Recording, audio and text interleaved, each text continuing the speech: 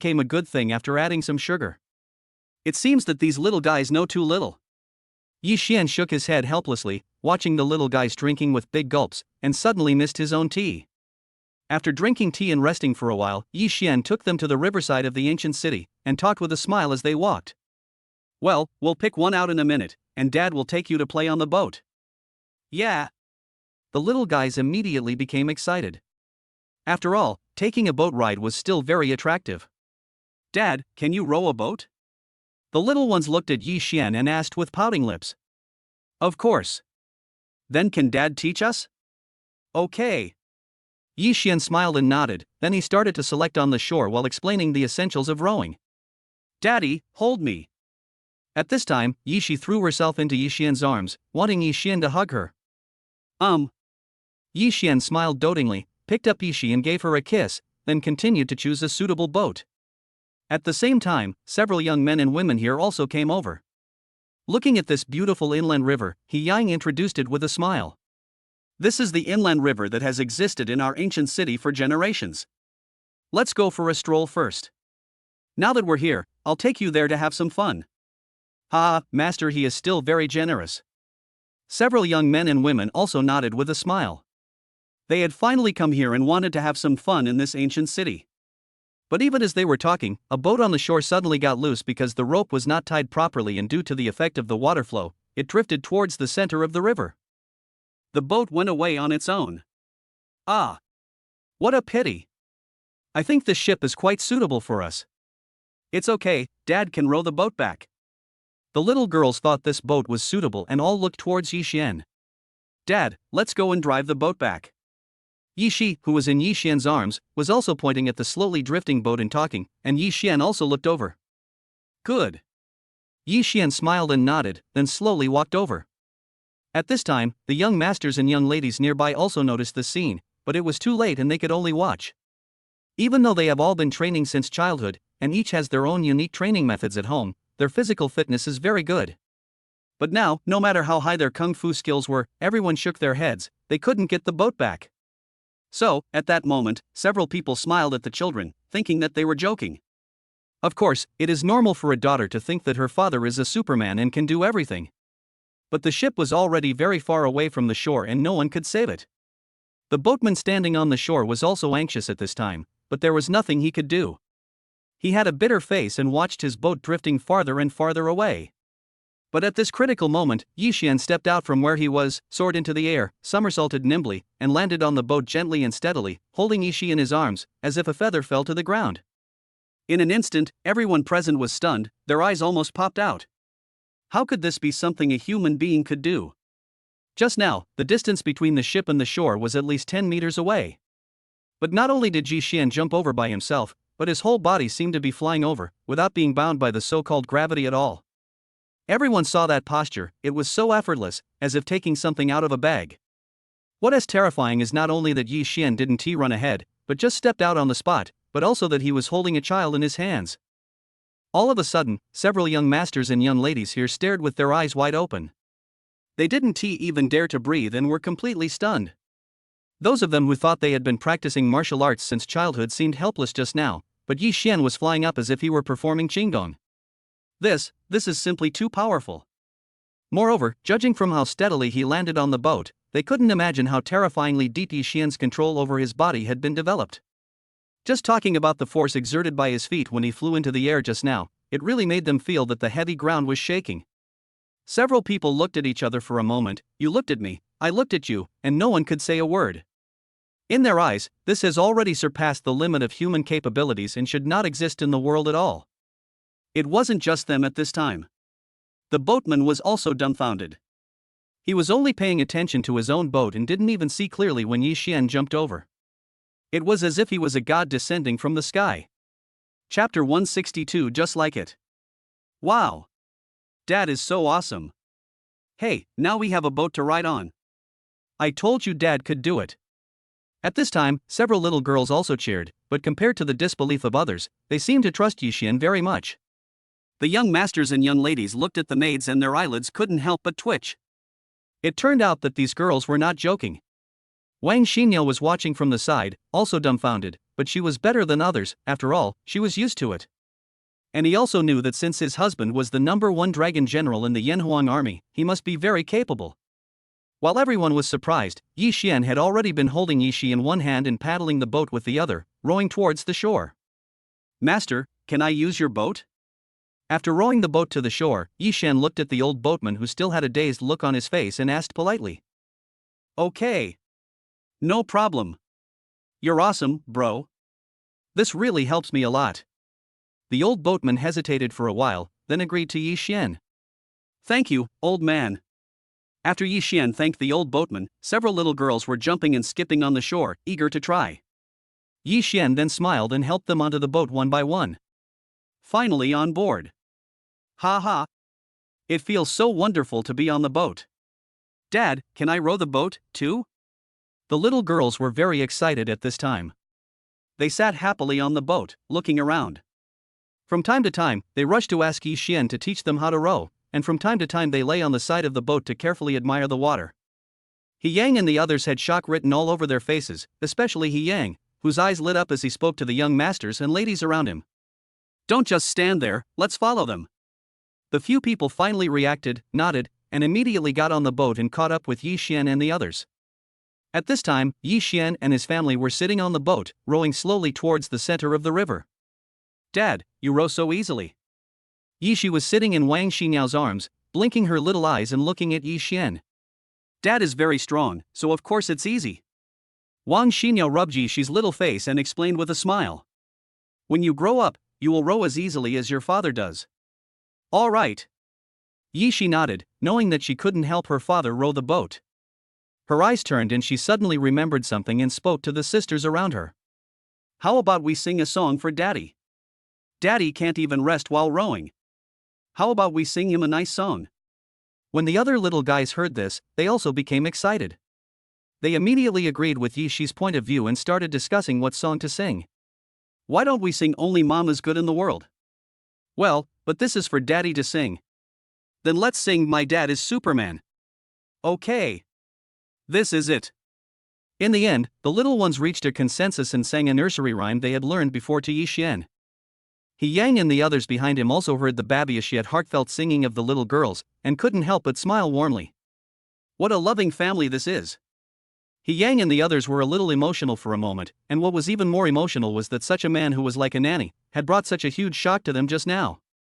At this time, Yi Xian was rowing the boat gently, smiling as he watched the little guys sitting in front of him singing to him. "Hey, Dad, do you like it?" After singing, the little ones winked at Yi Xian playfully, as if they wanted to get praise from their father. "It sounds great. My dear girls, this is the most beautiful song Daddy has ever heard." Yi Xian's face was also filled with a happy smile, and at this moment he felt that he was the happiest person in the world.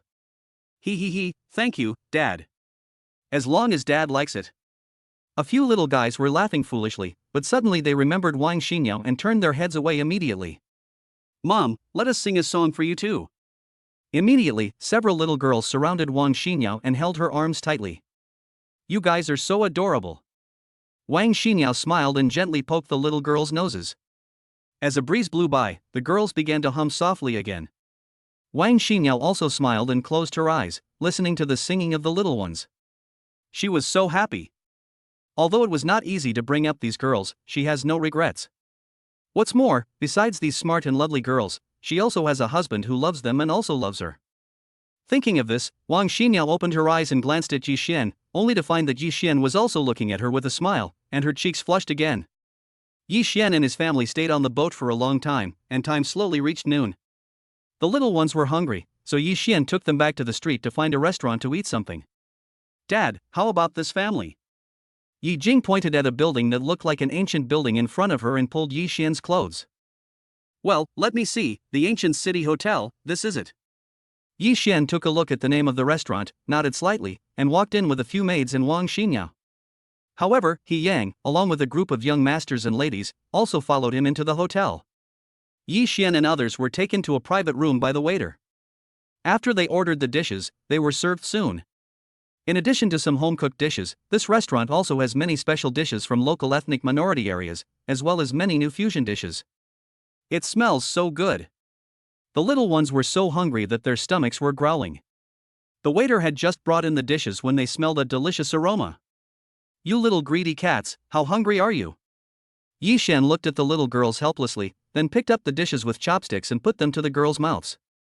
"Well, this is the special braised pig's trotter here. Do you want to try it and see if it tastes good?" "Good."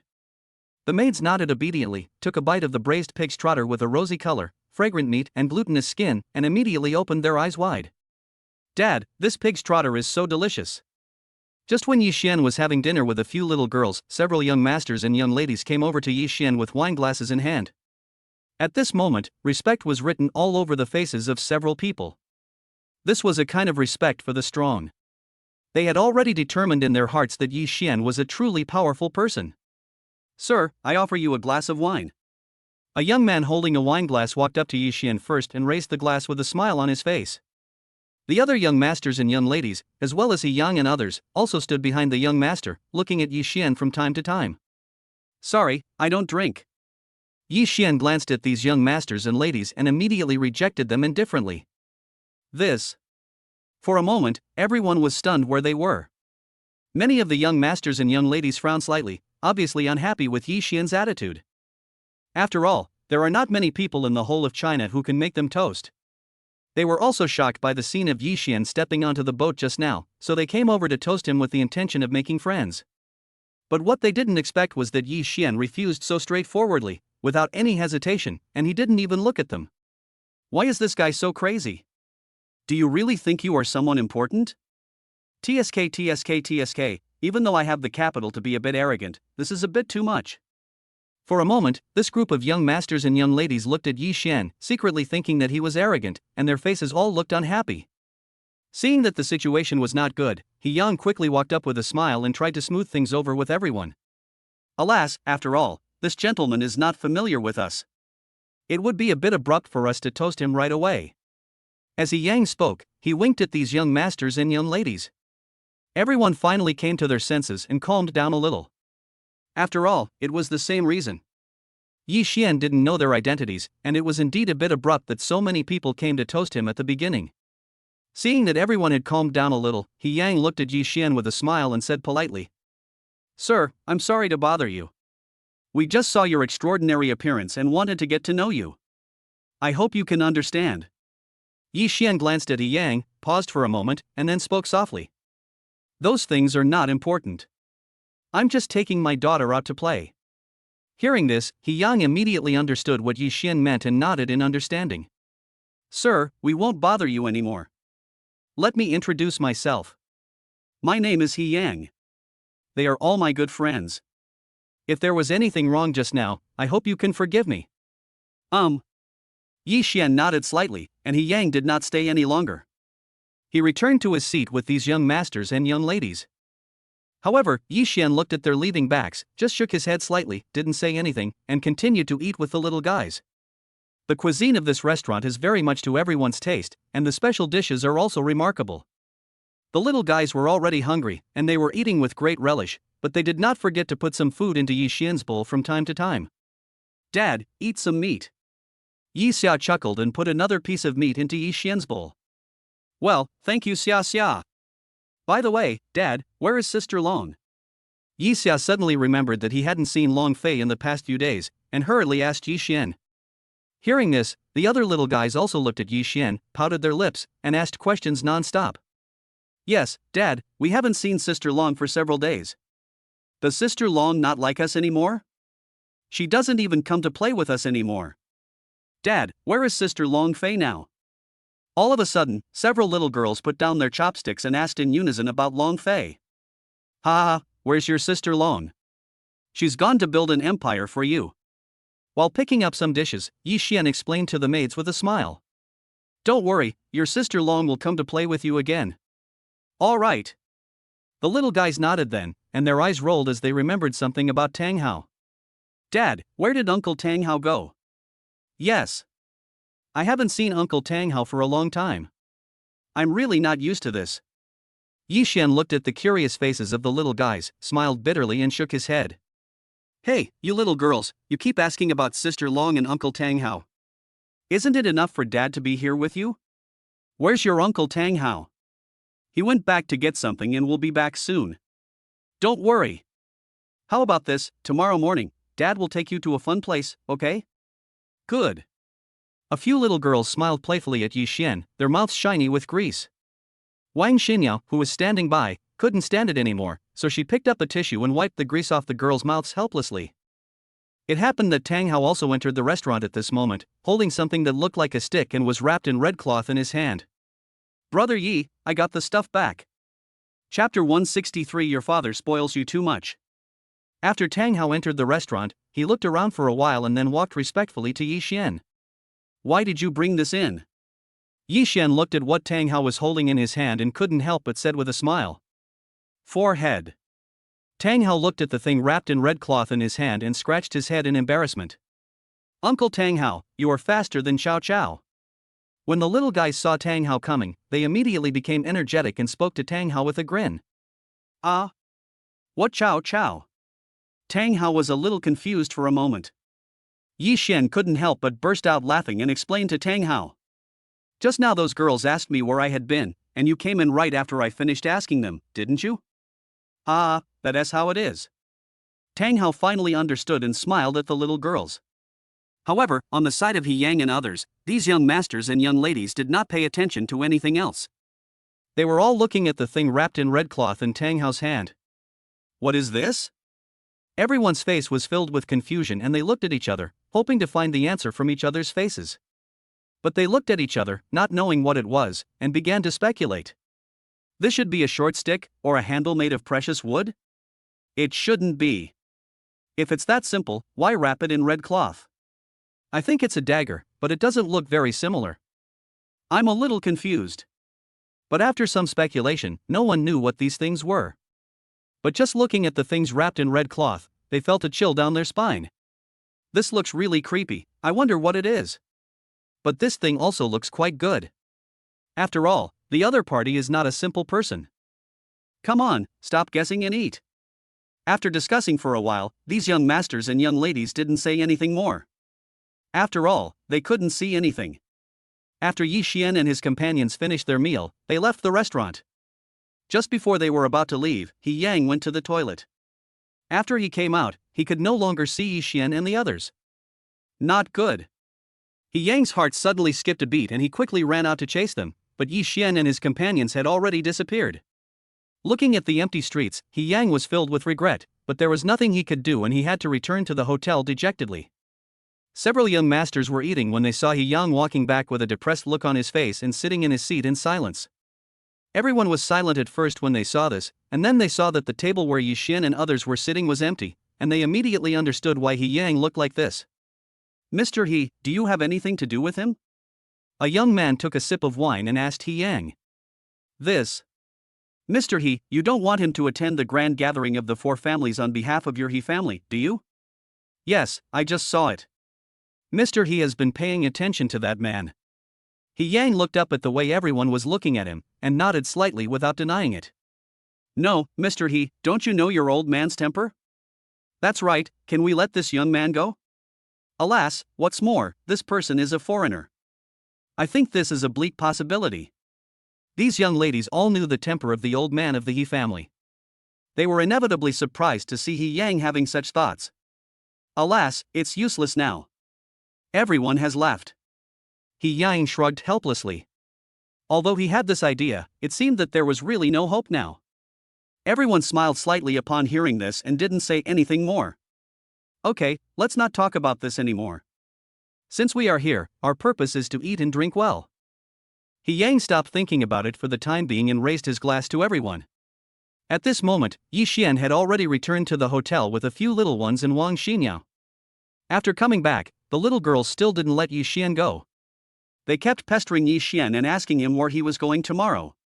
Dad, where are we going tomorrow? Hey, isn't it fun?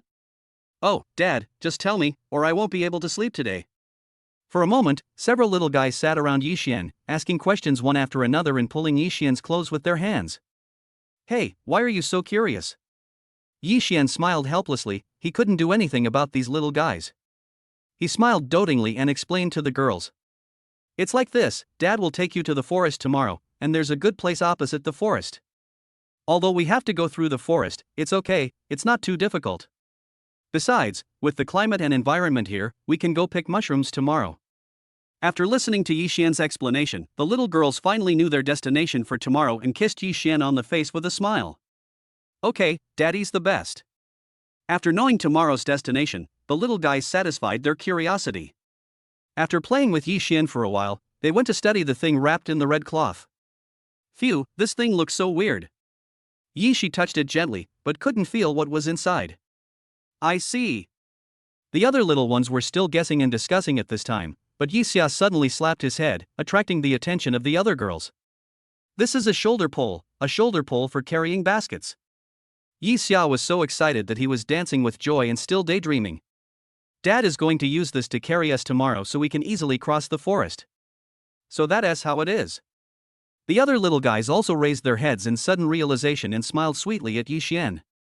Dad must have known that we were tired, so he used this, right, Dad? That's very kind of you, Dad, but with 5 of us, isn't that a bit too much? Don't be afraid, Dad is very strong. Wang Xinyao heard this and couldn't help but wipe her sweat. She couldn't help but pinch the faces of the little girls. Okay, you girls are really bold, but please forgive your father. I have to cross the forest again and carry you on a pole. How tiring must that be? But the little girls pouted and looked at Yi Xian stubbornly. Mom, we didn't just make this up. It's Dad who thinks this way. Dad, right? Did you make this pole just to carry us? Yi Xian hesitated for a while, then smiled and shook his head. No, but since my precious daughter has said so, I will pick you tomorrow. Thank you, Dad. The little guys couldn't help but get excited and raised their hands to Wang Xinyao with a smug look on their faces. Oh, husband, just spoil them. It will be so tiring for you. Wang Xinyao frowned slightly and glanced at Yi Xian. Ha ha, girls, mommy said I spoiled you, do you think daddy spoiled you? Yi Xian was also happy at this time.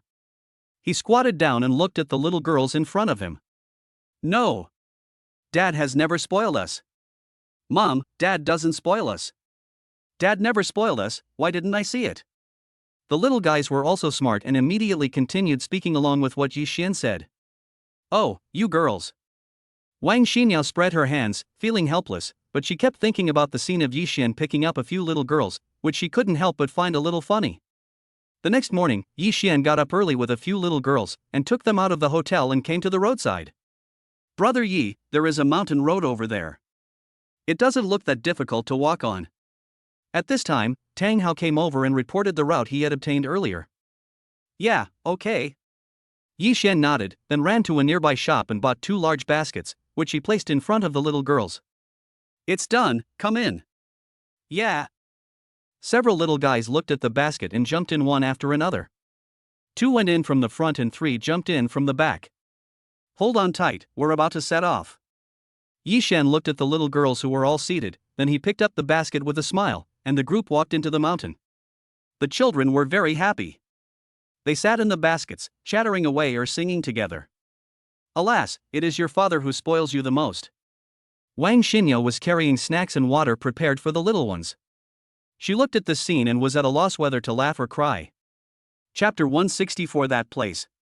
Mom can also spoil us like this. Yi Jing smiled playfully at Wang Xinyao, then stuck out her tongue cutely and looked at Yi Xian in front of her. Dad, can you let Mom in, too? Upon hearing this, the other little guys were also a little expectant. They looked at Wang Xinyao and then at Yi Xian.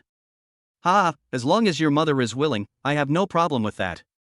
Yi Xian couldn't help laughing as he thought about the scene in his mind. He carried the basket while looking at Wang Xinyao beside him. Xinyao, why don't you come in and try too? Wang Xinyao's pretty face turned red. It was already strange enough that these little guys were acting like this, and if she went in, the scene would be simply horrible. Hubby, forget it. Just pick these little guys. Wang Xinyao smiled and shook her head, glaring at the little girls. As they walked along the winding mountain road, after a while, the road in front of them began to become wider. After walking up a small slope, the view in front of me began to become wider, and I suddenly saw a forest that was all golden under the early morning sun. Wow!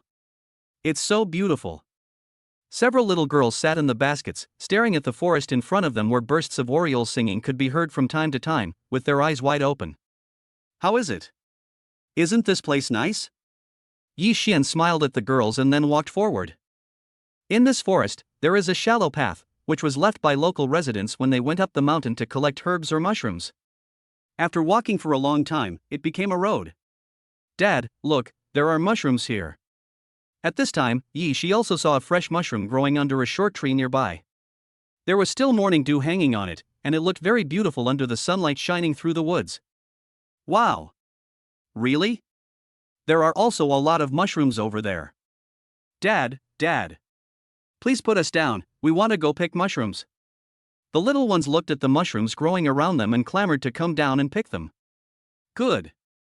Yi Xian smiled and nodded, and several girls jumped out of the basket. As soon as the little ones came down, they pulled Wang Xinyao forward. Many trees were covered with mushrooms of various shapes and colors. This mushroom is so pretty. Yi Yun pursed her lips and suddenly saw a red mushroom in front of her. She liked it and wanted to pick it. Xiao Yun, don't pick this one. Seeing this, Wang Xinyao quickly stopped Yi Yun and said to her, "This is a poisonous mushroom, you can't pick it." Poisonous mushrooms? But they are so beautiful. Yi Yun pouted and said with some disbelief. But Mom, this mushroom is really beautiful. Seeing this, Yi Xian also walked over, looked at the mushroom in front of him, gently rubbed Yi Yun's hair, and then called several little girls around him over. Well, before you pick the mushrooms, Daddy wants to teach you some basic science on how to tell whether a mushroom is poisonous or not. As he spoke, Yi Xian pointed at the red mushroom in front of him and said, "Look, although this mushroom is brightly colored, in nature, the brighter the color of a mushroom, the more likely it is to be poisonous. This mushroom is a typical poisonous mushroom. There are many patches of fungal substances on the cap. Poisonous mushrooms also look like this, and most of them have caps, rings, and stipes, and they are poisonous mushrooms." The little girls opened their eyes wide and listened attentively, but they were still confused and didn't quite know how to distinguish the best way. Okay, let me tell you how to tell whether something is poisonous or not the fastest. Wang Xinyao picked a non-toxic mushroom nearby and compared it with the one in front of her. This is poisonous. When you tear it open, it will secrete a thick secretion, and it may even change color in the air. It's not poisonous. What comes out is usually clear water, colorless and odorless. As she spoke, Wang Xinyao demonstrated it to the little ones, and the girls nodded heavily. Afterwards, Wang Xinyao and Yi Xian gave the maids many more scientific explanations on how to identify the fruits, and only then did they feel at ease to let the maids go and pick them. But no matter how much she said, Wang Xinyao would keep an eye on the girls. After all, it was not possible to completely avoid whether wild mushrooms were poisonous or not, as there were so many types. Therefore, Wang Xinyao only allowed the maids to pick those that were confirmed to be non-toxic, and did not touch the other strange-shaped ones. A little girl picking mushrooms, carrying a small basket on her back. At this time, Yi Jing was humming cheerful music while picking mushrooms and putting them in the basket carried by Yi Xian. Bunny! Suddenly, Yi Jing saw a little rabbit jumping out from the jungle, and when it saw the little girls, it immediately ran back into the jungle. Don't run, little bunny! Seeing this, Yi Jing forgot about the mushrooms under his feet and took a few little guys to chase in the direction the rabbit escaped. But after chasing for a while, the rabbit ran too fast and the little girls could not catch up with it. Then at this moment, a figure suddenly flashed in front of the little girls, holding the rabbit's ears in his hands. The rabbit felt pain and kept flapping its wings in his hands. And this person was none other than He Yang. On the other side were those young masters and young ladies from yesterday. He Yang smiled at the little guys and handed the rabbit in his hand to them. Girls, are you going to make roasted rabbit? Or spicy rabbit head? I personally like dry pot rabbit, and I recommend it to you. But the little girls not only ignored him, but instead carefully protected the rabbit in their arms, looking at He Yang angrily and said, "Brother, Bunny is so cute, how can you be so cruel?" That's right. We can't bully Bunny. As he spoke, Yi Jing put the rabbit in his arms down. The other girls also stroked the rabbit for a while, then let go and let the rabbit run towards the depths of the forest. Hey, Bunny, run quickly, don't let this brother catch you again. He Yang and those young masters and young ladies were silent at first, and then looking at He Yang's innocent expression, they burst into laughter. Ha ha ha. Mr. He. Look at what you have done. That's right, so you are so cruel? What do you mean I personally recommend dry pot rabbit? You're quite good at eating it.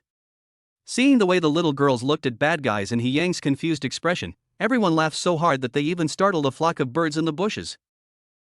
What are you laughing at? He Yang reacted at this moment and was about to explain to the little guys, but he heard laughter from the crowd and immediately glanced at everyone in annoyance. Wang Xinyao and Yi Xian couldn't help but smile at this time. After all, these little guys were so funny. He Yang had a look of dismay on his face. The plot was somewhat different from what he had imagined. At this time, He Yang couldn't help but laugh awkwardly a few times, and then walked to Yi Xian. "Hello, sir. Nice to see you again. Let me introduce myself. My name is He Yang, and I am from the He family." But no matter how hard He Yang tried, he introduced himself again, and this time he also introduced his family, but Yi Xian still didn't react. At that moment, even He Yang frowned. Speaking of which, their He family is considered to be a relatively famous family in China. Moreover, among those who practice martial arts, the He family is considered to be quite famous. How come he doesn't know about it? After hesitating for a while, He Yang nodded. It was good to be like this. Not knowing anything was also an advantage. "Sir, I came to you to ask for a favor." "What's wrong?" Yi Xian glanced at He Yang indifferently and asked casually. "Sir, it's like this. Our family is going to participate in a competition soon, and since we are short of manpower, we would like you to fight on our behalf. As for the remuneration, you don't have to worry about it, sir. We have all seen your strength, and it will definitely be a generous remuneration, which will definitely satisfy you." After saying this, He Yang looked at Yi Xian with great sincerity, waiting for Yi Xian's answer. After all, in his eyes, Yi Xian is indeed a great figure, which is obvious to all. If he can be recruited, it will definitely be a great help to their family. Forget it. But what made him a little sad was that Yi Xian just smiled and politely declined his invitation. This immediately made him feel a little regretful. This was not just missing out on a person, this was missing out on a 1 in a million person. "Brother, my father is not short of money." The little guys next to him blinked at He Yang, their mouths puffed up, as if they were still thinking about Tutu. For a moment, He Yang and several others looked embarrassed, with their heads buzzing, and they seemed to not believe what was happening before their eyes. They had been rejected by Yi Xian again, and every time, Yi Xian was so straightforward, leaving no room for consideration. But no one was angry. After all, this was a matter of mutual consent. Even if Yi Xian was unwilling, they had no choice because it was his right. Do they still need to use force? You must be kidding. Even if they attack together, they may not be Yi Xian's opponent. Thinking of this, everyone was silent for a while, feeling a little lost and regretful in their hearts. This was something they wished for but could not achieve. "Sir, that's fine, but you came here to go to that place, right?" He Yang looked at Yi Xian again at this time, but his eyes kept looking into the depths of the forest. "That place? What place are you talking about?" Chapter 165 Believe in Science. However, to his surprise, Yi Xian seemed to be completely unaware of the situation and asked him questions one after another in confusion. As a result, He Yang and others were confused. Are they really here for tourism? This was too much of a coincidence, and it happened to happen here, and at this time. If he insisted that it was a coincidence, he would hardly believe it. "No. Sir, aren't you going to the frontier defense area?" He Yang couldn't help swallowing and looked at Yi Xian and the others. Yi Xian didn't say anything, while Wang Xinyao and a few little kids looked confused. "Brother, what is the frontier defense area? Are we here to pick mushrooms? Don't you know this?" Several little girls looked at He Yang curiously. Although they didn't know what this meant, they felt somewhat interested. "Okay, then I'll tell you about it." He Yang looked at the baby voices of the little ones, smiled with relief, and talked about this long-standing legend. Legend has it that there was a great hero who resolutely came here when the southern border of China was invaded by foreign enemies. At that time, he was alone with only one sword and one red flag, and he drove those villains back dozens of miles away, and brought peace and order to the southern border. After the battle, his name became the nightmare of those ambitious people, and they never dared to attack again. The frontier defense area ahead has the sword that the man used before deeply embedded in it. The sword has become a brand, telling those guys that he will always protect this place. When He Yang talked about this story, his eyes revealed excitement. For people who practice martial arts, the legend he mentioned is simply their own belief. Even the little ones were fascinated by what He Yang said. Wang Xinyao was the same. They all felt respect for the person He Yang mentioned. By now, the grand gathering of the four families is about to begin, and many people will come to watch. He Yang took a deep breath and then talked about the grand gathering of the four families, which was also the purpose of his inviting Yi Xian. This grand event is just about to begin. What are you here to see? Yi Xian looked at He Yang curiously, but didn't know why so many people were attracted here. This is because, where the sword is sealed, there is still a breath of energy. After seeing it, one's heart is filled with high spirits. It is of great help to one's state of mind in martial arts. But this is only from our side. If you look at it from the other side, it will be completely different. All you will see is the overwhelming blood and energy from the battlefield. If you look at it a few more times, even people will be scared to death. Alas, but I can't look at this every day. The evil spirit is too strong. I always feel that there is something cold and gloomy there. I don't know why. He Yang did not hide anything and explained the whole story in detail. Yi Xian didn't say anything, but he couldn't help feeling a little surprised. Dad, can we go? I also want to see the knife left by the great hero. Dad, just take us there. Anyway, from what this brother said, it seems that it is not far away. Hey, Dad, we all want to go. When the little guys heard He Yang say this, they became even more interested and pestered Yi Xian to take them to this border town. All right. Yi Xian smiled and nodded, thinking that he was going to go anyway, so there was no problem. However, he didn't expect that a knife could give them such insights. Thinking of this, Yi Xian shook his head slightly and thought, well, just wait for them to comprehend it, it won't be too late for him to pull it out later. Afterwards, Yi Xian continued to accompany the little girls to find and pick mushrooms, and discussed with a smile how to cook the mushrooms to make them delicious. Wang Xinyao prefers to use it to make soup, and the other little girls also have their own favorites. Yi Xian looked at the increasing number of mushrooms in the basket and smiled slightly. He thought that it would be no problem to make a table full of mushrooms.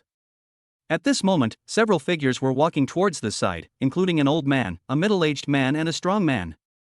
This old man has white hair and a youthful face, and there is a righteousness on his face. His aged pupils radiate a gleam, and he still looks energetic. The middle-aged man had a thin face, angular features, and a well-proportioned body. He looked like a typical martial artist. As for this sturdy man, he is tall and strong, with bulging muscles all over his body. He is full of tremendous power, and there is a defiant aura in his eyes. He Yang noticed these people at this time, and hurriedly walked towards them. The young masters and young ladies nearby saw the scene and followed him. After all, this is the old man of the Yi family and He Yang's grandfather, and He Yang's uncle is also here. As for the sturdy man, they really didn't know him, but they felt that he had strong muscles and aura, and it was obvious that he was a real master. Therefore, all these young men and women also went up to get to know each other. After all, in this circle, connections are very important. He Yang looked at Mr. He at this time, walked to his side and said, Grandpa, I found a very powerful person. You won't believe how strong this person is.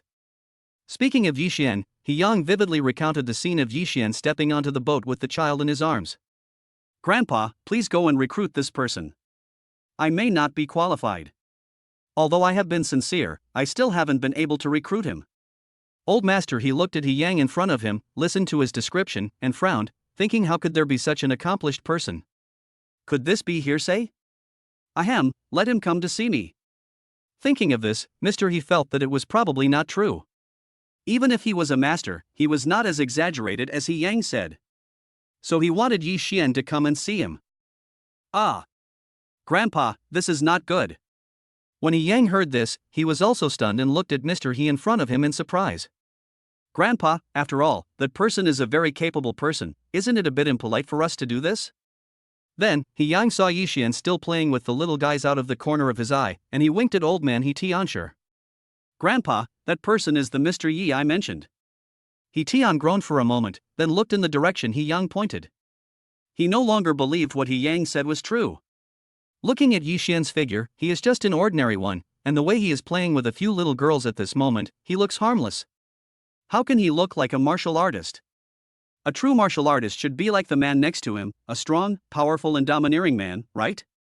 He Tian looked at the big man who was much taller than him, with sharp eyes and as big as a mountain, with a trace of respect on his face.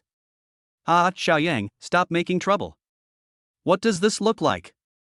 He Yang's uncle next to him couldn't help but laugh at this time, and he also had deep doubts about what kind of master Yi Xian was. Grandpa, uncle, I am doing this for the good of our family. Otherwise, this grand gathering of the four families. He Yang was also a little excited, but before he could finish his words, he was interrupted by his uncle He Jinda. Okay, this one is enough. Our He family has already invited this one. This four-party family event is not a problem. Xiao Yang, I believe you can tell that this person is a real master, not just a fancy guy as you said. With this person here, our He family doesn't have to worry about anything this time. The man was also looking at them at this time, and then he understood what they were talking about. He then looked at Yi Xian and sneered at him with disdain. Ha, this person looks weak and has no fighting ability. Even if he has any, he is destined to be just a vase. Mr. He, don't worry. I'm here, and I will definitely keep your He family safe this time. As for people like this, you don't need to look at them. I can crush them to death with just one finger. He Tian and He Jinda also smiled when they heard this, and looked at the man with satisfaction and smiled. Then I'll trouble you. It's an honor for our He family to invite you. With you here, master, why should we worry? How can such a person be a match for you, master? Immediately, He Tian, He Jinda, and the man smiled at each other, as if they were certain of success this time, and did not take Yi Xian seriously at all. He Yang also felt that no one would believe him at this moment, so he did not stay any longer and left angrily with the people behind him. The big man glanced at He Yang's departing back and said nothing. Instead, he looked at He Tian beside him. Mr. He, let's continue to the frontier defense area. Good. He Tian nodded, and the three of them walked forward together without further delay. As for Yi Xian, he had almost finished picking the mushrooms and was heading towards the border town with a few little girls. When He Yang saw Yi Xian's family leaving, he followed them with a group of young masters and young ladies behind them. However, just when everyone was about to arrive at the place, they all felt a chilly breath. At this time, quite a few people have gathered here. Each of them is of sturdy build and they are all martial artists. When these people saw He Tian and others coming, they all came up with a smile and greeted He Tian respectfully. Mr. He, you are here. Mr. He still looks so energetic. He is still as sharp as a knife. By the way, Mr. He, who is this? Just as everyone was greeting each other, they all noticed the big man next to He Tian. They didn't know who this man was, and they all looked at He Tian and the old man in confusion. Everyone, let me introduce him to you. I believe you all know him. He is the famous Sun Zhou in the martial arts world. What? Suddenly, when everyone heard the name, their expressions trembled, and they hurriedly praised Mr. He. Mr. He is so honorable that he can actually invite Master Sun Zhou. Alas, we youngsters are really far behind. Mr. He is Mr. He has a wide network of contacts. But as they were talking, some people looked at the big man Sun Zhou in front of them with confusion, and asked someone next to them in surprise. Hey, who is this Sun Zhou? Why are you all so excited? What? You don't know? Immediately, the man looked at the person who asked the question as if he was an alien, and then explained to him in a low voice. Master Sun Zhou is a very powerful expert in the martial arts world. He has great strength and attainments. At this time, He Yang and others also rushed over and heard these words. They knew how powerful this person was. Although they didn't say anything, they were also shocked in their hearts. At this time, Sun Zhou was looking at a knife stuck in the ground in the distance. He slowly closed his eyes, feeling the coldness blowing in his face, and said with some trembling. Alas, after so many years, the evil spirit of this sword is still so strong. No wonder it can shock the 3 southern regions and so many foreign forces. It really lives up to its reputation. Hearing this, a young lady next to Sun Zhou nodded in agreement and couldn't help but wrap her clothes tightly. It's really cold. The young lady was shivering as she looked at Sun Zhou with admiration on her face. After all, she just knew this man's strength from hearing people talking about it. The little girls beside Yi Xian, listening to what Sun Zhou said, all looked at Yi Xian. Dad, what is this evil spirit that Uncle just mentioned? Is it the one that makes it so cold here? Yi Xian was staring at the knife in front of him at this moment, and there was inevitably some understanding in his eyes. After hearing the questions from the little girls, he reacted and shook his head with a smile. No, it's the material of the knife that caused it, not some evil spirit. You have to believe in science. Chapter 166 The one who can draw the sword is the one. Oh, that's how it is. The little ones nodded, and felt that what Yi Xian said was easier to understand. After all, they really couldn't understand what evil spirit was. But it would have been better if this sentence hadn't been said. Once it was said, everyone looked towards Yi Xian, thinking, did this person deny Sun Zhou to his face? At that moment, Sun Zhou also looked at Yi Xian, sneered, and said something in a low voice. How short-sighted. Upon hearing this, the others also sneered and started to discuss in their hearts. This guy is really a fool. Is he here for sightseeing? How dare you deny Master Sun Zhou to his face? How bold. Maybe this is what ignorance means. He Tian was immediately amused and looked at He Yang next to him. His eyes seemed to be saying, is this the person you want to recommend? Are you so ignorant? He Yang was speechless at this time and simply lowered his head. But just when everyone was waiting to see Yi Xian make a fool of himself, Yi Xian suddenly stood up and walked towards the knife in front of him. Everyone's eyes fell on him in an instant, their pupils contracted slightly, wondering what Yi Xian was trying to do. What is this person doing? Is it too hot? Let me tell you, ignorance is boldness. Only a fool like this would dare to do that. Damn it! Don't go and tarnish my idol's sword. At this time, no matter how dumb people were, they could see that Yi Xian's purpose was not anything else but the sword in front of him. No! He Tian shouted loudly, and everyone's heart was lifted. They didn't know what Yi Xian was going to do with the border guard blade. It doesn't matter, just let him go. But Sun Zhou on the side had an indifferent look on his face, as if he didn't see this scene, and waved to everyone. I want to see what he wants to do. Ordinary people can't get close to that knife. Even if they get close, they definitely can't pull it out. As he said this, Sun Zhou took a deep breath, with a hint of shock in his eyes. You may not know that my master and several other people had also seen this knife before, and even met the owner of this knife once. But even if they work together, they can't lift this sword, let alone this fool in front of us. When everyone heard this, they were all shocked. Even Master Sun Zhou's master couldn't lift the knife together with others. So how strong was that person back then to be able to wield this frontier guarding blade and kill countless enemies on the battlefield? Thinking of this, everyone looked at Yi Xian, their eyes suddenly filled with disdain, thinking that this guy was just fooling around. There will be something interesting to watch later. Yeah, just look at how this guy was so scared that he collapsed to the ground. The evil spirit of this knife is simply not something that ordinary people can bear. Let alone this person? People were talking and laughing, all waiting to witness a good show. He Jinda also walked to Yi Yang, patted He Yang's shoulder meaningfully, and said to him with a smile. Xiao Yang, it's good that you want to recruit talents for the family, but you must be careful when choosing people in the future. Humph. Dad is not like what you said. The little girls were so angry that their mouths puffed up and they started to retort to everyone. Our dad is the most powerful and invincible in the world. Our dad is Superman. Why do you say that about my dad? You don't even know how powerful my dad is. Humph. You are all bad guys. People looked at the little ones and just smiled, not taking their words seriously. However, just when everyone was still joking and mocking Yi Xian, they suddenly heard a soft moaning sound. Suddenly, the clanging sound was heard, and people's attention was drawn to it. They all looked at Yi Xian, and were stunned for a moment. No one knew what was going on. Clang.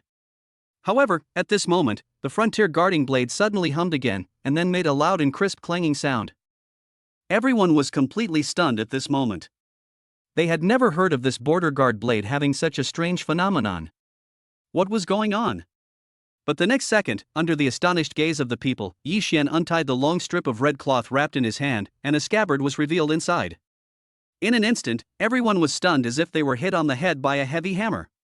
The scabbard is black, looks simple and unpretentious, yet full of texture, as if it was made of a special material.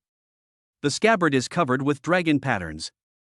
Even after years of vicissitudes, it still looks as if it has been washed away by all the worldly things. As it is raised and lowered, it also has an indomitable murderous aura. The most terrifying thing is that the dragon pattern on the scabbard is exactly the same as the dragon pattern on the handle. I believe it won't take long to explain what this means.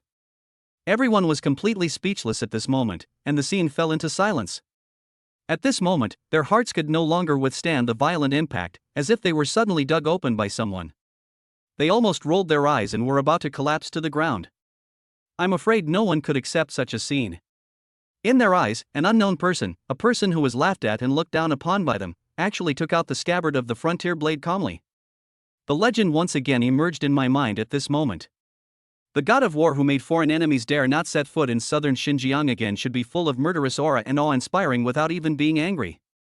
But the Yi Xian in front of everyone had the image of a good father, which was too different from the image of the god of war in their hearts, so much so that now when they saw Yi Xian taking out the scabbard, they still couldn't accept this fact.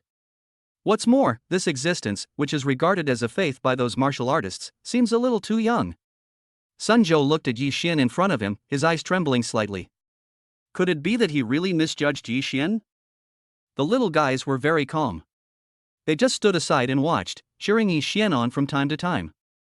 When Wang Xinyao saw this scene, she suddenly remembered the rumors she had heard before. Combined with the respect Yi Xian received outside and the scabbard in his hand, her eyes suddenly widened and she covered her mouth instantly. All these phenomena before our eyes point to one possibility. Wang Xinyao looked at Yi Xian's back in disbelief, thinking to herself, this couldn't be. At this moment, under the attention of everyone, Yi Xian slowly walked forward, but every step seemed to step on everyone's hearts, on everyone's fragile hearts. Finally, Yi Xian came to the front of the blade, looked at it with complicated eyes, and then reached out and stroked the handle, as if he was greeting an old friend. But in the next second, Yi Xian exerted a little force with his hand, and the knife was slowly pulled out. Boom! At this moment, everyone was completely dumbfounded, especially those who had just laughed at Yi Xian. They wished they could knock out their teeth and stuff them in instead. They felt like they were struck on the top of their heads by a bolt of lightning on a sunny day. Their whole bodies were burnt on the outside and tender on the inside. They looked at Yi Xian with shock in their eyes. Old Master Yi Tianhe also stared with his eyes wide open. From now on, he began to seriously doubt his own judgment. How stupid did he have to say that Yi Xian did not look like a martial artist? After that, there was silence again. After an unknown amount of time, everyone looked towards Sun Zhou. At this time, Sun Zhou's mouth was twitching and his eyelids were twitching. He looked at the knife in Yi Xian's hand. His voice was trembling as he spoke slowly. The only one who can pull out this knife is only that person back then. Chapter 167. Is this how you use this knife? This is that one. Everyone was even more shocked at this moment. They never thought that the man in front of them who made them laugh just now was actually that person. What does this mean? A group of bronze warriors are so shameless as to mock a king who makes everyone ashamed. The little girls opened their mouths wide at this moment. Their father turned out to be the hero they had just heard about. Dad is so awesome. Yi Shi murmured to herself, looking at Yi Xian with eyes full of admiration. The other little girls were in almost the same mood at this time. Wang Xinyao, who was next to the little guys, was also looking at Yi Xian. She felt that Yi Xian was as dazzling as the sun. In her mind seemed to be reflected the scene where Yi Xian was fighting alone against millions of enemies, the heroic Chu Tian laughing wildly, and the man with a sword was unruly.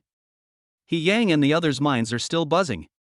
They had wanted to invite Yi Xian to fight for their family before, but now they think, how can they be so worthy? As for the young men and women behind him, their eyes were filled with shock, fanaticism, excitement, and a sense of insignificance as if they were looking up at a giant. In a trance, He Yang looked at He Tian beside him. At this time, He Tian was stunned on the spot, his pupils trembling slightly, staring at Yi Xian, looking at this powerful figure.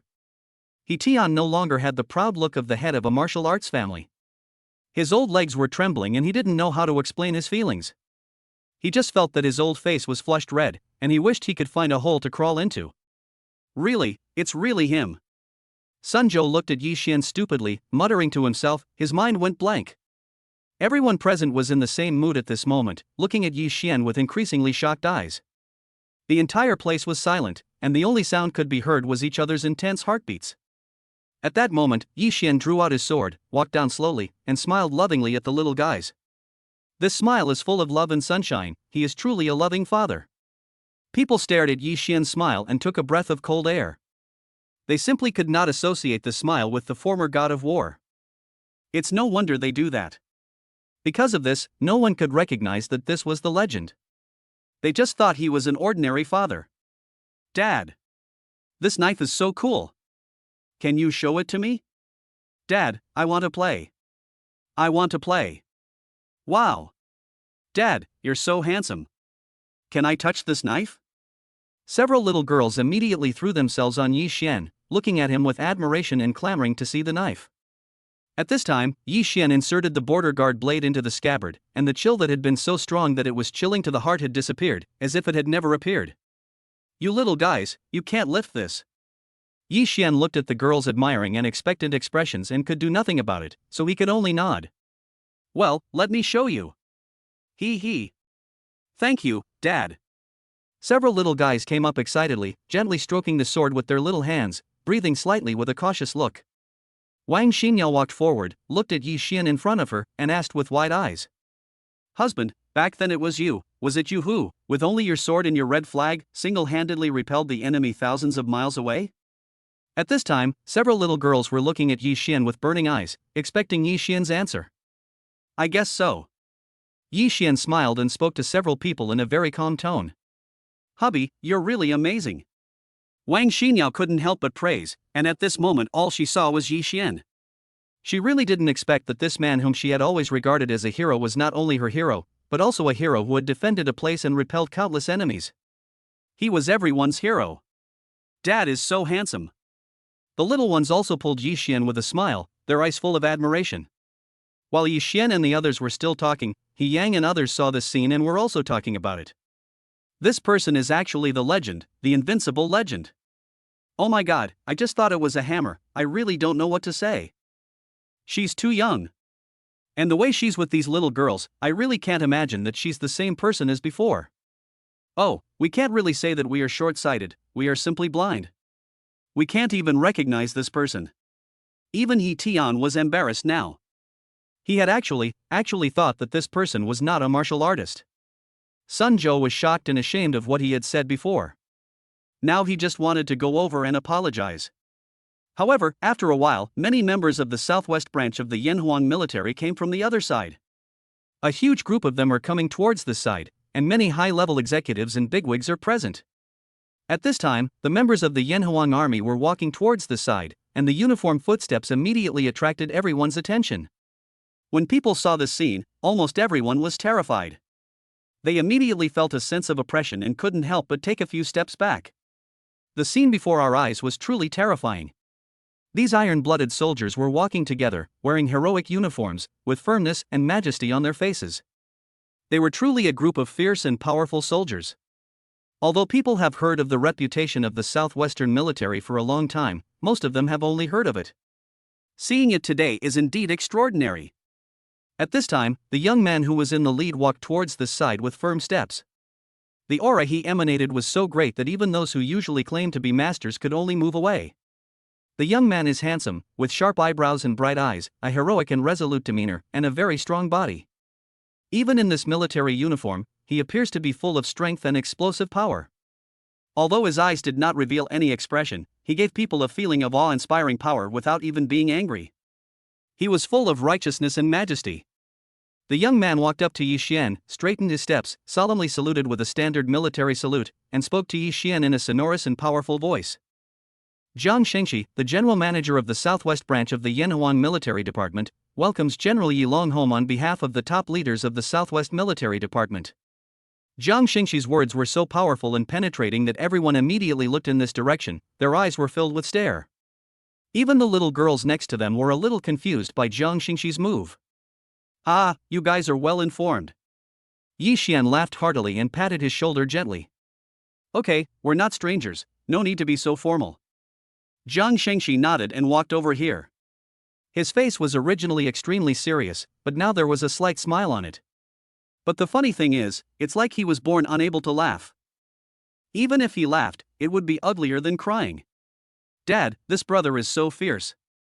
For a moment, several little guys hugged Yi Xian's legs tightly and spoke to Zhang Shengxi angrily. "Dad?" Several little girls called out "Dad," and all the senior executives were shocked. If they hadn't heard it with their own eyes, they would never have believed that this scene was real. Zhang Shengxi also shuddered all over, then looked at Yi Xian in surprise and asked in disbelief. "Brother Yi, these are all your daughters?" As he spoke, Zhang Shengxi saw the beautiful Wang Xinyao beside Yi Xian again. He was stunned again and spoke stutteringly. "Then this one, isn't she my sister-in-law?" Seeing the little ones and Wang Xinyao, Zhang Shengxi straightened up again and tried hard to force out a kind smile. Yi Xian nodded, looked at Jiang Xingxi's smile with a bit of a funny look, and said with amusement. Okay, stop forcing yourself to laugh. If you can't laugh, just forget it.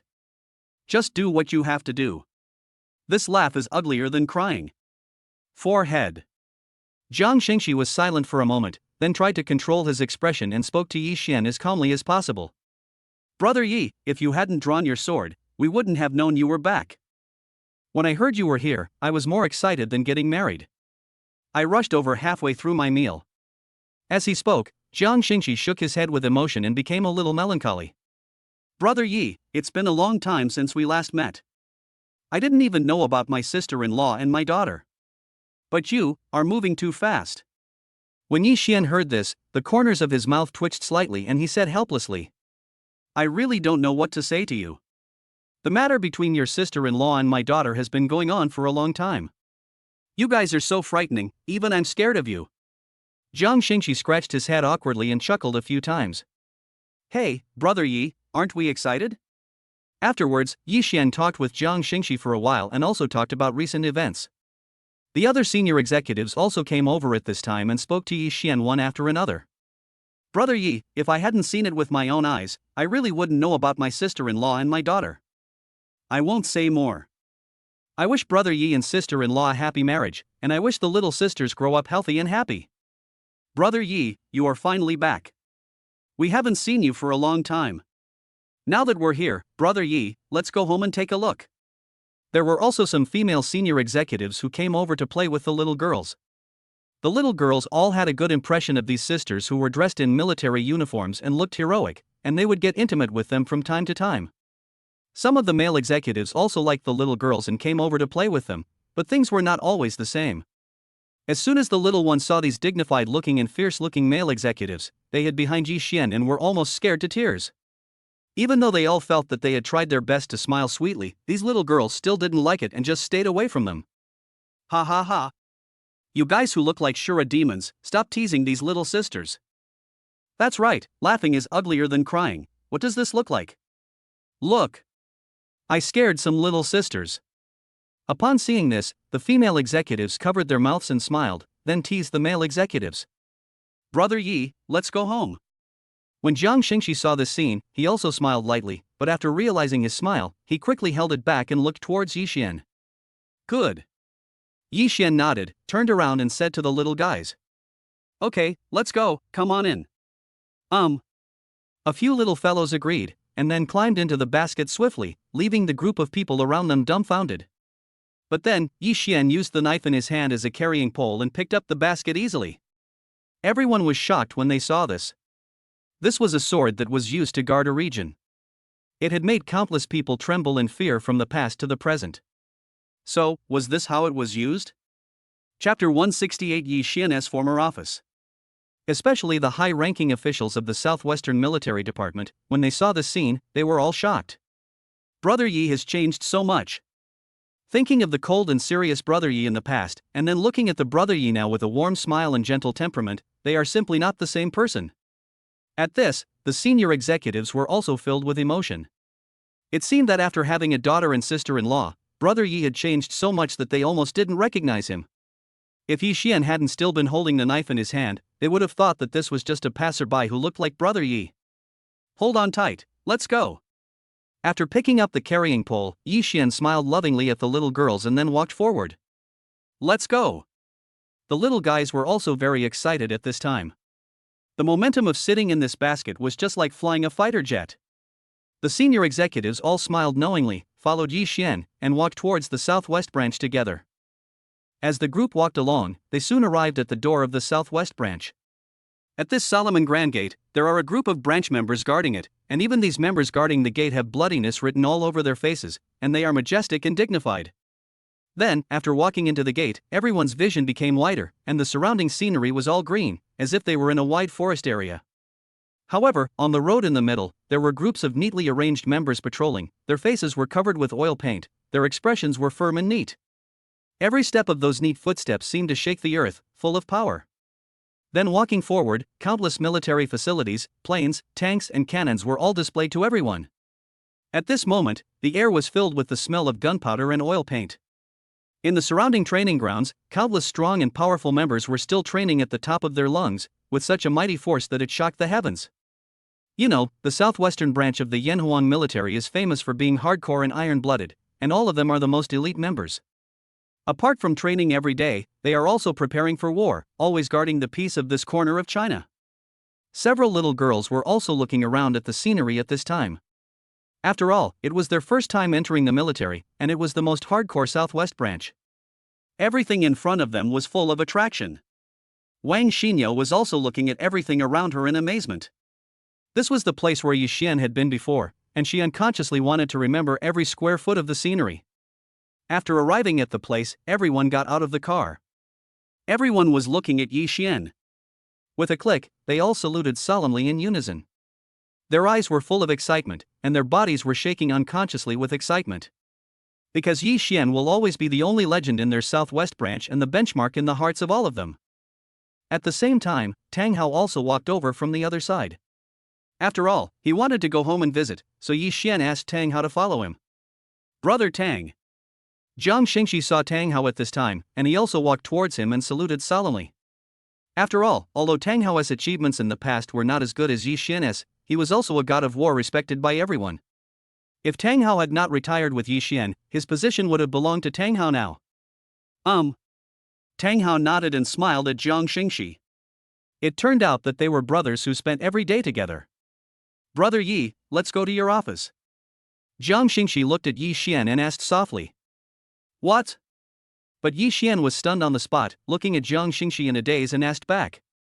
"Why? Aren't you the general manager here now?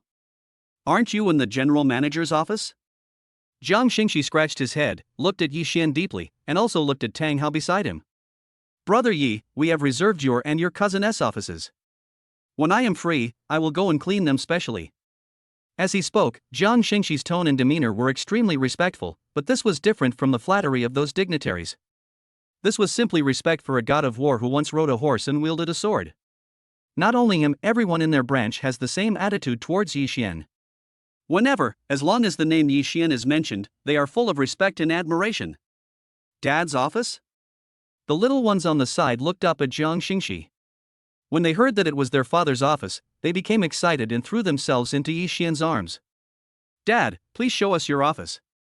"Hey, what does Dad's office look like? I really want to see it, Dad, let's go." Yi Xian looked at the little girls and saw that they all wanted to go. He smiled slightly and nodded. "Okay, let's go check it out. I'll lead the way." Afterwards, everyone didn't stay here for long and walked towards Yi Xian's former office. Soon, people arrived at Yi Xian's office. Yi Xian stood at the door, looking at this familiar place, feeling emotional. After a crisp sound of the door opening, Yi Xian opened the door and walked in with a few little girls. The office was spotless at this time. It was obvious that someone cleaned it regularly, and everything was neatly arranged. It's hard to tell that this was Yi Xian's former office. It looked like he had just been here this morning. Yi Xian looked at everything in front of him, and there was a hint of complexity in his eyes. After all, many of his memories were once buried here. Even though he was not here now, the memories were still there. "Wow! This is Dad's office." At this moment, several little girls couldn't help but let out a low sigh and looked around at everything here. There are quite a few photos in the office, but they are all photos of Yi Xian, but the angles are a bit strange. Among the photos, some are of Yi Xian reviewing documents in the office, some are of Yi Xian personally guiding members in training on the training ground, and there are also many photos of Yi Xian in training. Among them, there are also photos of Yi Xian on the battlefield at that time, some of him commanding deployments, and some of him staring at the distant mountains alone. In the photos, Yi Xian was wearing a neat military uniform, and the star on his shoulder was shining brightly. The little ones in Wang Xinyo looked at the photos with their mouths wide open. Unlike the current Yi Xian, in these photos, Yi Xian has a cold and serious face, with sharp edges flashing in his eyes, just like a blade drawn from its sheath, sharp and shocking. The straight military uniform, coupled with Yi Xian's handsome and resolute face, made him look heroic, and the heroic spirit of galloping on the battlefield was also revealed around Yi Xian. It seemed that even the sun was not as dazzling as Yi Xian. This naked domineering aura was exuded intentionally or unintentionally, and no matter who saw it, they would be shocked. Wang Xinyo was stunned at this moment. This was totally incompatible with the current Yi Xian. Yi Xian in these photos is cold and majestic, full of the heroic spirit of a general. Even a glance from him can scare the enemy into submission. Looking at these photos, Wang Xinyao couldn't help but glance at Yi Xian, who was surrounded by several little girls. The Yi Xian in front of him looked like a modest young man, gentle and elegant. He seemed to have washed away all the ruthlessness he once had towards his enemies. He just generously showed the most sincere love from the bottom of his heart to the girls and himself. As for the enemies, those villains who dared to have improper thoughts about the land of China, Yi Xian only came with his illness, as well as murderous aura and anger. At this moment, Wang Xinyao suddenly felt that she had some new understanding of Yi Xian. "Dad! You are so handsome! Dad, you are my idol! He. I told you, Dad is Superman, the most handsome man in the world." Several little girls looked at these photos, and there was admiration in their eyes when they looked at Yi Xian. "Where did you take these photos?" Even Yi Xian was confused when looking at these photos at this moment. He had no idea when these photos were taken. "Brother Yi, these are all secretly taken by us." Jiang Shengxi smiled awkwardly, and the other senior executives remained silent. "Ahem. Brother Yi, there's nothing to entertain guests here, so why don't you go to my place?" Jiang Shengxi looked at everyone for a while. There was nothing else here except a bookshelf for files and a table and chairs. So he simply invited Yi Xian to sit in his office. "Yeah, that's fine." Yi Xian nodded, and everyone rushed to Jiang Shengxi's office. After entering, Jiang Shengxi made a pot of tea for Yi Xian and others. Compared to Yi Xian's office, Jiang Shengxi's office has quite a few things welded from bullet shells. These are all robots, tanks, model airplanes, and some weapons. However, compared to those handicrafts outside, these are all welded with real bullet shells, and the bullet shells are also engraved with the exclusive mark of the Tianlong military. "I didn't realize you liked these little gadgets." Yi Xian looked at these things, weighed them in his hand, and nodded slightly. "Not bad at all. I just do this for fun when I have nothing to do, to cultivate my sentiments." Jiang Shengxi chuckled. He was indeed quite interested in it at first, but as he became busier, it just became a decoration. The little ones were attracted by these things at the first sight. They stood beside Jiang Shengxi's desk and looked at them carefully. Because they had no permission, they could only watch them eagerly. "It looks like fun." Yi Shi looked at the tank ornament in front of her, her eyes full of admiration. "Brother Jiang, you are so awesome. Brother, can we play for a bit?" A few little girls gently pulled Jiang Shengxi's sleeves and pointed at the toys made of bullet shells on the table. "You like this?" Seeing this, Jiang Shengxi didn't say anything more. He just took out a military box, quickly picked out the things the little girls liked, packed them up, and handed them to the little girls with a smile. "Little sister, I'll give it to you as a gift from your brother." "Ah. Thank you, brother." The little girls were delighted when they heard this and solemnly took the box handed to them by Jiang Shengxi. Yi Xian looked at this scene, smiled, and then said to Wang Xinyao, "Xinyao, take the little ones out to play first." Wang Xinyao nodded, knowing that Yi Xian was going to talk about business, and nodded with a smile. "Let's go, girls, let's go out and wait for Daddy." "Good."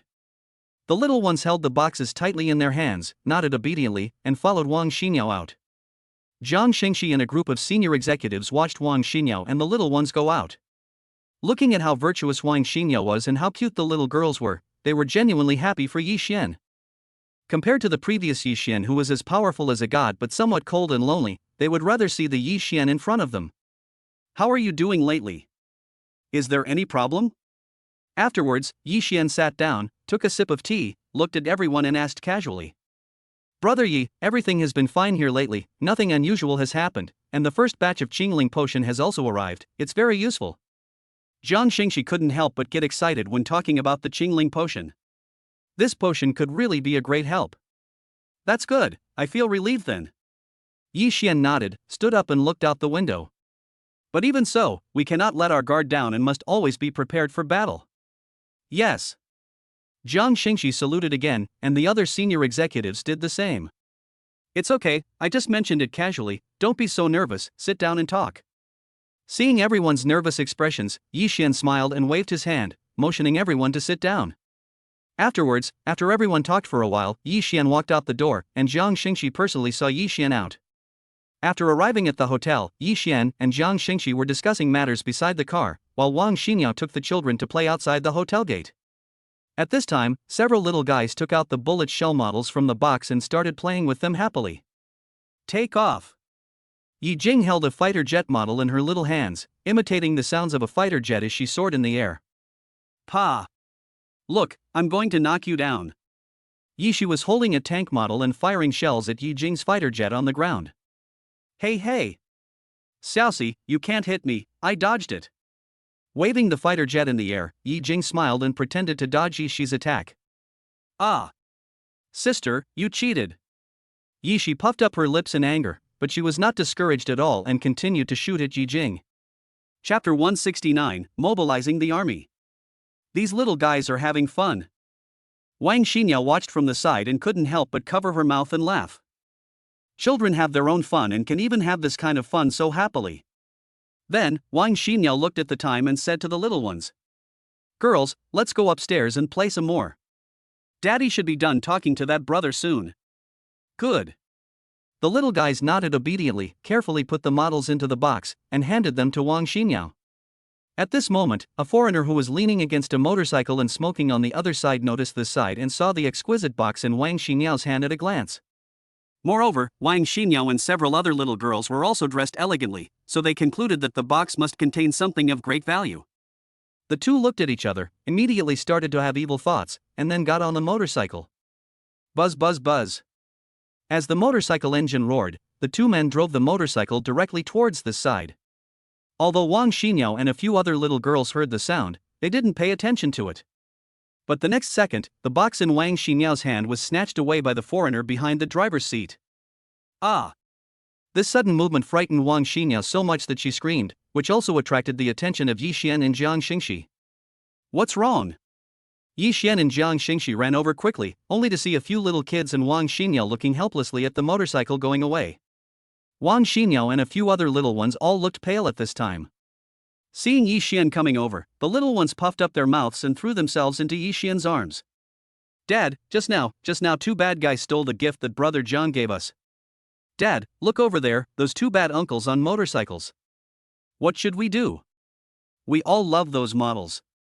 At this time, the little girls were all frightened and hugged Yi Xian tightly, and Yi Shi was so anxious that she was about to cry. What? This is really lawless. Damn it, I'm going to kill these bastards today. Jiang Xingxi, who was listening nearby, was immediately furious and embarrassed. This happened in his territory, and the person who was robbed was General Yi Long's daughter. Brother Yi, sisters, don't worry, I will definitely get the things back and make these daring criminals pay the price. Then, Jiang Xingxi looked at Yi Xian and the girls, and immediately issued a military order. Then he turned around, took out his phone, and quickly dialed. Ha ha ha. This vote was really for nothing. Well, that Chinese woman looks very rich. This box is so exquisite, it must contain something of great value. At this time, on a motorcycle in the distance, two foreigners were speeding madly and fled into an alley, still cheering, as if they were celebrating their gain. Jerry, we should be fine now, we can come down and see our harvest. Yeah, I thought so too. At this time, the two men drove the motorcycle into this dark and narrow alley, thinking that they had escaped, and were just about to stop the car to take a look at their gains today. But at this moment, several military vehicles suddenly drove in and blocked the entrance of the alley. When they heard the sound, they turned around and were almost scared to death. After all, this was not the first time they had done this, but even if they were discovered by the police once, the probability of this happening was very small, and they escaped successfully. But today, within less than 5 minutes, several military vehicles came to chase them. How could they not be shocked? Damn it! Why are there soldiers here? Isn't this the job of the police? Come on, Jerry, let's run now before they block the other side and complain about this. The two of them reacted at this time, stepped on the accelerator, and drove towards the alley ahead. However, just after driving out of the alley in front, the two were surprised to find that military vehicles were actually driving out. If they had driven out 10 seconds later, they would have been surrounded and killed in the alley. Looking at this grand scene, the two men had no time to think and had to step on the accelerator to the bottom and speed towards the opposite direction of the military vehicles. What the hell is going on? Are these Chinese people crazy? In this brief moment, both of them broke out in cold sweats. They didn't dare to think about what would happen if they were trapped in the box. What surprised them the most was that this robbery actually attracted such a large-scale deployment from the military. This is unprecedented. Even catching thieves like them is not the military's job. Listen, cars ahead, pull over immediately and accept processing, otherwise we will use a series of measures to arrest you. At this time, a fluent English voice came from the horn of the military vehicle behind. This voice contained absolutely unquestionable strength and raging rage.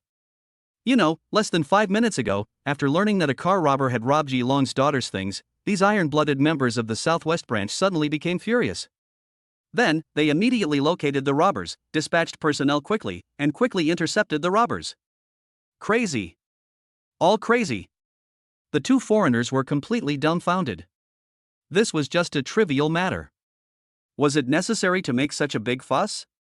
The most outrageous thing is that the speed of these military vehicles is so fast. The two men stepped on the accelerator of their motorcycles to the bottom and sped on the road, but they were still followed closely by these military vehicles. Quick!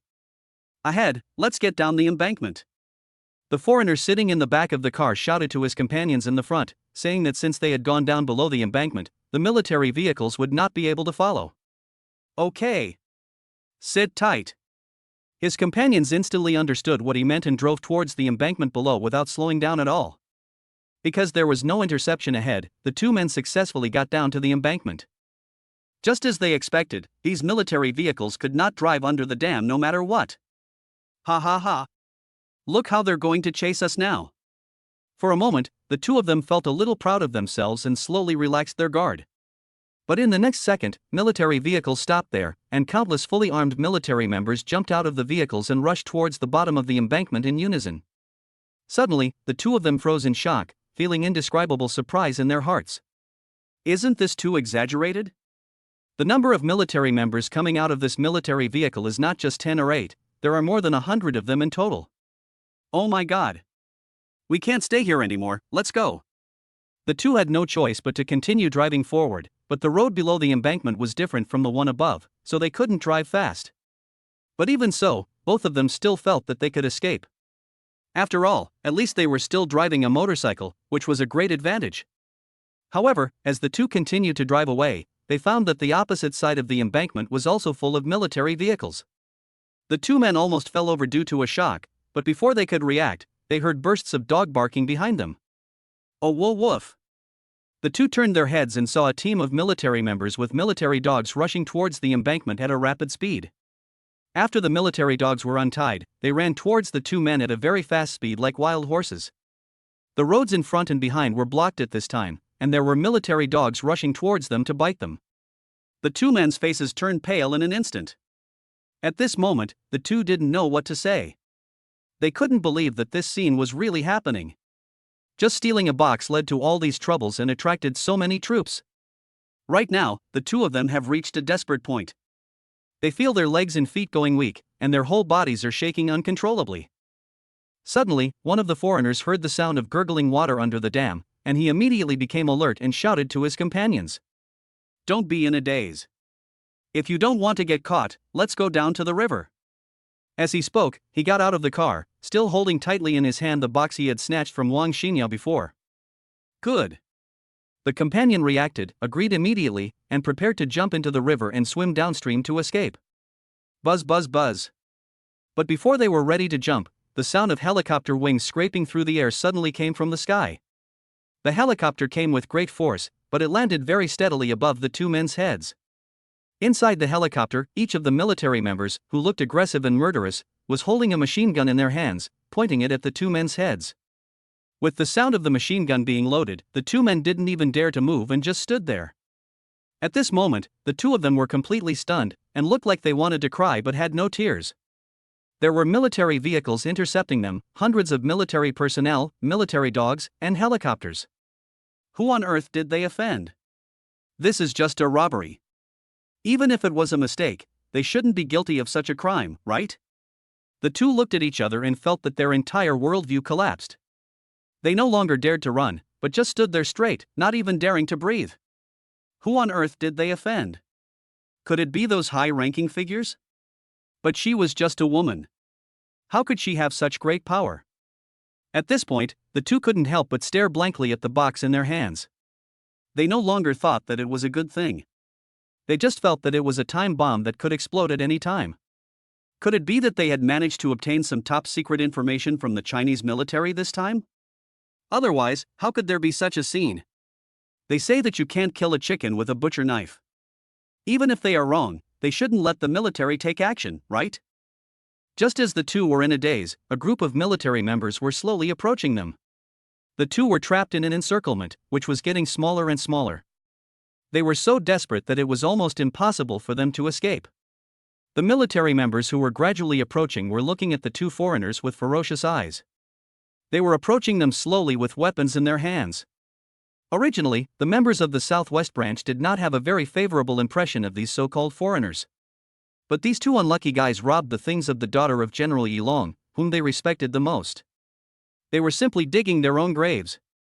Witnessing the approaching military members and looking at their vicious gazes, the two foreigners completely collapsed.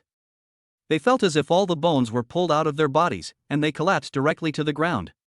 With a cry of wow, the two foreign men with stubble on their mouths actually burst into tears, curled up on the ground, and dared not move. The most outrageous thing is that one of them even took out his mobile phone with tears and snot, and dialed the police with trembling fingers. "Hello? Hello? Do you need any help?" When a kind voice came from the receiver, the two of them seemed to have grasped the last straw and spoke into the phone with tears in their eyes. "Are you the police? Come and save us, someone who wants to kill us, they are all crazy. We were just trying to grab a box, but they sent not only military vehicles, but also military dogs, countless members, and even a helicopter. Come and save us, they really want to kill people."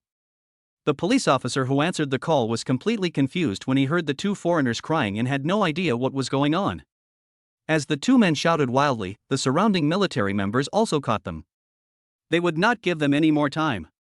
The leading member came up and opened the box in front of the two of them. After confirming that the contents were not damaged, he put the box away with confidence. The foreigner, who had been handcuffed by other military members, was stunned when he saw the box full of models made of bullet shells. Then he became hysterical as if he had gone crazy. "Toys? That's all? Is this worth all of you mobilizing so many people?"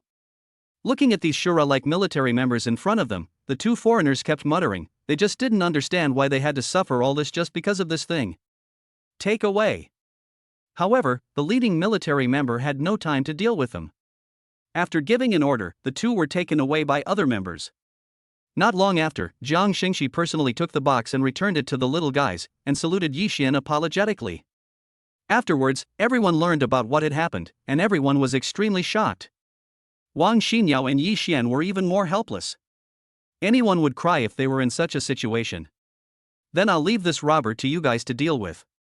Yi Xian saw that the things were taken back, so he didn't ask any more questions. He turned around and left with Wang Xinyao and a few little ones. "Don't worry, brother Yi." Jiang Xingxi nodded heavily, his eyes suddenly filled with anger like a volcanic eruption, and then he walked towards the back with great vigor. Chapter 170 found. After resolving all this, Yi Xian brought the little ones and Wang Xinyao back to the hotel. After returning, Yi Xian continued to comfort the little ones. After all, the car robbery just now still gave them quite a scare.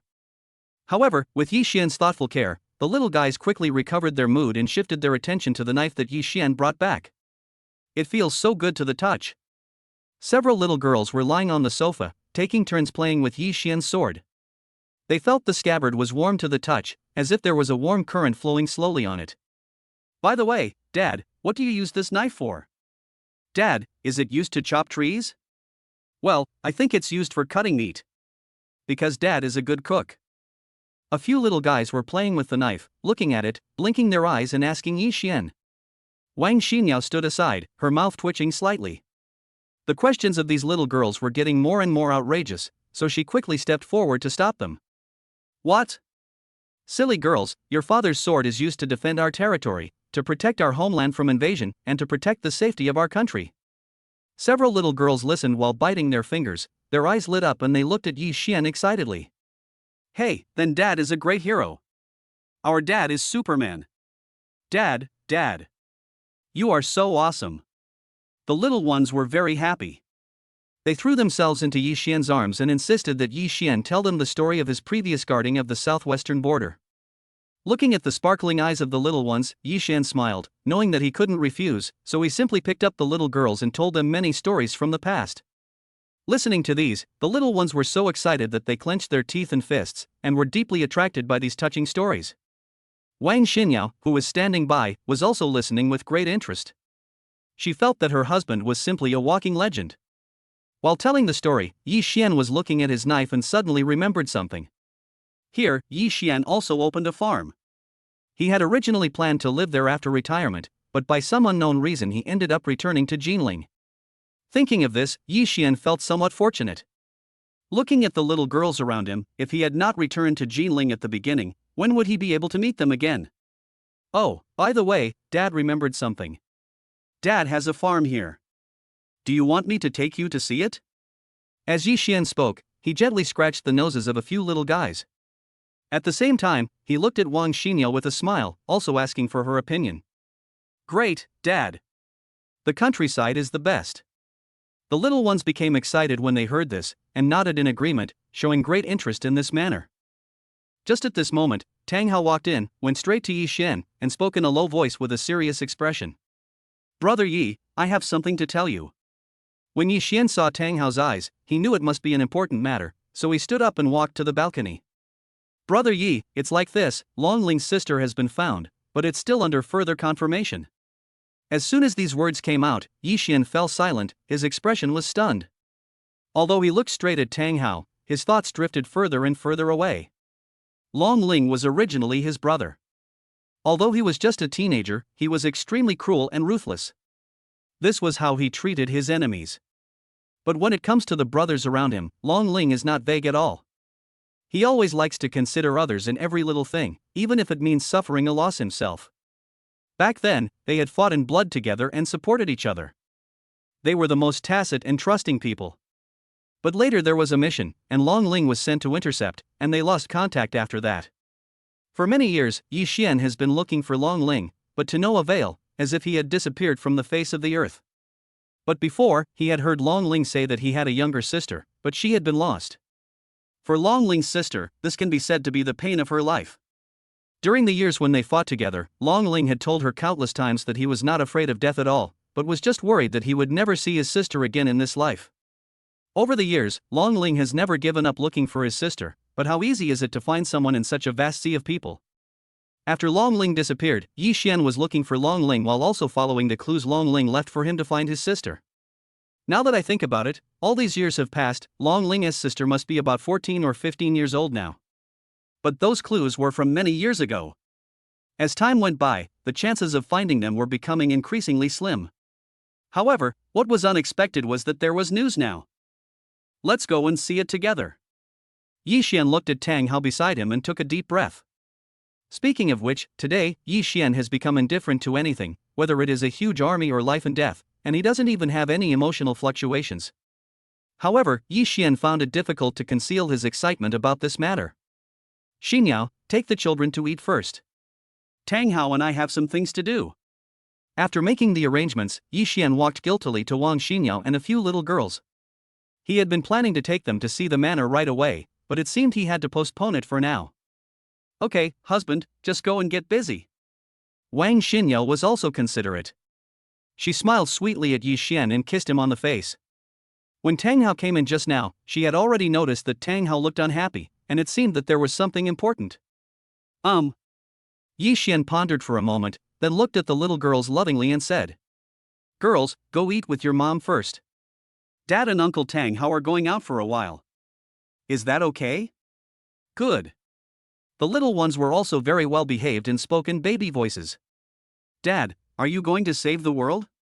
Yi Shi pulled Yi Xian's clothes and asked expectantly. Dad is going to take a knife and beat up the bad guys. Hey, Dad is a hero, and heroes are invincible. The other little guys excitedly circled around Yi Xian, and laughter immediately surrounded Yi Xian. Yi Xian smiled and rubbed the hair of the little girls, then left the hotel with Tang Hao. After seeing Yi Xian off, Wang Xinyao first took a few little ones to wash and dry the mushrooms they had picked. They were not too hungry yet, so they planned to wait for the little girls to play for a while before eating. At the same time, Yi Xian and Tang Hao were on the road. By the way, how did you find it this time? Yi Xian looked at Tang Hao, who was driving next to him, and couldn't help but ask another question. Brother Yi is like this. It was very difficult to find him before. It was like looking for a needle in a haystack. There was little hope. And the people here have no connection with the hospital. It was only after that girl donated blood recently that we found some clues. Yi Xian nodded, and Tang Hao talked about the specific situation he knew now. This girl is now in a small mountain village in western Xinjiang. There is an orphanage in the village. She should have grown up there since she was a child. Her name is Wang Ximeng. The conditions there aren't very good, but fortunately the dean and others like this girl very much. Although she is a little poor, she has still grown up healthily to this day. As Tang Hao spoke, he felt a dull pain in his heart. When he first knew all this, he could no longer suppress his emotions. After all, he could not accept that a good brother who once fought for China and protected his brothers at his back had his own sister living in such a poor place. I see. After Yi Xian listened to all this in silence, he nodded gently, but did not say anything else, just remained silent. Here, in an orphanage in Shaolu village, a little girl was helping with the work, sweeping the yard of the orphanage and washing clothes for other children. The little girl was dressed very simply. It was obvious that the clothes were very worn out. Although they were full of patches, they were spotless. But even so, the little girl is very beautiful, with slightly dark skin, but it is also a different kind of beauty. While helping the children wash clothes, the little girl also looked at the children running around in the yard, her eyes full of love. It seemed that when she saw the smiles on these children's faces, she couldn't help but smile, and she waved to a few of them. Xiao Yu. Xiao Hua. Come to your sister.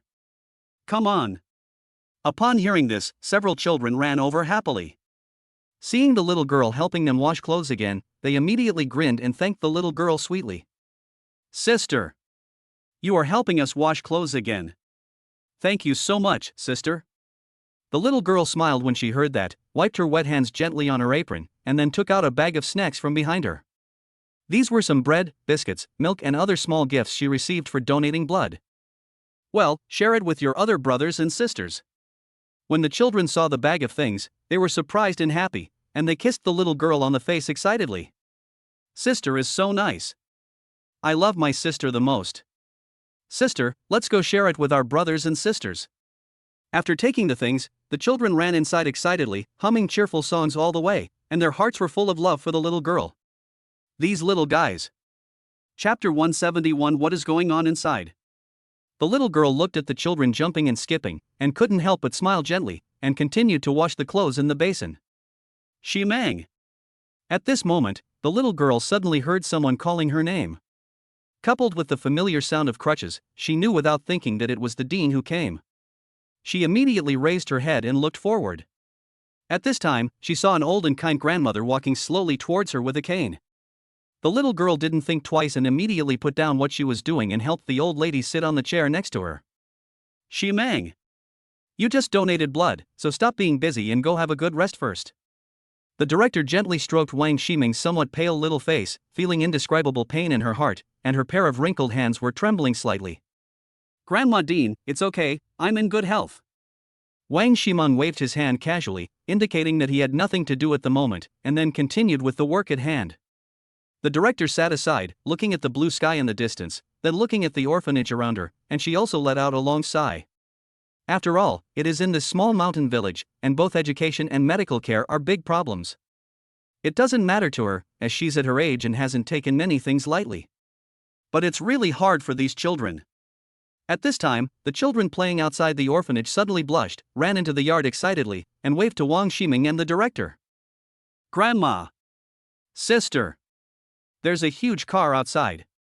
Such a big car? Wang Ximeng and the director's grandmother looked at each other, both a little at a loss. Could it be that a parent of a child had come? But before they had time to think, Yi Xian and Tang Hao had already walked into the yard and were heading towards it. Yi Xian was holding a little boy in his arms. The little boy was eating the candy that Yi Xian had just stuffed into his hand. He was eating it so happily and looked so cute. Tang Hao was carrying a lot of snacks and distributing them to the children. At this time, Yi Xian walked in and saw Wang Ximeng, who was washing clothes. However, his expression froze. He gently put down the little boy in his arms and walked towards him while looking at Wang Ximeng. So similar. This is so similar to Long Ling. Yi Xian murmured something and his steps became much faster.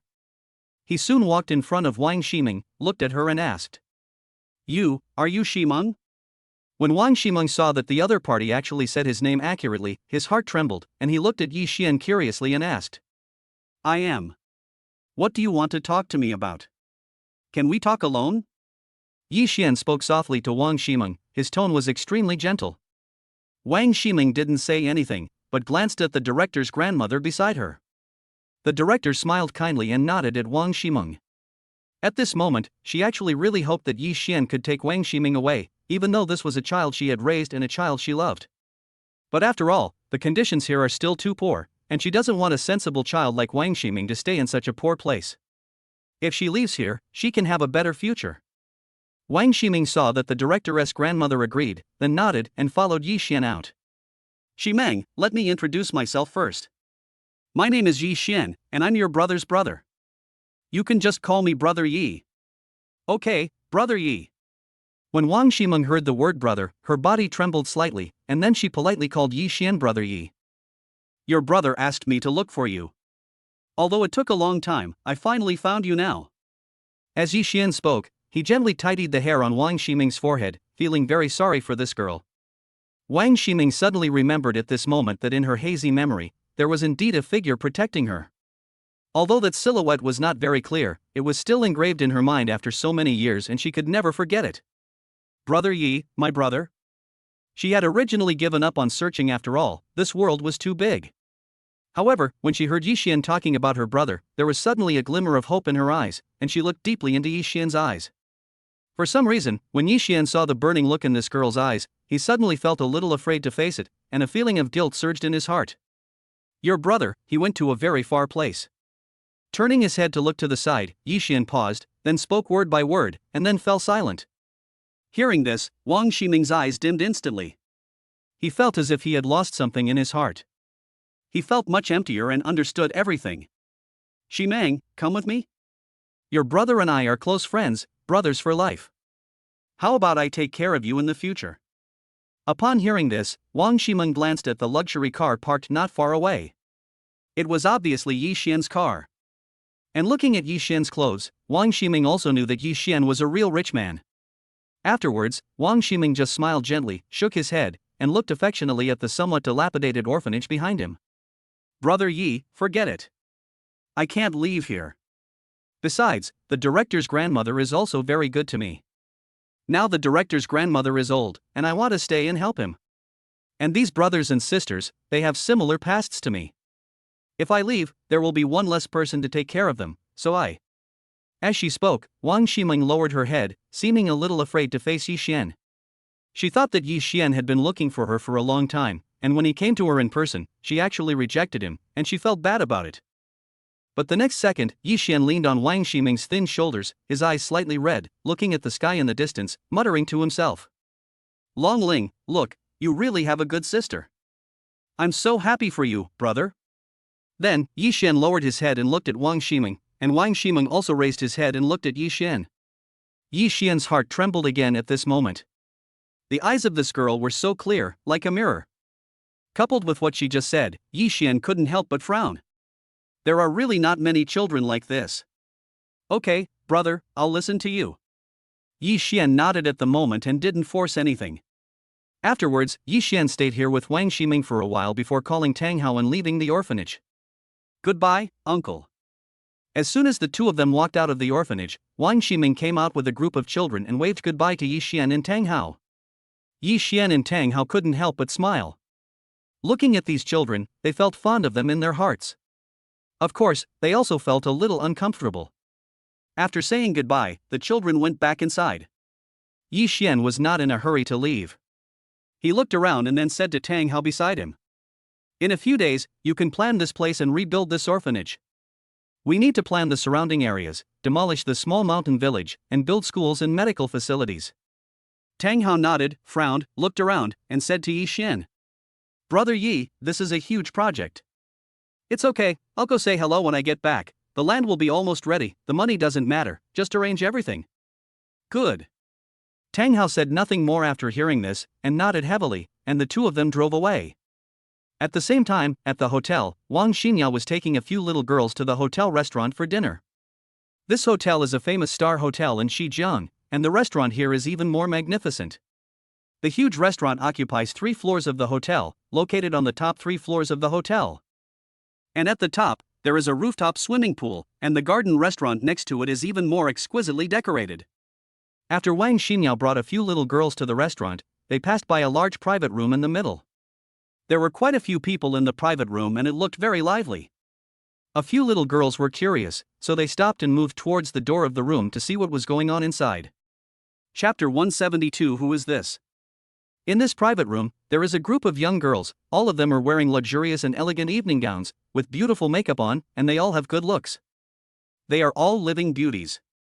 But these girls were all taking pictures at the moment and ignored everyone. Are you done yet? Can you guys hurry up? Sister Sha, can you help me check if my photo is well edited? Be careful, just take pictures, but don't break it. These girls were talking to each other at this time. Except for the girl who was taking pictures and posing in various ways, the others were talking non-stop. A few little girls looked at what was happening here and suddenly felt confused. They looked up at Wang Xinyao and said, "Mom, what are these ants doing?" Wang Xinyao was equally confused and shook her head as she looked inside. The mother doesn't know this either. It would have been fine if they hadn't asked. As soon as these little girls asked, they immediately attracted the attention of the girls inside, and some of them walked over directly. Little girl. Who are you calling auntie? Look carefully, have you ever seen such a young and beautiful auntie? The leading girl walked over here, looked at the little girls with disgust, and said impatiently. Then, the girl looked at Wang Xinyao in front of her, narrowed her eyes slightly, and said with a smile. You seem to be new here, right? Why, did you come here after seeing the group message? While the girl was speaking, there were still a lot of people shouting inside, and their voices were louder than each other. You guys have to transfer half of the money for this room to me later. Otherwise, I'll be broke by the end of the month. And the money for my stockings. Don't just focus on editing the photos after you take them. Send me the money first, okay? Ouch. Can't you guys keep your voices down? I can't even take a video properly. But even though it was lively inside, many people were attracted by the noise outside and looked over. At this time, everyone looked at Wang Xinyao, then looked at the little girls, and their expressions suddenly changed. The girl who had spoken just now reacted at this time, looking at the little guys around Wang Xinyao with a hint of disdain at the corner of her mouth. Oh, you've already given birth to a child, and you're still coming to our place? How can you pick up a high-ranking boy when you have a family to support? But you look pretty good. Hey, look at what I'm saying. What's wrong with being good-looking? Who would want a second-hand product after giving birth? When the other girls behind him saw this, they all covered their mouths and laughed, and couldn't help but make sarcastic remarks. Oh. You don't know this, but yesterday a guy driving an Audi asked me out. It's really funny. Can a guy driving a BBA class car ask us out? This is really tactless. I politely and tactfully refused, but this stupid old greasy man actually thought I was playing hard to get. It really makes me laugh. You know what I posted on my social media? It was a Ferrari. The girl was dressed elegantly, with a hint of innate nobility at the corner of her mouth. However, her temperament was not at all comparable to that of Wang Xinyao in front of her. She was not even worthy of carrying Wang Xinyao's shoes. That's right. These stinking loser men. By the way, you haven't paid me for the sports car group purchase a few days ago. One of the girls nodded in agreement, but suddenly remembered that the bill from the previous few days had not been collected, so she started to urge him. Why are you rushing me? I'll pay you back once my loan is approved. It's not a lot of money. Hey, you have to wait a little longer. I'm overdue. But I have a lot of money to pay for it. Once I sell the bags and jewelry that guy gave me, I'll be a wealthy woman. However, as these people spoke, they still looked down on Wang Xinyao, who was standing beside them, and made some sarcastic remarks from time to time to show off their own delicate bodies. Oh, we definitely have something to gain, but I don't know what happened to this sister. She had a decent foundation, but she had several children. Yeah, this is really early layoff, ha ha ha. Come on, forget about her. Where should we go next time? I think there's a Michelin restaurant that's pretty good. I heard the chef is from Europe. Sister, next time, we're going to a hot spring hotel. The suites there are first rate. That's easy. We can go to the Michelin restaurant tomorrow morning and the hot spring hotel in the evening. But as they talked, these people turned the topic back to their own business and were discussing what to organize tonight and what to organize tomorrow. As she spoke, Wang Xinya finally understood. The corners of her mouth couldn't help but twitch, and she was suddenly speechless. The ones in front of you are definitely those so-called group buying celebrities. She had only seen these things on the internet before, but she never expected that they actually existed in real life and she would encounter them. Girls, let's go. By now, Wang Xinyao no longer wanted to stay any longer, and she didn't want to be with these little girls and these girls with incorrect values. However, when these girls saw that Wang Xinyao and the others were ready to leave, they sneered and spoke unhappily. This is really interesting. However, you are still self-aware. It's a good thing to know when to quit. If you're lucky, you might even be able to find a fool to take over. TSK, I just wonder how many people these little creatures are descended from. Needless to say, they are definitely different, but they can still give birth. Soon, the girls' words became more and more unpleasant. No matter who they were, they all treated Wang Xinyao as a complete joke. After all, in their industry, no one has ever seen someone like Wang Xinyao. Soon, Wang Xinyao left with a few little girls. Fortunately, she didn't hear those unpleasant words afterwards. Mom, these ants are so scary. Yes, Mom, why aren't these ants gentle at all? That's right, how could they do this? It's not polite at all. The little guys were all puffy-mouthed. Even though they had left, they were still talking about what had just happened. Well, everyone has their own way of life. Even if their lifestyle is problematic, it is not something we can interfere with. It's good enough to be able to distinguish right from wrong. Wang Xinyao explained it seriously to the little girls. Seeing that they all looked thoughtful, she nodded and walked forward leading the little ones. Come on, let's go eat. However, Wang Xinyao did not explain what these girls were doing. After all, these little girls would not do that. All she had to do was teach these children etiquette and teach them how to be polite in their speech and elegant in their behavior. After all, although Yi Xian can also teach these things, in the final analysis, he is still a little too doting. However, Wang Xinyao could understand it. If she were Yi Xian, she would also want to hold the little ones in her hands and would not bear to see them unhappy at all. But in the end, one of the couple has to play the good cop and the bad cop. Sometimes, she would just be the bad guy, and it didn't matter. But not long after, those puzzle socialites also arrived. When they looked at Wang Xinyao and the others, they smiled and couldn't help but talk in a low voice. Look, it's the same woman with the child from before.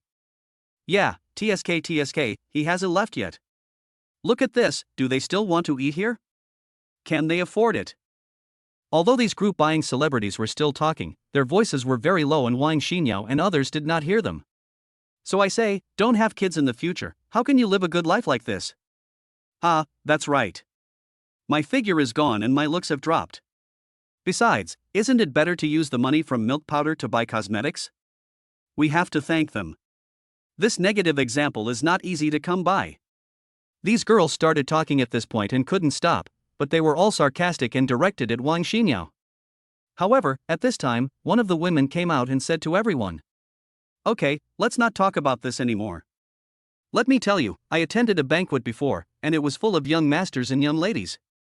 Immediately, the other socialites also looked at her, with some envy in their eyes, and then continued to listen.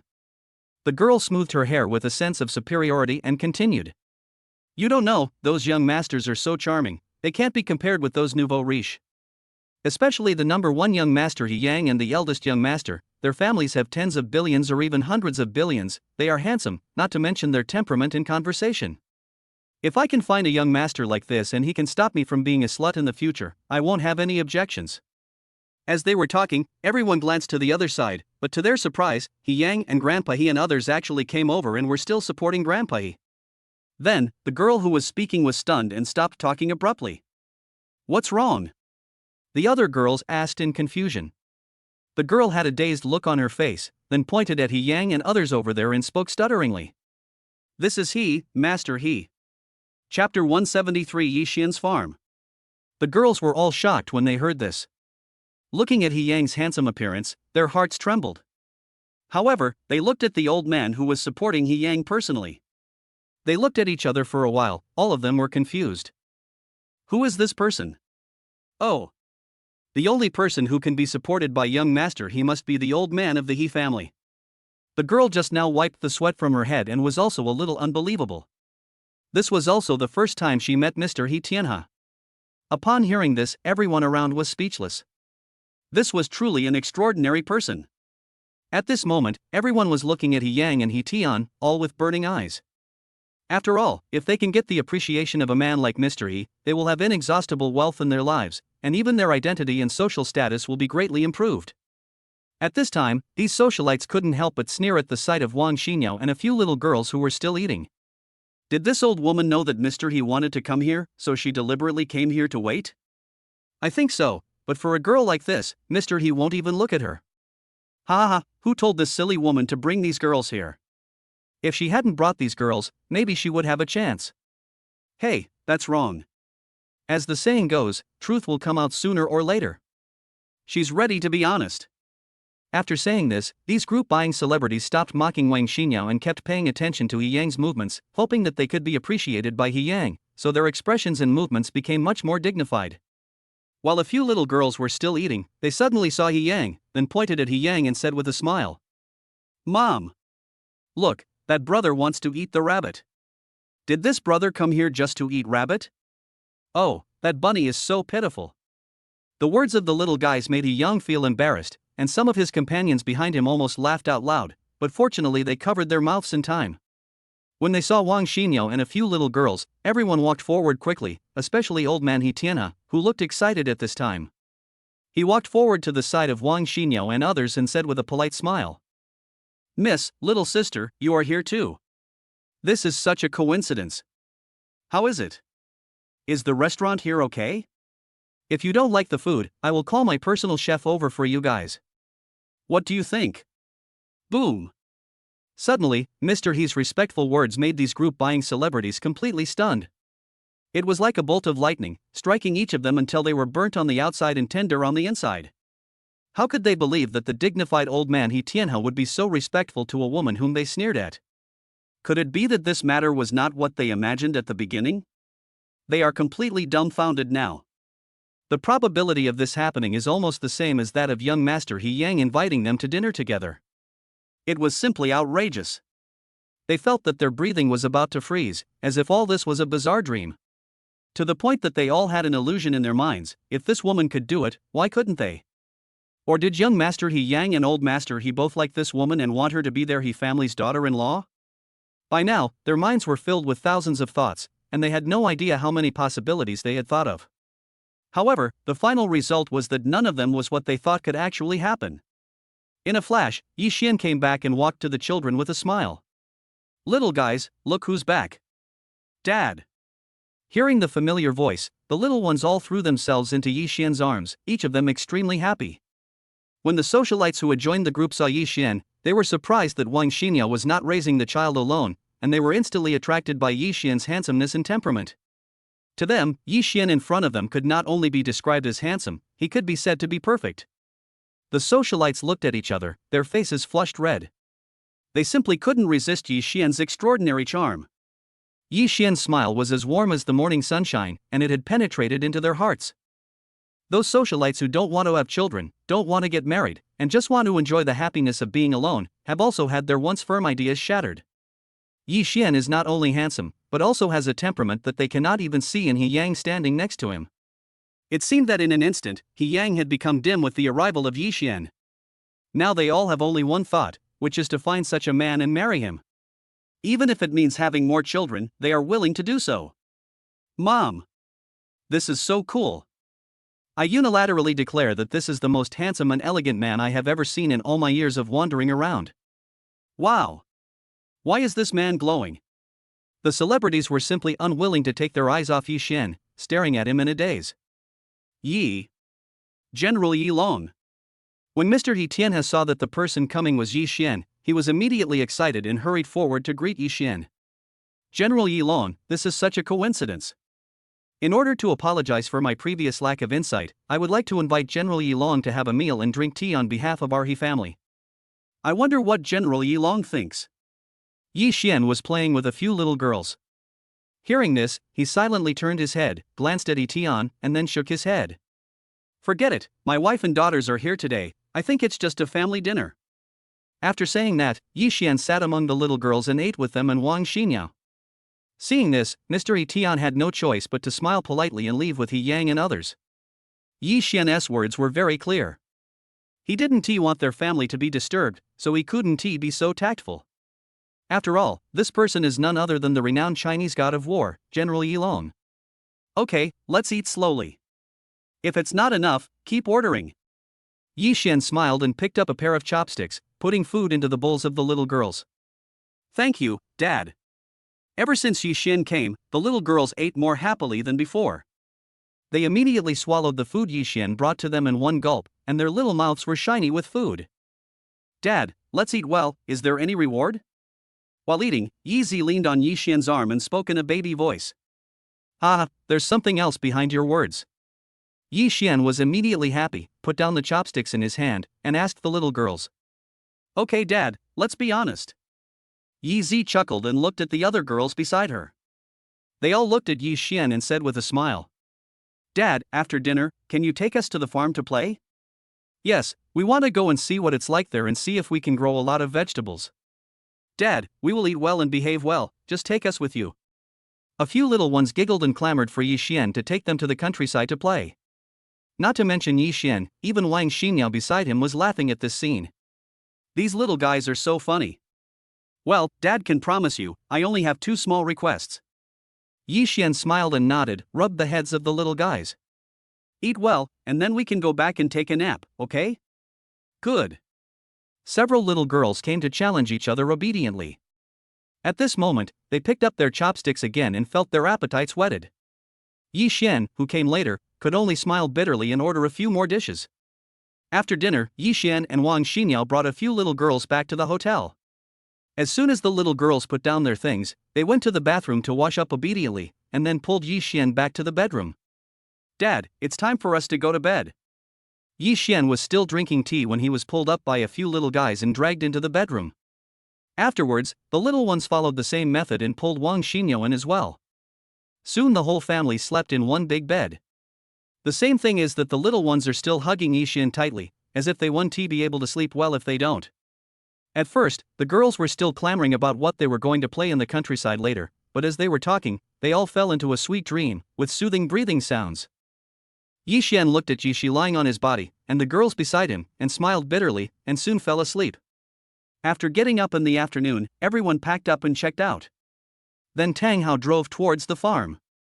Along the way, several little girls leaned against the car windows and asked Yi Xian from time to time. Dad, when will we get there? Yi Xian smiled dotingly and pointed to a small hill in the distance and said. Look, as long as we reach this hilltop, we will reach the farm. Aha! Afterwards, the little guys kept their eyes on the top of the hill, and soon arrived at the entrance of the farm. Arrive! Chapter 174 Who Wouldn't Be Fat? After Yi Xian got out of the car with a few little ones and Wang Xinyao, he pushed open the big iron gate of the farm and walked inside. This place is similar to a small hill, surrounded by fields and orchards. In the shade of green, there is an exquisite path leading directly inside. Walking all the way inside, everyone looked at the various vegetables and fruits inside. Even though Yi Xian had not been here for a long time, they were all growing very well. They looked big and round, and they could smell a fragrance when the wind blew. Then, in a fence in front, Yi Xian saw several military members working inside. Why are you here? Yi Xian walked forward and asked several military members curiously. Several military members put down what they were doing, and when they saw that Yi Xian had come, they were immediately extremely excited, and then they explained. General Yi Long, this is what President Jiang asked us to be responsible for. He asked us to come over and take care of it often. Afterwards, several military members also saw the little guys and Wang Xinyao behind Yi Xian, and immediately knew that it was time for them to leave. They saluted Yi Xian properly and left the manor. Let's just go for a stroll first. These fruits and vegetables can be eaten directly. Afterwards, Yi Xian took the children for a walk around here. The area of the farmland here is still quite large. The little ones looked at the lush and leafy, laden fruits and vegetables, and smelled the fragrance in the air. They picked fruits and ate cucumbers along the way, enjoying the delicious food. Dad, why are the fruits here tastier than those outside? Yes, Dad, the fruit here is so delicious, so sweet and fragrant. Hey, Dad, do you have any tricks? Several little girls and Wang Xinyao all looked at Yi Xian. These were the questions in their minds. Although there were several military members helping to take care of it, they did not believe that this was all caused by these military members. A smile appeared on Yi Xian's lips, thinking that he had poured god-level culture fluid into the well. How could this be bad? This is probably because they are well fed. Afterwards, everyone walked up to the mountain hut. Although it was not as big as the villa, it was just a 2-story building. But after walking in, it gives people a feeling of a different world. Although it looks like a plain little house from the outside, once you walk in, you will find that it is exquisitely decorated and luxuriously furnished, down to every brick and tile. Although the cottage is not big, it has everything it needs. The room is filled with porcelain, and even the teacups are carved from the finest jade. It is this layout, coupled with the exquisite decoration, that gives the compact house a touch of coziness. When people walk in, they immediately feel the warmth of home. After putting away the luggage, the little girls ran around outside. They usually lived in the villa, but coming here now can be regarded as returning to nature after being in a cage for a long time. Let's go! Let's go out and play. At this moment, Yi Xia ran out first, and soon the other little girls also came out one after another. Xia Xia, slow down, wait for us. The other little girls chased after them, came to the dense vegetable garden and orchard, and started playing hide and seek. 1, 2, 3. Because Yi Jing was the eldest sister, she was blindfolded as a matter of course. The other little ones walked deeper into the countryside, looking for a place to hide. Xiao Shi, come here. Yi Xia pulled Yi Shi behind him and walked to a place where weeds grew in the middle fence, and lay down carefully underneath it. Sister, is it unsafe here? Xiao Shi saw that the surroundings were relatively empty, and pulled Yi Xia's clothes with some concern. Xiao Shi, don't worry, trust me, there will be no problem. Then, the two stopped talking and watched through the gaps in the weeds, their hearts pounding. Girls, let's go catch some fish. Yi Xian walked out from the door in the distance and shouted towards the orchard. Wow! Dad is here. Yi Jing had just caught Yi Zi and Yi Yun and wanted to continue looking for Yi Shi and Yi Xia, but she heard Yi Xian's voice and walked back. Dad! Yi Shi screamed immediately and wanted to follow him out, but was caught by Yi Xia. They were not far away from here, so they did not hear Yi Xian's voice, but only heard Yi Jing's exclamation in front of them, so they were a little skeptical and worried that this was a trap. Xiao Shi, what if Sister Jingjing lied to us? Yi Xia analyzed the situation here rationally and said to Yi Shi. If it was Daddy's voice, why didn't we hear it? Sister Jingjing must have lied to us. We can't move now. Yi Shi thought about it and nodded gently, and the two of them lay there again. In the distance, Yi Xian looked at the 3 girls in front of him, then looked into the distance, but did not see Yi Jing and Yi Shi coming over. Girls, where did you go to play just now? Yi Xian asked while looking at the little girls with a smile. Dad, we were just playing hide and seek in the garden over there. I see. Yi Xian slapped his head, smiled bitterly and shook his head. It seemed that Yi Shi and Yi Jing were still hiding in there. Okay, let's go in and find Xia Xia and Xiao Shi. Good. The little guys nodded and followed Yi Xian obediently. Why haven't you found us yet? At this time, Yi Xia, who was still hiding in the same place, became a little anxious. It would be no fun if Yi Jing didn't find him. Sister Xia Xia, let's wait a little longer. Yi Shi now seemed much quieter, waiting patiently. Xia Xia. Xiao Shi. At this time, Yi Xian came over with 3 little girls, calling the names of the 2 little guys. Ah! Dad! When Yi Xia heard this suddenly, he wanted to pull Yi Shi outside. Sister Xia Xia, do you think this could be Sister Jingjing's pretend voice? Forehead. Yi Xia originally wanted to shake her head, but after thinking about it, she puffed up her lips and felt that this was not impossible. Then let's continue waiting. So, the 2 little guys continued to wait there, but not long after, through the gaps in the weeds in front of them, the 2 little guys saw Yi Xian coming with several other girls. It's really Dad. Yi Xia was startled, but Yi Shi still didn't come out, and puffed up his cheeks stubbornly. Sister Xia Xia, what if Sister Jingjing asked Dad to trick us out? Wouldn't we have been hiding for nothing? This seems to be the case. The 2 were communicating carefully at this time, but they didn't notice that Yi Xian had a smile on his face and was walking towards them. Okay, let's wait 5 more minutes and then we'll be out.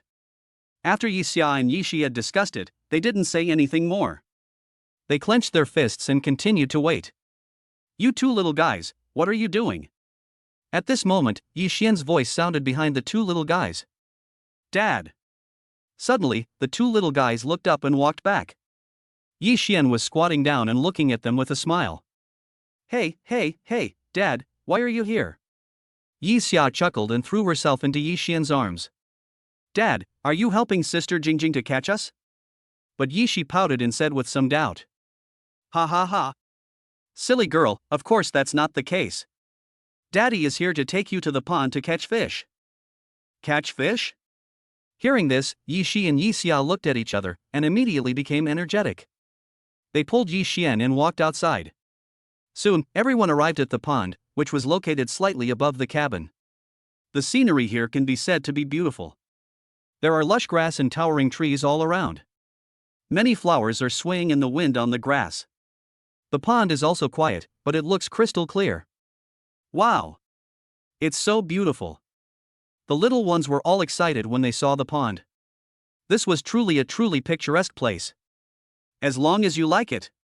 Yi Xian first put the trap aside, then walked over, hung the prepared fishing rod with the half-earthworm he had dug out earlier, and threw it out with one throw. Several little guys were squatting beside Yi Xian at this time, quietly, for fear of disturbing the fish. "Dad, are there a lot of fish here?" A few girls looked at the calm surface of the well and asked Yi Xian in his ear with some doubt. "Ha, just believe Dad, there are definitely fat fish in there." "Good." The girls nodded and began to think about how to eat the fish if they caught it. Should they steam it or braise it? Should they fry it or cook it in soup? As they thought about it, several little girls beside them couldn't help drooling, and this scene made Yi Xian laugh. "You little guys, you haven't even seen a single fish yet, and you're already thinking about what to eat? He. The little guys just giggled and continued to observe the movements on the water. "Dad! It's moving! It's moving!" At this point, a few little guys noticed the movement on the water and became excited. But Yi Xian was not in a hurry at all, he just moved the fishing rod in his hand slightly. "Dad, why don't you pull it up? The fish is about to run away." The little guys on the side were very anxious at this time, fearing that the fish would run away, so they quickly asked Yi Xian to pull the rod. "It's okay, you can't run away." Yi Xian was still not in a hurry. He waited until he felt the fish clearly starting to pull back, and then he started to pull the rod. With a puff sound, a splash appeared on the water surface. The little guys saw a fat carp being pulled over by Yi Xian. Judging from its size, it must weigh at least 5 or 6 kilograms. "Dad is so awesome." Seeing Yi Xian pull the fish over in an instant, the little guys applauded and then ran to the side to observe the fish being pulled to the shore. "That's strange, why isn't the fish moving?" Yi Shi gently poked the fish's belly, but the fish still didn't move. "Dad, why is this?" "Dad, is the little fish dead?" "What a pity. He died before we could eat him." Yi Xian was speechless for a moment, and could only explain to the little guys with a smile. "Don't worry, silly girl. The fish was just knocked unconscious when it was pulled ashore. It will be fine soon. So that is how it is." The little guys nodded, as if they suddenly understood. Yi Xian was looking at the carp, which weighed about 5 or 6 kilograms in size, and thought that he didn't need to fish today, as this one was enough to eat. And after the trap on the side was pulled up, it was already full of shrimps and crabs, and they all looked extremely plump. "Okay, this one fish is enough for us to eat. Let's go to the vegetable garden to pick some vegetables, and then Dad will come back to make you delicious food, okay?" "Good." The little guys nodded, and then followed Yi Xian down to the vegetable garden. Not long after finishing all this, everyone returned to the cabin. This trip could be said to be a fruitful one. "Go play with Mom first, Dad will go cook for you." As soon as Yi Xian came back, he took the ingredients and went into the kitchen to prepare dinner. At this time, night was gradually falling, but the little guys were still full of energy.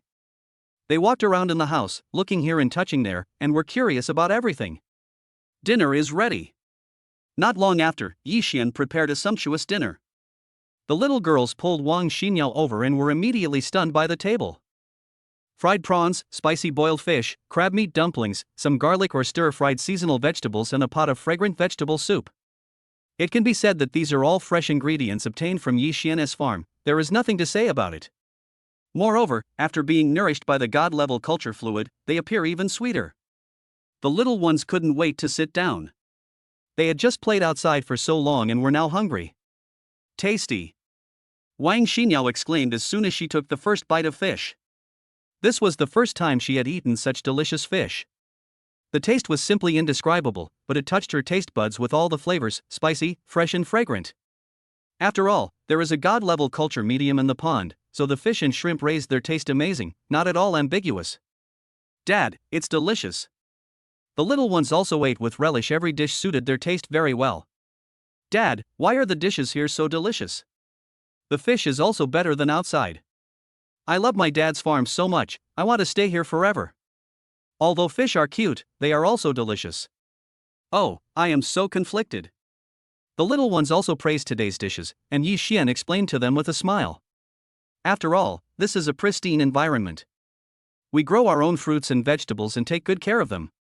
The pond also provides enough nutrition, so they must be delicious. We love it here so much. The little guys' mouths are stuffed full, and if you look closely, they are rounder than before. Wang Xinyao also saw all this, but she had no choice but to take the little ones out for exercise, sometimes to control their weight. But fortunately, the little girls haven't changed much compared to before, and their weight is still even. It's just that their little faces are chubby, which makes them even cuter than before. After all, the food Yi Xian cooked was so delicious that even Wang Xinyao herself found that she had gained several pounds without realizing it. Chapter 175. Since you don't want to, then forget it. A few days later, one morning, Tang Hao was driving towards Tianyuan. Yi Xian and others have lived here for a while. Every day they either take the little ones to fish and catch shrimps, or go to the mountains to see the beautiful scenery. They live a very comfortable life. After getting up, Yi Xian was making breakfast for the little ones and Wang Xinyao. It was vegetable porridge made with vegetables from the vegetable garden, and it smelled very fresh and fragrant. Just at this moment, Tang Hao walked in hurriedly. Yi Xian was still cooking porridge. When he saw Tang Hao coming in, he smiled and said, "You came at the right time. I just made some porridge. Let's have breakfast together later." "Okay, thank you, Brother Yi." Tang Hao nodded and smiled slightly, then walked to Yi Xian with a slightly serious look. "Brother Yi, I'm here to report to you on the overall planning of Xiaolu village. It's almost done. The engineering team has arrived at the site to measure the houses. If there are no problems, we will prepare for demolition." Generally speaking, everything was going smoothly, but suddenly we encountered some problems. While cooking porridge, Yi Xian nodded and looked at Tang Hao. "Well, after breakfast, I'll go with you to take a look." Afterwards, after the little ones and Wang Xinyao got up, Yi Xian and Tang Hao also ate some, then temporarily left the farm and rushed to Xiaolu village. On the way, Tang Hao was driving while telling Yi Xian about the specific situation he encountered this time. "Brother Yi, it's like this. Originally, we only had a few families' houses left to negotiate, and we thought everything was going smoothly. But those families wanted several million yuan, otherwise they would not agree to the demolition. Now, except for these families, all the families in the village have reached an agreement." Yi Xian smiled when he heard that, and the saying emerged in his mind, "Poor mountains and bad waters produce unruly people." Although this statement is indeed a generalization from some perspectives, it is absolutely true for some people. "It doesn't matter, we can just go over and take a look later." "Okay, Brother Yi." Tang Hao nodded and stopped talking. He stepped on the accelerator and soon brought Yi Xian back to Xiaolu village. When they arrived at the doorsteps of those families, Yi Xian and others saw that those families were standing at the doorstep holding farm tools and resisting the staff who came to negotiate. "Stop talking. If you don't pay, don't even think about tearing down a single brick or tile of our house." The leader, a middle-aged man with slightly dark skin and a thin body, was shouting at everyone with a firm gaze and refused to give in at all. "Lao Hei, I think it's about right. The price is already quite high. And the reconstruction work here was told to us yesterday that it will be very fast. And during the reconstruction, we will be provided with temporary housing subsidies, which is enough for us to rent a house outside. When the construction is completed, each of our families will receive a free resettlement house. With such conditions, what else is there to think about?" On the other side, some senior officials and elders in the village were doing ideological work on these people, and their advice was very earnest. No matter what you say, this is the house that has been passed down to my ancestors. It's not impossible to demolish it. Our request is not excessive. At least the price should be right. Otherwise, why should we leave? But the old black man still didn't appreciate it. He kept spitting and waving the farm tools in his hands. His position was very clear. Hey, little blackie. You are usually quite smart, why can't you think straight? At this time, a respected old man in the village sat aside, smoking the pipe in his hand, and said helplessly, "How can you be so confused? You are just raising the price. Their purpose is not just to demolish the house, but also to rebuild the orphanage here and improve the village environment. It's all for the children. And you, on the other hand, want to make a fortune right now. What are you thinking? I really don't know if you can live with your conscience if you get this money." The old man became more and more angry as he spoke, and his breathing became a little breathless. It was only when someone pulled him back that he calmed down a little. Lao He felt a little embarrassed after being scolded by the old man. The other people around him also began to hesitate and looked at Lao He. "Brother He, why don't we just forget it? Master Lu is right. This is already a very good price and he is very considerate of us. Yeah, Brother He, it's not a good idea for us to keep refusing to give in. It's fine if we don't allow it, but what if future generations stab us in the back?" Snort. But Lao He just snorted and didn't listen to a word. Instead, he started to talk about his own reasons. "What are you talking about? This is our own house, left by our ancestors. Why should we let others demolish it like this? This is in our own interests, so of course we have to fight for it. Are you really convinced, or what?" Lao He leaned over to the ears of the people behind him and spoke harshly. "Wake up, you guys. This is not for any other reason. Aren't you afraid of being poor?" After hearing this, everyone stopped talking. They were a little hesitant at first, but now after thinking about it, they realized that this was indeed the truth. For those of them who have been poor for generations, now there is a huge fortune in front of them. They must fight for it no matter what. If it doesn't work, it will not be too late to compromise then. As he was speaking, Wang Shiming also hurried over, having just learned that there was a commotion here. "Yi brother Yi." As soon as he walked over, Wang Shiming saw Yi Xian. He paused slightly, then greeted him with a smile. Yi Xian nodded, and then Wang Shiming walked forward and came to the villagers who were unwilling to be relocated. "Shimeng, why are you here?" Those villagers who were resisting were also stunned when they saw Shimeng coming. "Uncle He, Sister Hua, I know everything that's going on here. We really shouldn't embarrass these staff members. To be honest, the price here is not lower than anywhere else in our area. You can ask around. It's really a price that's good enough for us." At this time, everyone calmed down a little after hearing what Wang Shiming said. After all, Wang Shiming has always been a well-behaved, sensible and likable girl in the village. Lao He also had a silent expression, slightly moved, but when he looked up, he saw Yi Xian and Tang Hao looking at this side from the distant hillside. More importantly, there was a luxury car parked nearby, which looked particularly special in this remote area. Seeing this, Lao He couldn't help but think of his own poor and miserable half-life. Then he looked at Yi Xian and Tang Hao, who were so young and could afford such a car. For a moment, he felt a deep sense of injustice, and a sense of frustration with fate took root deep in his heart. The other households were also looking at Lao He, and it seemed that they were ready to see what Lao He meant and do whatever Lao He said. "I don't agree."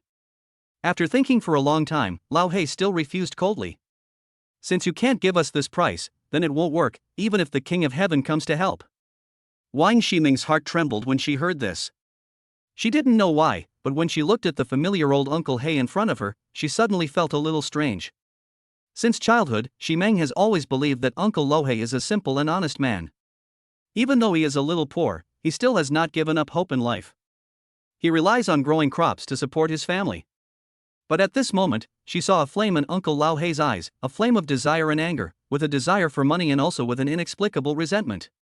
Unable to help herself, Shimeng took a few steps back, her face turning pale. "Uncle He, this." At this moment, Yi Xian finally couldn't bear it anymore. He walked forward, held Wang Shiming's shoulders, and spoke softly. "Okay Shimeng, no need to say anything, let me do it." Shimeng looked at Yi Xian, nodded slightly, and obediently retreated behind Yi Xian. At this time, several families saw Yi Xian coming, and they could tell from his clothes and temperament that he was different from others.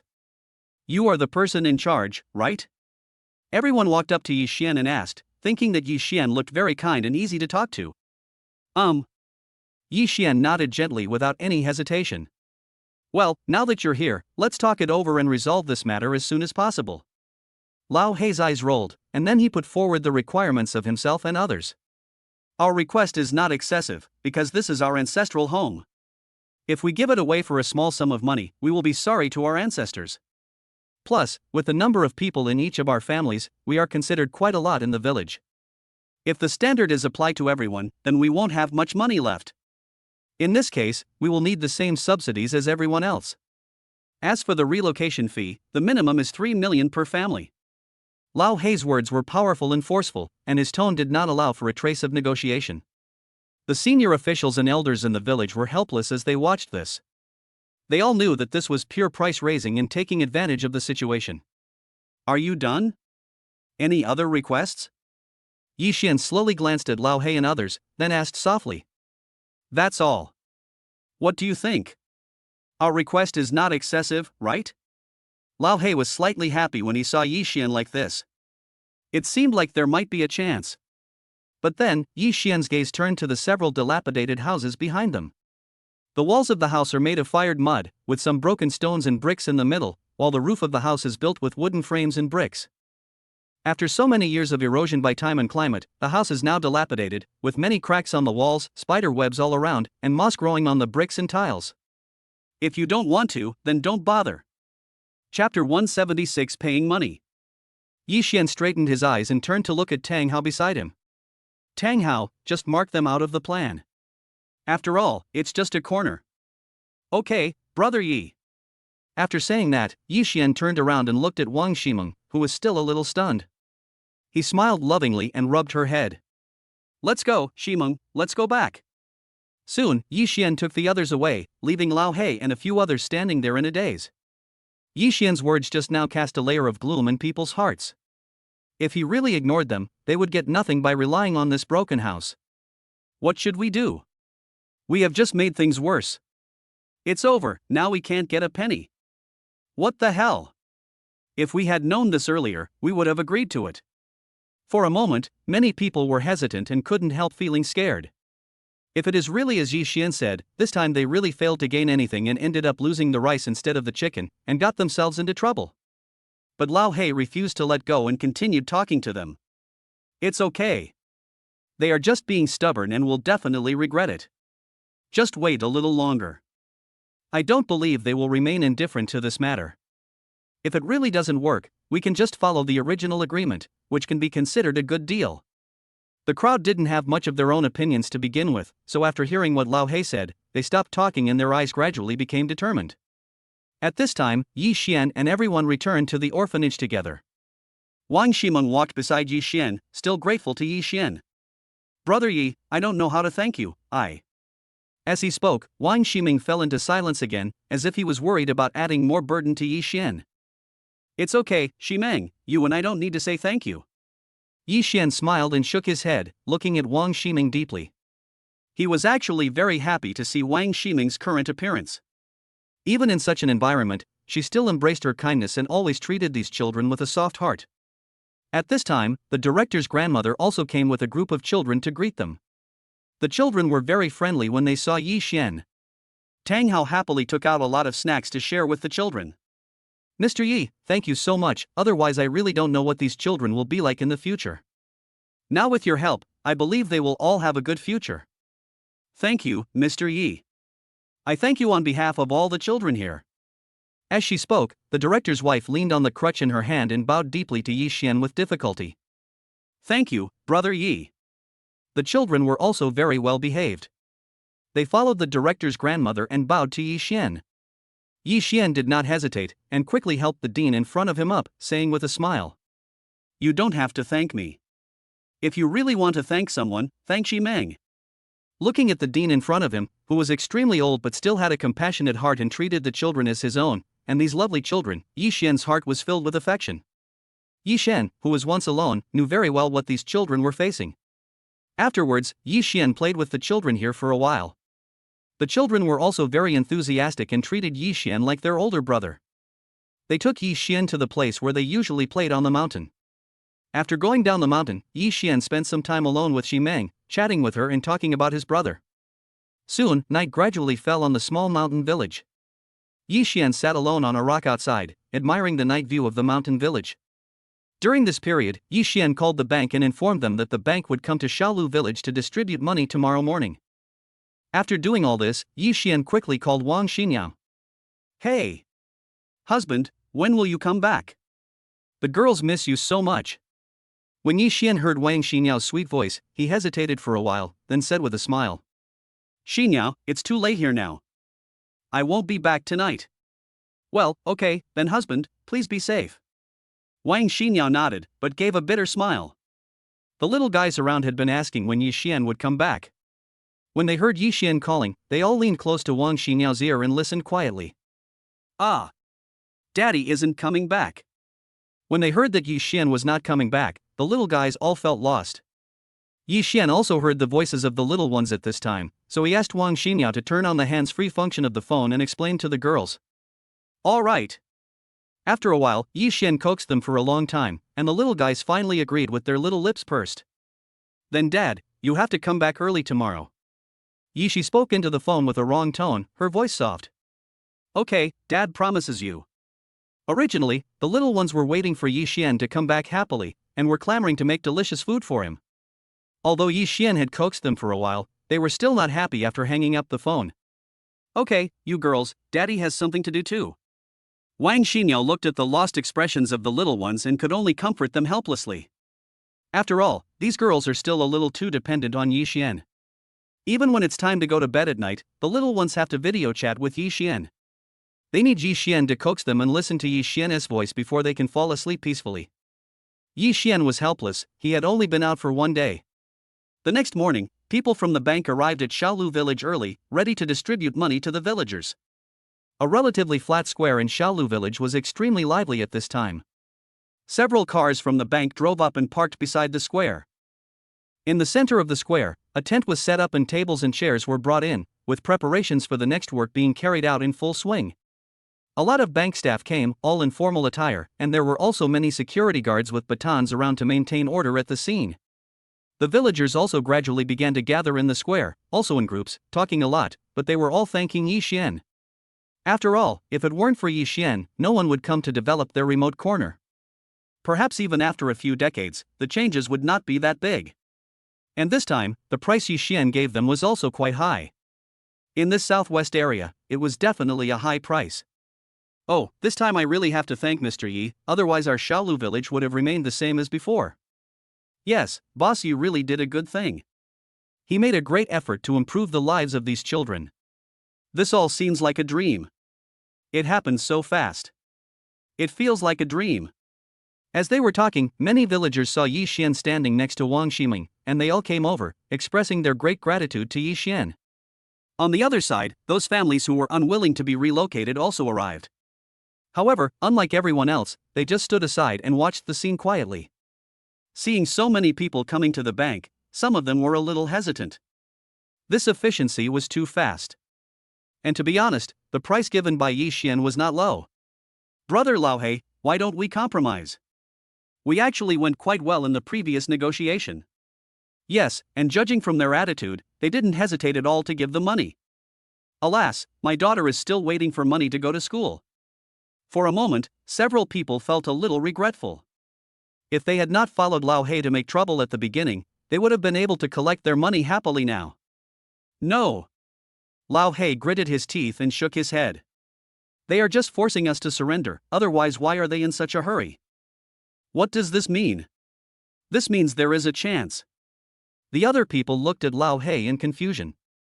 Although they also felt that there was some reason behind it, they already felt some regret in their hearts. Then, under the watchful eyes of everyone, people in the square began to collect money in a grand manner. As long as you go up to register, queue up and sign the contract, you can get a brand new bank card. No matter what, these are numbers that these mountain dwellers have never imagined. As for Laohei, several people could no longer sit still. They looked at Laohei, then walked down the square and came to Yi Xian. "Boss, we agree to demolition, just follow the previous price." At this time, the few of them no longer had any other ideas. They just wanted to carry out the original agreement, which already made them satisfied. Yi Xian looked at them, rubbed his temples gently, and said with a smile, "Alas, it's too late now. We have already made our plans. You guys should just stay on the periphery. However, the eco-city we will build in the future will only be free for people in the welfare home. If you want to go to the eco-city for medical treatment or education, the price may be beyond your ability to afford. I'm sorry, there's nothing we can do about this. You didn't agree before, so we can only make a temporary change." After hearing what Yi Xian said, everyone was dumbfounded. Afterwards, Yi Xian didn't pay any more attention to them and returned to the scene to help distribute the money. Several people looked at each other, feeling like the sky was about to fall. Even though they were in this bustling square, they felt like strangers outside the scene, because none of this had anything to do with them. After a while, several people returned to the crowd dejectedly, with their shoulders drooped, looking listless. "Sister Hua, what happened to you?" The people around Lao He looked a little strange, but they already had a bad premonition in their hearts. "Alas, what else can we do? We are not included in the scope of others. We should remain the same as before." Sister Hua sighed. Her face, which had originally looked a little yellow due to lack of maintenance and long-term farm work, now turned even paler, and her eyes were filled with regret. Besides, the boss has already said that the welfare benefits of the eco-city to be built here will only be for the people in the welfare home, and have nothing to do with us. Not only did we get nothing, but living here in the future is an expense we simply cannot afford. When these words came out, everyone felt like they were struck by lightning and their whole body felt terrible. People wanted to say something, but they felt like something was stuck in their throats and they couldn't utter a word. Lao Hei's face also darkened at this time, and his already dark face looked even more frighteningly dark. Originally they thought this was a fortune right in front of them, but now it seems that it has nothing to do with them. As for their lives, there hasn't been any change after all, but the sad thing is that the other residents of Xiaolu village have completely changed. Even if we cannot be said to be wealthy, we will at least have enough food and clothing in the future. Moreover, our children and the children in these orphanages will be able to enjoy an educational environment that was previously unimaginable. It turned out that in this way, there were only a few families like them in the whole village, and they were still as shabby as before. Alas, Lao Hei, it's all because of you. Now we have nothing. What should we do now? We followed you because you instigated us. I feel like a fool now. I don't know why I listened to you at that time." Suddenly, everyone looked at Lao Hei, who had given the advice before, with resentment and helplessness in their eyes.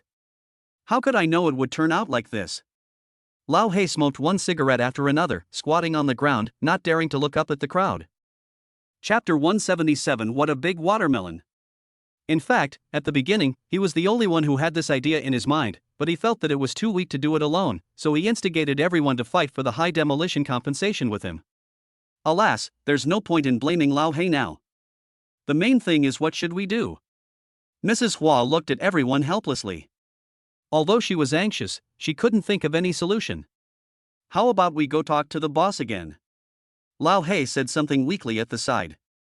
This time, his voice no longer had the firmness it had before, and it was so soft that it was almost inaudible. Forget it, didn't they come to us for negotiation? We were ungrateful. Mrs. Hua and everyone else gave Lao Hei a cold look. In their hearts, they knew that no matter how much they regretted it now or how shamelessly they tried to find Yi Xian, it would be of no use. Looking at the villagers below who were receiving their money, and the smiles on their faces after receiving the money, several people suddenly became more depressed, beating their chests and stamping their feet, and finally they could only leave sadly. Here, after receiving the money, everyone came over to thank Yi Xian. "Mr. Yi, you are so great. We poor people are all thanks to you. We will never forget your kindness. We will serve you wholeheartedly in our next life without any complaints." We in Xiaolu village thought that this was the way it was. If it weren't for you, our descendants would have had a hard time turning things around. At this time, all the villagers surrounded Yi Xian and didn't know how to thank Yi Xian. At this moment, Wang Ximing also brought the dean and the children to Yi Xian. "Brother Yi, on behalf of the dean and the children, I would like to thank you for your help." Wang Ximing looked solemn and thanked Yi Xian deeply. The children also thanked Yi Xian one after another, and the dean walked over with a kind smile. "Mr. Yi, please stay for lunch. After all, we have nothing to thank you for." When the villagers heard this, they slapped their heads and started to try to persuade Yi Xian to stay for dinner. Seeing that everyone was so enthusiastic, Yi Xian knew that he couldn't refuse, so he smiled and nodded. Afterwards, Yi Xian stayed here at noon and called Wang Xinyao. Xinyao, I have some things to do here, so I can't be back at noon. Make your own food and don't wait for me. Honey, it doesn't matter to me. Wang Xinyao looked at the little ones around her and said happily. But your precious girls have been making a fuss all morning. At this time, Wang Xinyao was talking, and a few little ones came up and asked anxiously into the phone. Dad, we miss you so much, when will you come back? When Yi Xian on the other end of the phone heard this, he also smiled. Okay, Dad has only been out for a day, have you thought about it? Dad promises you that he will come back right after he finishes his work, okay? All right. Several little guys nodded, but they were still not very happy. At noon, Yi Xian stayed in the village to eat. The villagers also brought out good wine and delicious food to entertain him. It was even more lively than the Chinese New Year. The village chief even took out the fine wine that he had treasured for years and was reluctant to drink even a sip of. Other villagers also slaughtered pigs and cattle, basically using all the resources of the entire village. While Tang Hao was drinking and toasting, he suddenly received a message. He was slightly stunned and then walked to Yi Xian. Brother Yi, Long Ye is back. Ryuya. He's back? When Yi Xian heard this, he was slightly stunned, then said with a smile. Well, ask Bai Ling to pick him up. This couple can be considered a pair of bickering lovers anyway. Forehead. Tang Hao hesitated and nodded woodenly. Okay, Brother Yi, but these two really won't fight? That's true. Yi Xian thought about it and it seemed to be true, but then he smiled indifferently, waved his hand and said. Oh, it's better to fight. Tang Hao, tell me, who can beat who now? Tang Hao looked at Yi Xian who was watching a show, and suddenly felt helpless, and asked weakly. Brother Yi, is this really okay for you? Although he felt it was a bit funny, Tang Hao still arranged it according to what Yi Xian said, and also added one more thing, asking them not to fight. At the southwest branch, Jiang Xingxi has already handed over those prisoners, and they have all received the most severe punishment. However, this also caused Jiang Xingxi to reflect, and he wondered whether he should find a few good men to protect Yi Xian. Although Brother Yi doesn't need it, and probably no one in this world can hurt Brother Yi, but sister-in-law is different from those little girls. Thinking of this, Jiang Xingxi nodded and said to the guard beside him. Xiao Zhang, go pick a few good fighters. They are going to protect General Yi Long's wife and daughter. They must be real elites. Yes. Guard Zhang Hao saluted and then walked out the door. Etc. But before Zhang Hao could go out, Jiang Xingxi called him and followed him over. I'll go with you. After saying that, Jiang Xingxi and the other person walked out. He thought that for such things, it would be better to do it himself and not be careless at all. Back in the fields, Wang Xinyao couldn't stand it anymore. These little guys have been in a low mood since they got up, and when they heard that Yi Xian would not come back at noon, they were even more lonely. Now it's bad, even she can't be there to accompany me. You girls, isn't Dad just going out for a day? Wang Xinyao smiled bitterly and shook her head, thinking that staying here was not a solution, so she continued.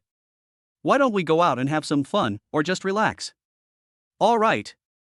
The little ones nodded, and then Wang Xinyao took them for a stroll in the countryside. Because Yi Xian sprayed the god-level culture solution, the plants on the entire mountain appeared lush and green, in sharp contrast to other places. Wang Xinyao took a few little ones as they walked and looked around, preparing to take a good walk around the mountain. After all, Yi Xian's farm was so big that even in these few days, they had not yet fully toured it. How's it going? Are you feeling better after going out to play? Wang Xinyao said to the little ones while walking and smiling. Aha!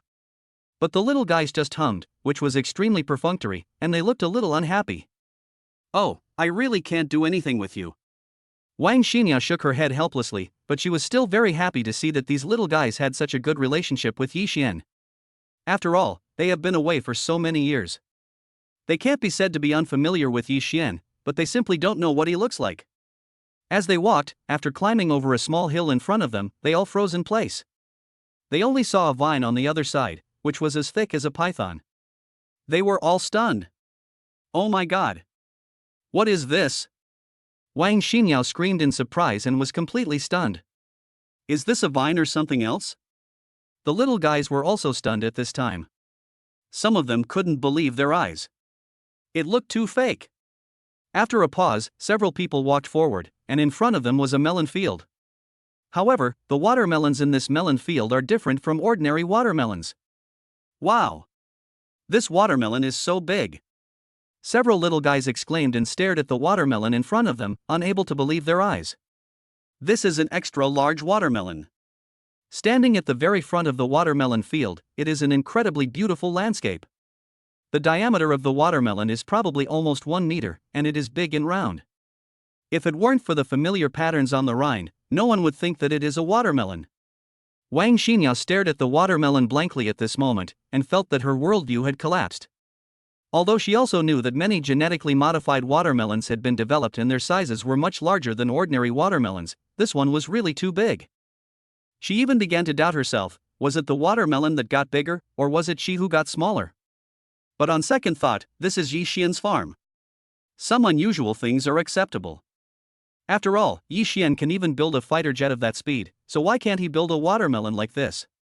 But even thinking this way, Wang Xinyao was still shocked. This was beyond a normal person's understanding of the world. It was really too big. Several little guys were also surprised at this time, and they all threw themselves on the big watermelon, but they felt that they couldn't hold it no matter how hard they tried, because a watermelon of this size was also quite heavy. It's so comfortable. Yi Shi lay on the big cool watermelon and felt that the summer heat seemed to disappear in an instant, replaced by a refreshing feeling. Mom, is this watermelon grown by aliens? It seems different from the ones on Earth. In that case, does that mean Dad is an alien? Ah. Then we are little aliens too. Wang Xinyao couldn't help but cover her mouth and laugh when she saw the silly looks of the little ones. Ha, this is not an alien watermelon at all, it might be a new variety of watermelon developed by my dad, it's just a little bigger. Oh. Several little girls nodded. They loved the watermelons in front of them so much that they wanted to lie on them forever. Wang Xinyao glanced at other parts of the melon field. Among the green vines, there were several large watermelons. Although they were smaller than this one, they were big enough. Moreover, these watermelon plants were hidden quite well. They had not seen them before.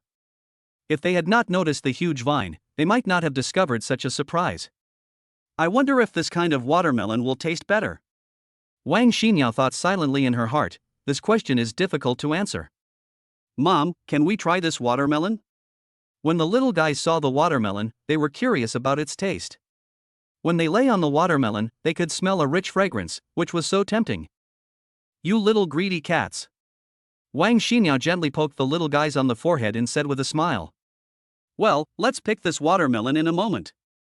Yeah. The little guys cheered and couldn't wait to cut the melon open to see what was inside. Let's go up and take a look around. We'll be back soon. Afterwards, Wang Xinyao took the little ones and continued walking up the mountain. The little guys are in a very good mood since they saw the big watermelon, and they are full of curiosity about everything in the mountain. Chapter 178. I'm afraid it's not good. Along the way, everyone saw a lot of flowers and plants. Wang Xinyao and the others walked around and looked at them, feeling very happy. After returning to the cabin, Wang Xinyao sat down and prepared to make herself a pot of tea. But at this time, a few little guys noticed it, and they rolled over to Wang Xinyao, looking at her with their hands on their hips. You guys, what's going on? Wang Xinyao was a little confused by these little guys and asked weakly. Hey, Mom, you're making tea the wrong way. Yi Jing scratched his head and continued. Mom, Dad taught us how to make tea. First, we need to warm the cup, then wash the tea leaves, and finally, high pour and steep. Wang Xinyao smiled wryly and nodded. These little guys are learning very well. So according to Yi Jing's instructions, Wang Xinyao made another pot of tea. It seemed that only then were the little ones satisfied, and they clamored to have a drink too. At this time, the cottage was filled with the aroma of tea. After all, these were all good teas. Afterwards, Wang Xinyao took the children to drink tea and chat, enjoying the quiet and peaceful time. On the other side, at the entrance of the farm, a crew of a variety show came here and started the live broadcast. This is a variety show about celebrities going to the countryside, and it mainly films programs about popular celebrities experiencing life in the countryside. Using this as a gimmick, the show has attracted a lot of fans and passers-by. The film crew was huge. In addition to several popular traffic stars, there were also filmmakers and directors, as well as some scattered staff. It's finally started. I've been waiting for a long time. Where is my brother? Why can't I see my brother? Wow! This is really the countryside, and the scenery looks pretty nice. Slowly, as the live broadcast started, more and more barrages appeared. After all, it was a popular program, and the live broadcast time was announced in advance, so it was quite attractive. The director stood in the front, wearing a black hat, looking at the scenery here and looking for a location for filming. At first glance, he saw Yixian's vast farm, which was full of lush greenery and full of fruits and vegetables. It looked lush and full of vitality. The surroundings are filled with the sounds of birds singing and flowing water, the air is very fresh, and it looks very comfortable. Right here. The director nodded, said hello to the camera crew, and started recording. To be honest, the scenery here is really good, it can be regarded as a beautiful countryside. Indeed, it looks like this is a villager's orchard, and it is well maintained. I like it here. Living in the city is so boring. At this time, the barrage also began to pay attention to the scenery here, and they all thought it was quite good and a good place. Next, everyone passed through the Tianyuan gate and headed upwards. Walking in the front were several stars, especially a girl named Nan Meichi, who is one of the most popular actresses now. Because of her participation in a previous talent show, Jean Meichi quickly attracted a lot of fans because of her cuteness and naivety. In the following online dramas, she played many costume dramas, which made her even more popular. Ah! I'm so tired. Why is this mountain road so difficult to walk on? Nan Meichi was wearing a sun hat and sunglasses, holding a trekking pole in her hand, and walking behind several stars. After just a few steps, she was already sweating profusely. Meichi, why can't you do it?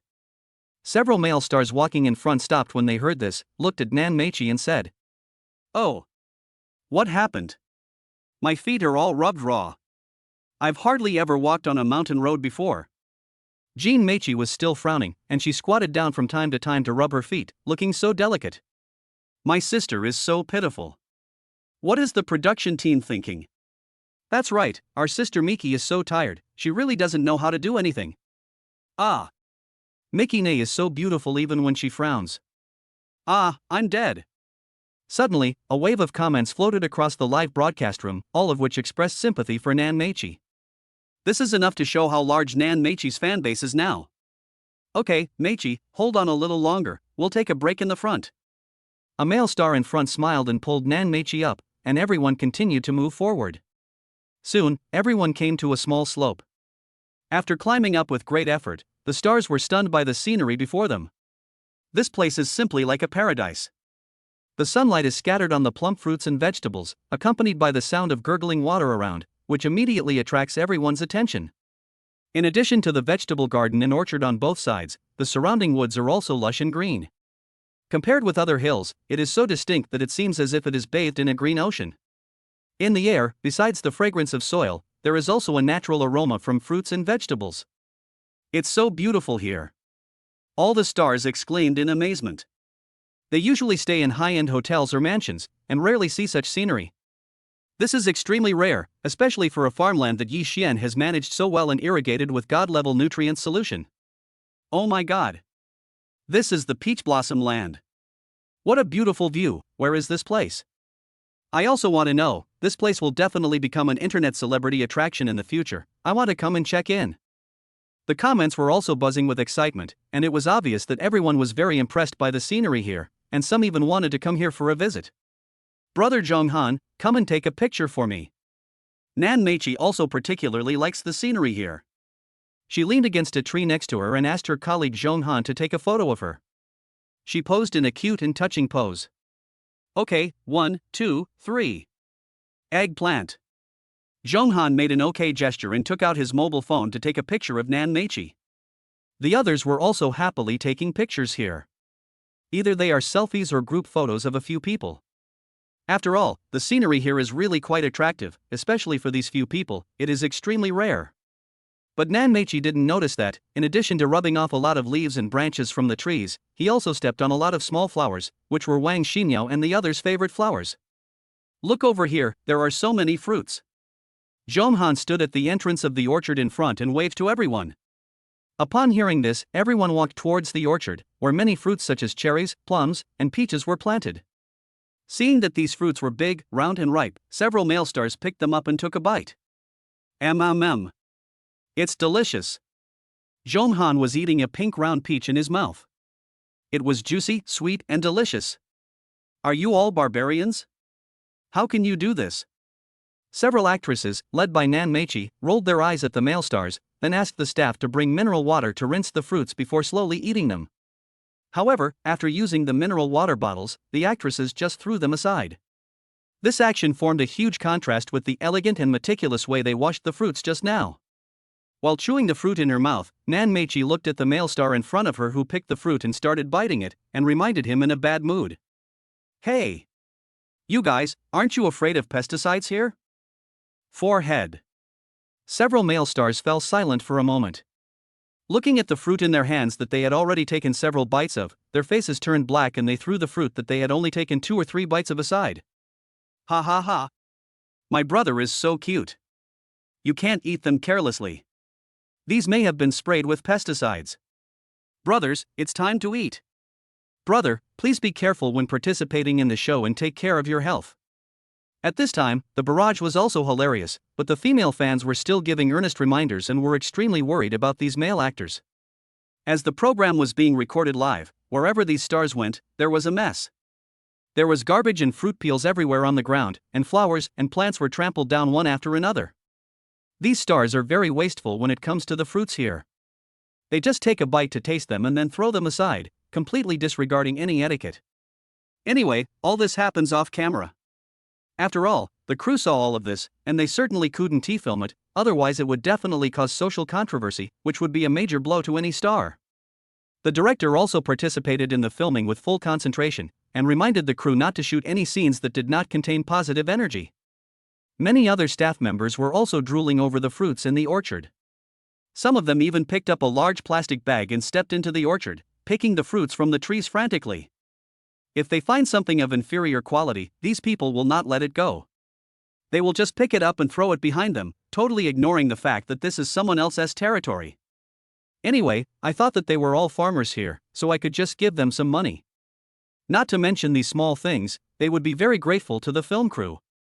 After previous shooting experiences, these people have become more and more unscrupulous, simply treating this place as their own back garden. It can be said that in this entire crew, from the staff to the popular stars, no one was polite and did not care about other people's feelings at all. Soon, as they walked, everyone saw a 2-story cottage in front of them. Seeing that they were about to see people, they all walked towards the cottage. After all, in addition to going to the countryside to see the scenery, their show also allows them to learn some life skills from local people such as farmers and country folk, and let these stars experience things like planting, picking, and making country food. This is a program that focuses on country melodies. Although the ratings still come from celebrities, the main theme is still necessary. So, the stars and the crew walked to the door of the cottage, and everyone's eyes lit up and they smelled the fragrance of tea. What a nice smell this tea has. Nan Meichi closed her eyes, greedily sniffed the tea fragrance, and suddenly felt dry mouth. Zhonghan couldn't help it at this time. He put on a sunny boy smile and spoke to the camera. Meichi, why don't we go get some tea? This tea smells so good. Okay. In addition to Nan Meichi, several other stars also nodded. They couldn't resist the smell of tea anymore. After all, it was so tempting. Then, under the gaze of the camera, Nan Meichi and Zhonghan, who were in the lead, gently knocked on the door of the cabin. Countrymen! Is anyone home? Soon, Wang Xinyao and others heard the news. They didn't know who had come, but they had to come out to open the door. The little guys were even more excited, thinking that Yi Xian had returned, so they immediately followed him and opened the door. But after opening the door, Wang Xinyao and the other kids were confused when they saw the strange men and women in front of them. How did these people get here? Who are you? How did you get here? And who allowed you to come? Wang Xinyao looked at them suspiciously and asked questions one after another. Hello, sister. Let me introduce myself. We are all here to film a real-life rural life experience program. I would like to ask you for a cup of tea. Zhonghan walked forward and enthusiastically explained their origins to Wang Xinyao, raising his eyebrows at her from time to time. In the past, this approach of his always worked. Whether it is a girl or a lady, few can resist his face and eyes. After all, he became famous because of this. The crew? But you walked in without their permission, that's not good. Chapter 179. Who are you and what do you do? But Wang Xinyao didn't buy Zhong Han's trick. After all, compared with her husband Yi Xian, Zhong Han was far inferior to her. With Yi Xian's perfect contrast, Zhong Han looked greasy and chilly to her. He didn't look sunny or handsome at all. Seeing that the communication had come to a standstill, the director quickly came up, first gave a symbolic polite smile, and then asked Wang Xinyao. Miss, we are indeed a film crew, and this is our work ID. Besides, this isn't the place you guys contracted, right? I think there shouldn't be any problem for us to come in. And even if it's a contract, a team like us with a filming permit can come in, right? Faced with the director's remarks, Wang Xinyao folded her hands in anger and was speechless. The little girls were very happy to see such a large group of people. After all, they were all hospitable to children. Girls, pour these brothers and sisters a cup of tea. Wang Xinyao had no choice but to ask the little ones to pour a cup of tea for each of the stars, but did not let them in. Nan Meiqi, Zhang Han and other stars stood at the door of the cabin, drinking hot tea from their cups, and immediately felt a fragrance entering their throats and a refreshing feeling in their lungs, as if they had entered a sea of tea. Wow! This tea is really good, it's a good thing. Zhang Han was holding the teacup and tasting Yi Xian's tea. He felt his ears and eyes were clear and the aftertaste of the sweetness was palpable. Although most of these celebrities don't have the habit of drinking tea, they have actually drunk a lot of good tea. But compared with Yi Xian's tea, all the ones I drank before pale in comparison. For a moment, these stars were holding teacups and drinking by themselves, not considering themselves as outsiders at all. After drinking, they even asked Wang Xinyao to refill their cups with a grin. Although Wang Xinyao felt somewhat dissatisfied, she was a little embarrassed to speak with a few little ones watching nearby, and could only helplessly pour tea for these stars. Thinking that these were her husband's things, Wang Xinyao felt even more distressed. These good teas were hard to come by. It's really delicious. I didn't know there was tea that tasted so good. At this time, even Nan Meiqi, who never liked drinking tea, couldn't let go of the tea. He drank it in small sips and was reluctant to drink it all in one gulp. She was also surprised. She had thought that nothing was good in the countryside, but the fruit she had just eaten and the tea she was drinking now were flavors she had never experienced before. Meiqi, you don't know this, right? Things in the countryside are the most natural and good. Zhong Han drank tea and talked with a grin, saying that these stars really had a great sense of variety shows. Even Wang Xinyao couldn't stand it anymore. After all, he was at someone else's doorstep, and he came up to ask for tea so openly. Not only that, but he was also chattering non-stop. He really didn't consider himself an outsider at all. After taking a few more sips, Zhong Han and the others became more and more addicted to the tea and looked at Wang Xinyao with a smile. Big sister, the tea you have is really good. Please give us some later. In big cities, it's hard for us to drink such delicious tea. The other people listened, then smiled harmlessly, waved at Wang Xinyao and said, Sister, we also want some.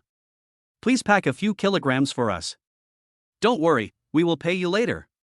You know, this bunch of stars already think themselves to be delicate and precious, and coupled with their idol image, they feel that they are superior to others. If they were not facing the camera, these people would abandon even the most basic courtesy, because deep down, they look down on Wang Xinyao and others. A rigidly focused brain tells them that those who live here are just small-time people in the city, and those big shots all go to high-end places. Because of their own fame, when they visit ordinary people's homes, people will see they are stars, and the film crew will also treat them as distinguished guests. Not to mention asking for some tea, even cooking beef and sheep was a common occurrence, they were simply being treated as offerings. And after that, the program team will also give these people a symbolic sum of money. Although it is not much, it will make these people very grateful.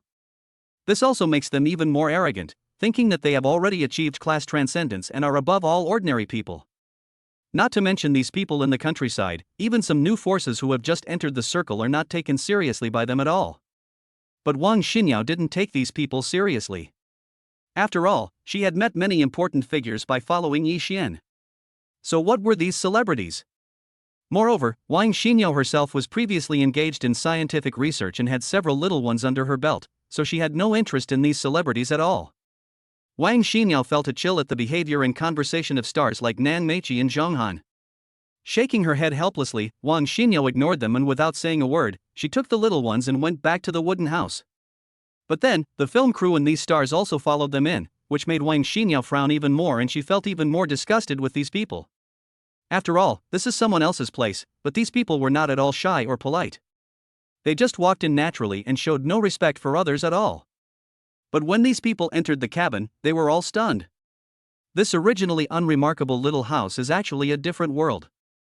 The exquisite decoration and materials make everything look so elegant. Moreover, one should be able to smell the scent of wood inside the house, but little do people know that this entire cottage, including the building materials and wooden furniture, are made of the most expensive wood, which is beyond everyone's imagination. There are also many valuable vases on the table. Any one of them you pick out is so expensive that you can't even imagine it from outside. When they came in and saw this scene, everyone was amazed and surprised. They couldn't believe that the people living in the mountains actually had such a small house. Wow! This house is really eye-catching. Are these bottles and jars real? If they are, they would be very valuable. I don't know, but it's unlikely. If these things are real, how could they live in a place like this? Anyway, it looks like he is much richer than us. The comments in the barrage were also boiling with excitement when they saw this scene. After all, the decoration and items here were beyond anyone's imagination. It looks so good. Is this really a farmer's house? Nan Meichi looked at the porcelain on the table in front of him and immediately became interested. He walked forward and began to touch and admire it. Zhong Han and the others were also touching around in the house, making it look like they were at home. Hey! Isn't it not good for you to touch other people's things like this? Wang Xinyao was already feeling uncomfortable when she saw these people coming in, and now these people were even more outrageous.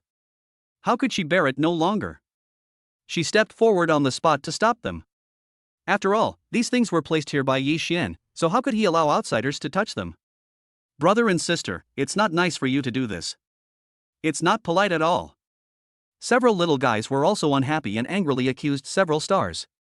What? When have these traffic stars ever been treated like this? They looked at Wang Xinyao's family with disdain. How much money can a person living in the mountains have, even if his house is nice looking? Even if you have a little money, it's nothing compared to them. Moreover, after being taught a lesson by a few kids, whether it was Nan Meichi or Zhong Han, or anyone else, they all felt uncomfortable. Normally, even the boss and the agent should be polite to them, so how could such a thing happen? You have no manners. Even when the owner told you not to touch it, you still shamelessly moved around. What are you talking about? What's wrong with touching it? It's not worth anything anyway. That's right, my sister Meichi touched this bottle, which can be regarded as blessing this bottle. Are you still not happy? I really admire you guys are crazy about chasing stars, right? At this time, the barrage of comments also became noisy. Some accused these stars of not knowing the rules, and some said that Wang Xinyao's family was ignorant of the overall situation. But those celebrities didn't take it seriously at all. They laughed and chatted, while touching and moving things from time to time as if they were visiting a flea market. Wang Xinyao rubbed her temples and felt her trigeminal nerve throbbing and aching. Where did these people come from out of nowhere?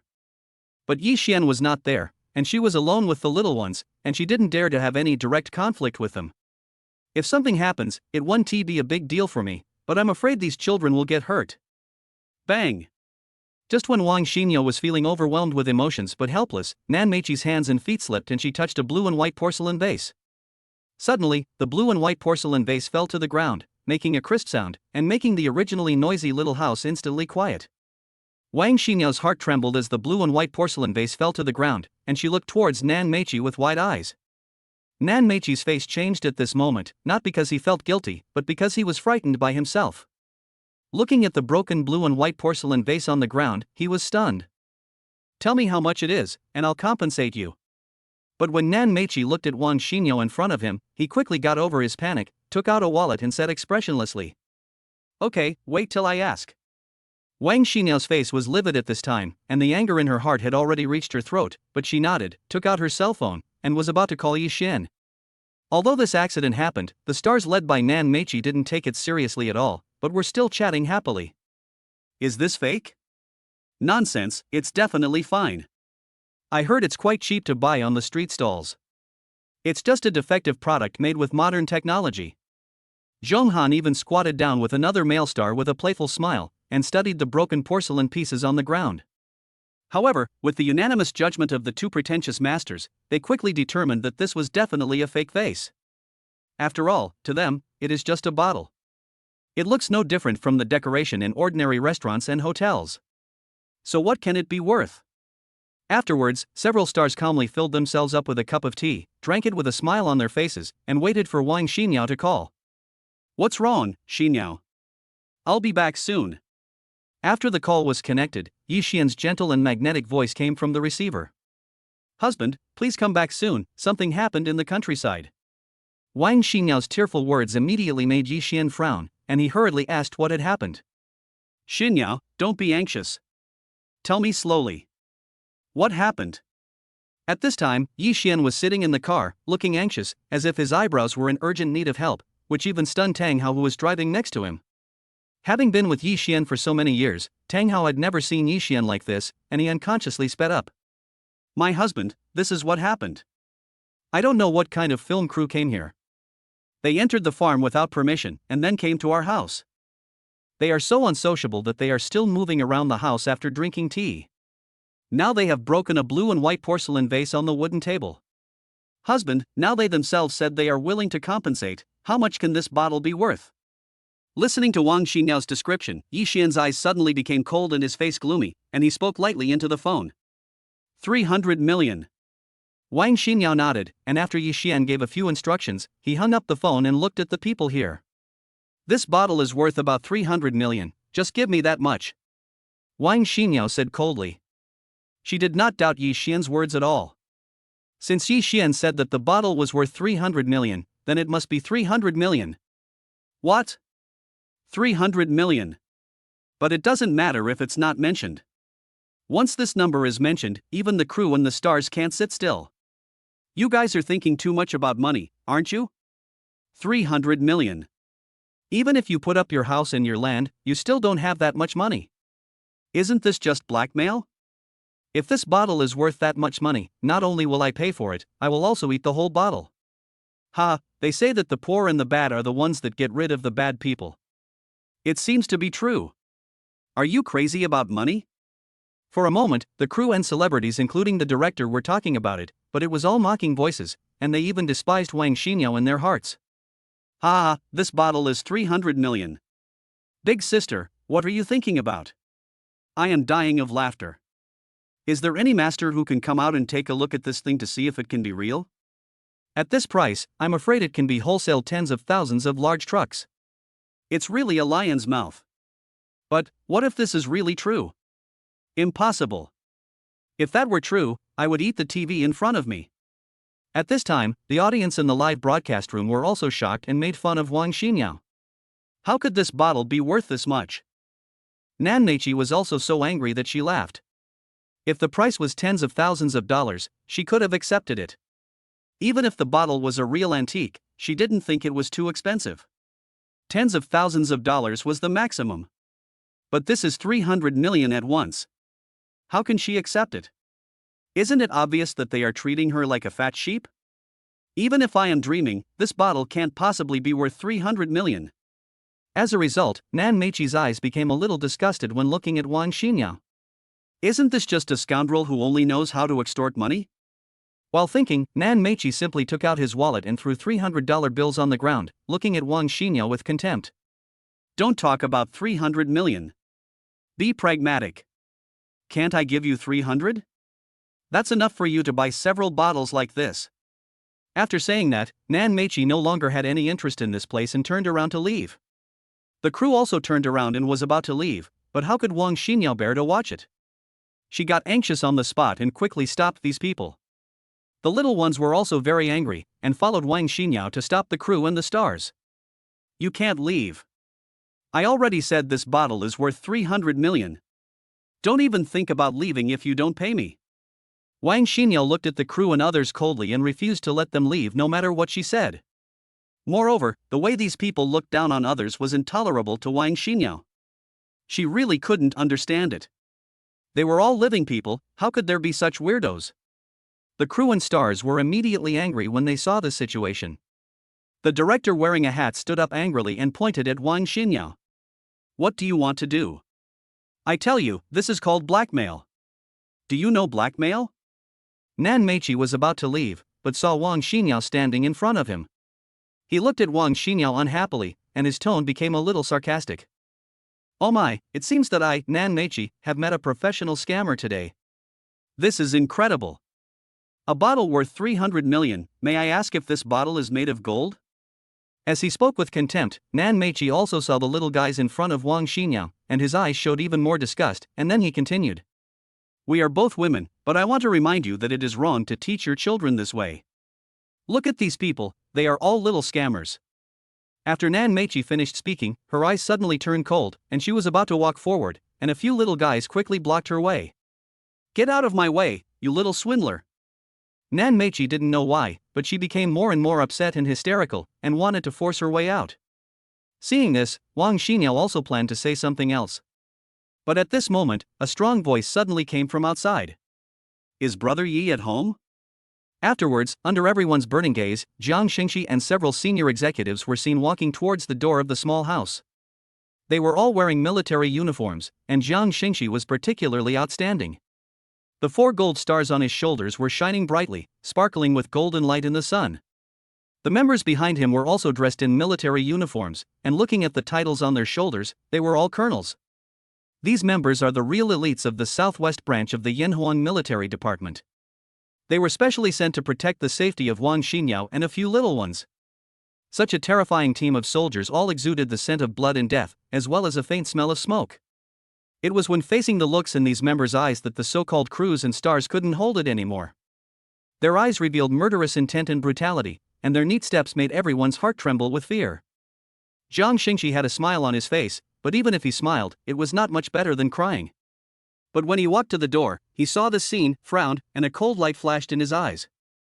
Who are you? What do you do? Chapter 180 Yi Xian's Extreme Rage. In an instant, not only the actors, but also the people in the director team were stunned. The barrage of comments that were originally in heated discussions also froze at this moment. Looking at Jiang Xingxi again, the smile on his face disappeared completely. He hurried over and waved his hand. The members he brought surrounded the place in no time. But at this moment, the audience in the live broadcast room also saw the scene through the camera, and they were all stunned. What's going on? Who are these people? Are they mercenaries? What kind of mercenary? Look carefully at the title and clothes. This is the rank of a general. Wait, I get it, this guy is the most powerful dragon general in China right now. Is this true? It looks so domineering. At this time, many people in the barrage who knew about the Yanhuang military department knew that this did not look simple when they saw the clothes and military rank. The director standing by was looking at the comments and was also shocked. His old face was suddenly filled with sorrow and he was suddenly horrified. The actors were also panicking at this moment. When had they ever encountered such a situation? At this moment, a young member standing next to Jiang Xingxi saw the camera and rattle of the crew nearby, then his face turned cold. He grabbed the camera with his hand and said coldly, "No filming allowed, turn off all electronic devices immediately. Quick!" After hearing this, the photographer holding the camera was a little unhappy.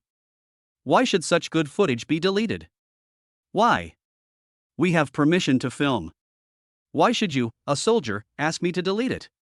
The photographer retorted a few words with some discomfort, shook his head slightly, and expressed his position. Bang! However, the young member did not say much to him. He exerted a little force in his hand, and the lens that was originally in his hand was crushed in an instant, making a crisp and loud shattering sound. At this time, the photographer didn't dare to say anything more. He looked at these members with panic in his eyes and swallowed hard. The next second, the photographer felt his whole body go limp, his feet lost stability, and he collapsed to the ground. Don't move! No one should make any noise. The director was sweating profusely and looked at the staff and stars with a pale face, fearing that such a conflict would happen again. Everyone, this is a misunderstanding. We are here to film a show. You should know that, right? It's about experiencing life in the villages of various places. Then, the director quickly stood in front of Jiang Xingxi, who was in the lead, and began to explain. These are all misunderstandings. Just make it clear. This is a variety show after all. The director at this moment could be said to have great respect for these members. He immediately kept an eye on his men and would not allow anyone to make any movement. Even he himself was frightened today. He never thought that he would actually meet such a group of people. It was simply terrifying. Soon, after waiting for a while, Yi Xian was also driven back by Tang Hao. Looking at the situation here, he had a general idea in his mind. What on earth did they do? Although his guesses were similar, Yi Xian still asked what exactly happened. Wang Xinyao came over at this time, her face looking quite bad. She glanced fiercely at the film crew and the stars, and explained the whole process in detail to Yi Xian. When the little guys saw Yi Xian coming back, they were very excited. They came forward and hugged Yi Xian's legs, and said aggrievedly, "Dad, that bottle is really worth 300 million, right? Jingjing isn't the scammer that her sister said she was, right? We obviously didn't lie, we just said the price according to what Dad said, and then they said we were little scammers. Dad, Cici didn't lie, it's true." For a moment, several little guys hugged Yi Xian and talked about what had just happened. Yi Xian, who was already a little fragile, had red and wet eyes and tear marks on his face. "Little ones, tell Daddy, who said that about you?" Yi Jing nodded, looked at Nan Meiqi over there, and said angrily, "Dad, it's this sister. She's so bad." For a moment, everyone's eyes were focused on Nan Meiqi, even Jiang Xingxi and others' eyes dimmed. I didn't mean that. I really didn't mean that. I was wrong, I was just talking nonsense, I didn't mean it." This time, Nan Meiqi was really scared. Looking at the military members in front of him in Yi Xian's eyes, he no longer had the same composure as before and began to explain hurriedly. But at this point, since this has already happened, even the explanation seems a little pale. Yi Xian did not pay attention to Nan Meiqi first. Instead, he squatted down, took out a handkerchief, wiped the tears from Yishi's face, and touched the heads of the other little guys lovingly. "No, my baby girl is the best. How about this, you guys go play on the mountain first. Dad has a melon field up there, go and look for it. Dad, I'll come up to see you guys in a bit, then we can eat watermelon together, okay?" "Good." The little guys nodded and then ran outside. Wang Xinyao nodded at Yi Xian and followed him out. After the maids and Wang Xinyao left, Yi Xian, who had been so kind just now, completely changed and burst into murderous aura. At this time, Yi Xian slowly turned around and looked coldly at Nan Meiqi, who was already frightened out of his soul, as if he was staring at a corpse. At this moment, they didn't dare to look directly at the man's face, and even suspected that Yi Xian was possessed by a demon. He was obviously not like this just now, so what happened now?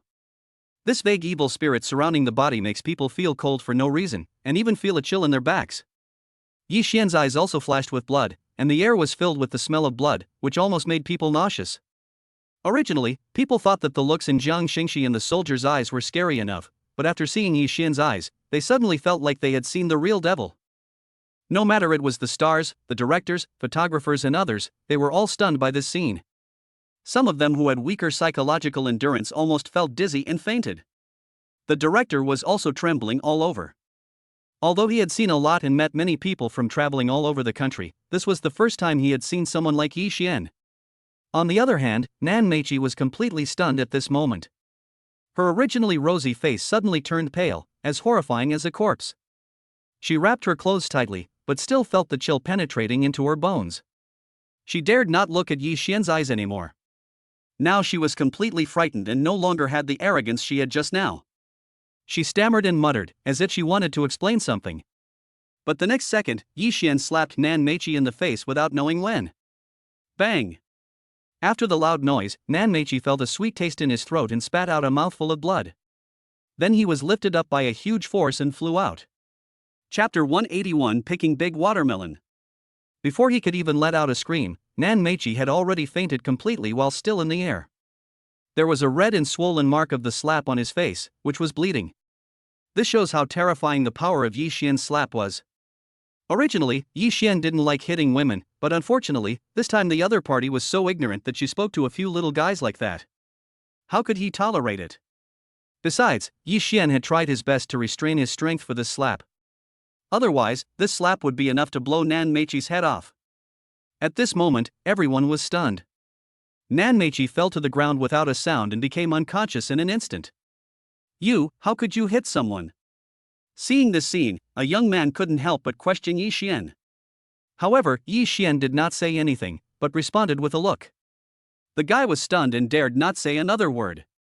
Being stared at by such a pair of eyes made the young man feel his heart suddenly tremble violently, as if it was about to explode. Even breathing became difficult for him, his vision went dark, and he almost fell to the ground. Looking back, Yi Xian's look just now has become this guy's lifelong nightmare. No matter how many times after that, whenever the young man dreams about this and thinks of that look, he will feel the fear welling up in his heart. His pounding heart told him that it was like a pair of eyes from hell, without any emotion, as if they would kill him at any time. Jiang Xingxi looked at Yi Xian with a serious look at this time and spoke in a low voice. "Brother Yi, I have already arranged it. You don't have to worry about the rest." Upon hearing this, Yi Xian's eyes softened and he looked towards Jiang Xingxi. "That's good." While Yi Xian and Jiang Xingxi were talking, the director's cell phone rang. He took it out and saw that it was a call from the investor. He didn't dare not answer it, so he quickly answered it and put it to his ear.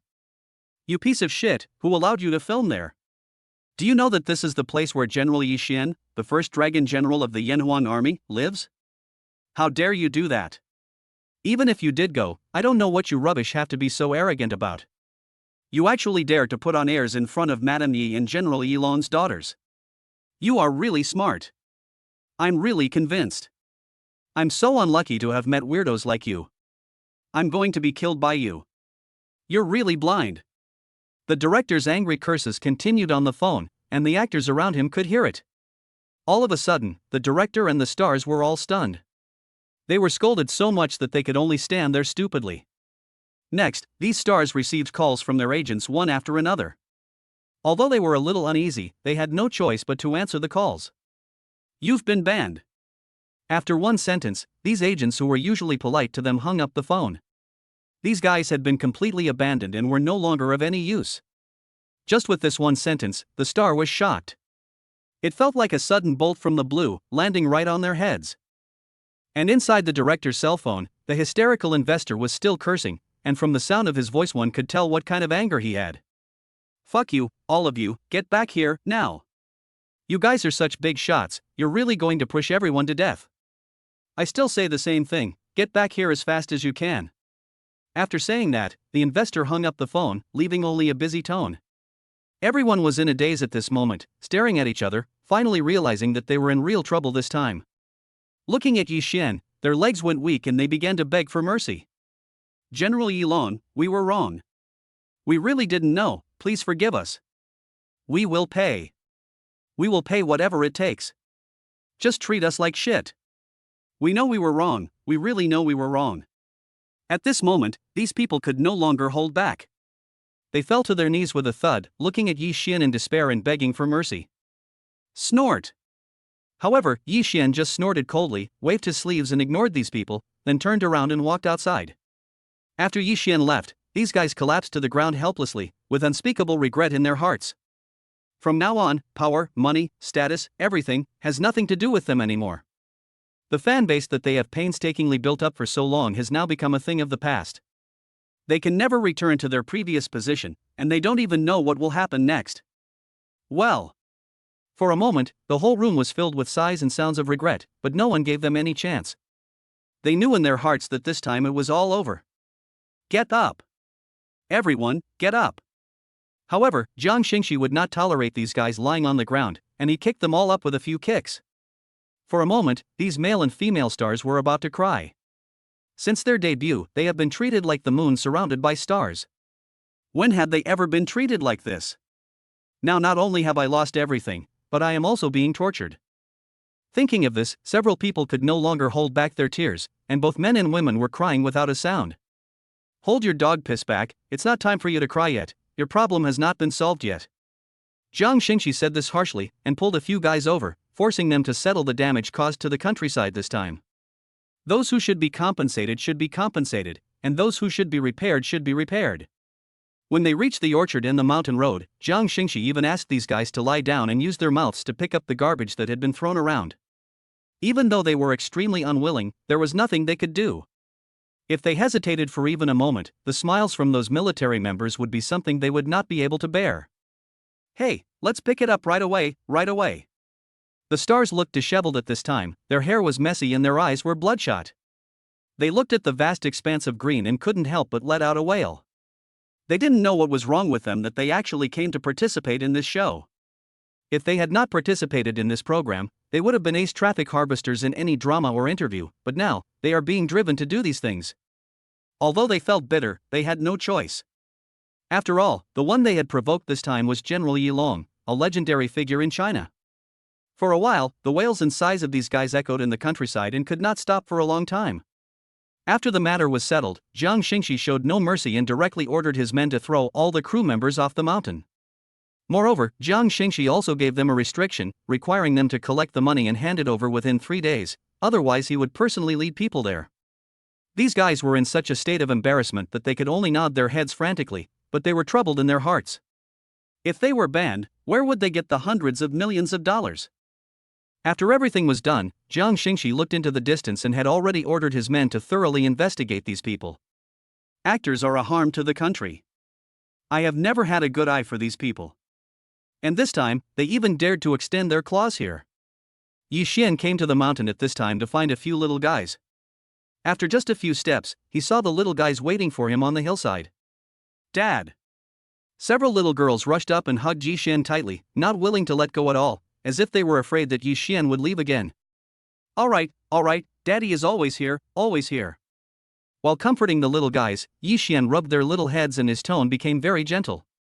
How's it going? Did you find the big watermelon? Yi Xian slapped his head and remembered the incident with the big watermelon. Dad, we found them all before. Yi Jing pointed proudly at a corner above and said with a silly grin. Dad, are you guys somewhere? Yi Xian nodded, smiled dotingly, and gave a thumbs up to the little guys. Girls are awesome, let's go pick some watermelons. Good. Afterwards, Yi Xian took a few little ones in Wang Xinyao and rushed to the watermelon field in a mighty manner. Yi Xian picked the watermelon easily, then held the big watermelon in one hand and protected the little ones with the other hand, and walked towards the cabin. The family returned to the cabin, chatting and eating watermelon, forgetting the unpleasantness just now and immersed in laughter. Chapter 182, We Are Not Good Enough. At this time, after Jiang Xingxi and others finished dealing with the matter, they also returned to the cabin in a mighty manner. After entering the cabin, Jiang Xingxi immediately walked up to Yi Xian with an apologetic look, rubbed his head, and said guiltily, Brother Yi, this is my fault. I didn't expect these bastards to come. It's my fault. I frightened my sister-in-law and the young ladies. Brother Yi, I promise you that this kind of thing will never happen again.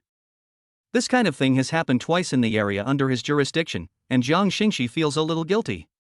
What's more, such things happened to Brother Yi and directly affected Wang Xinyao and several little ones. He felt even more guilty. Xingxi, this matter is not your fault.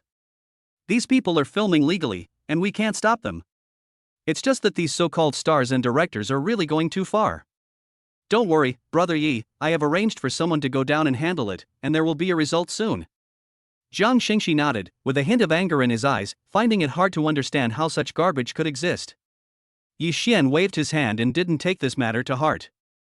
Instead, he cut a few pieces of watermelon for Jiang Xingxi and others. Okay, come and try it. This is a freshly picked melon, fresh and ripe. Ah, thank you, Brother Yi. Jiang Xingxi was not polite either. He picked up the watermelon and started eating. While eating, he introduced the military members next to him to Yi Xian. By the way, Brother Yi, these are the elites of our branch. I specially transferred them here to protect my sister-in-law and the ladies. Please don't reject me. After these two incidents, I won't be negligent again. Jiang Xingxi looked at Yi Xian with a firm gaze. At this moment, under this manner, except for the unlucky Nan Meiqi who had been taken to the hospital, those so-called stars and directors were still lying on the ground.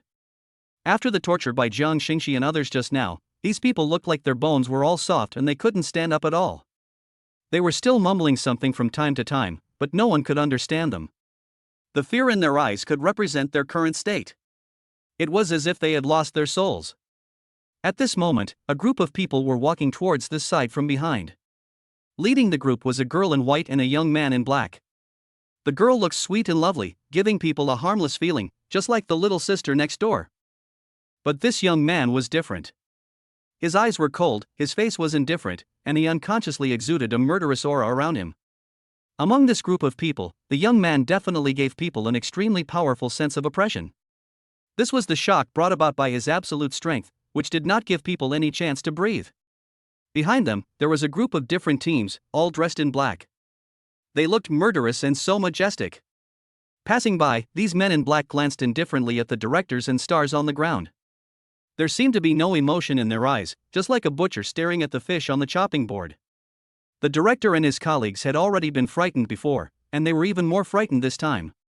They closed their eyes tightly, not daring to look at these people again.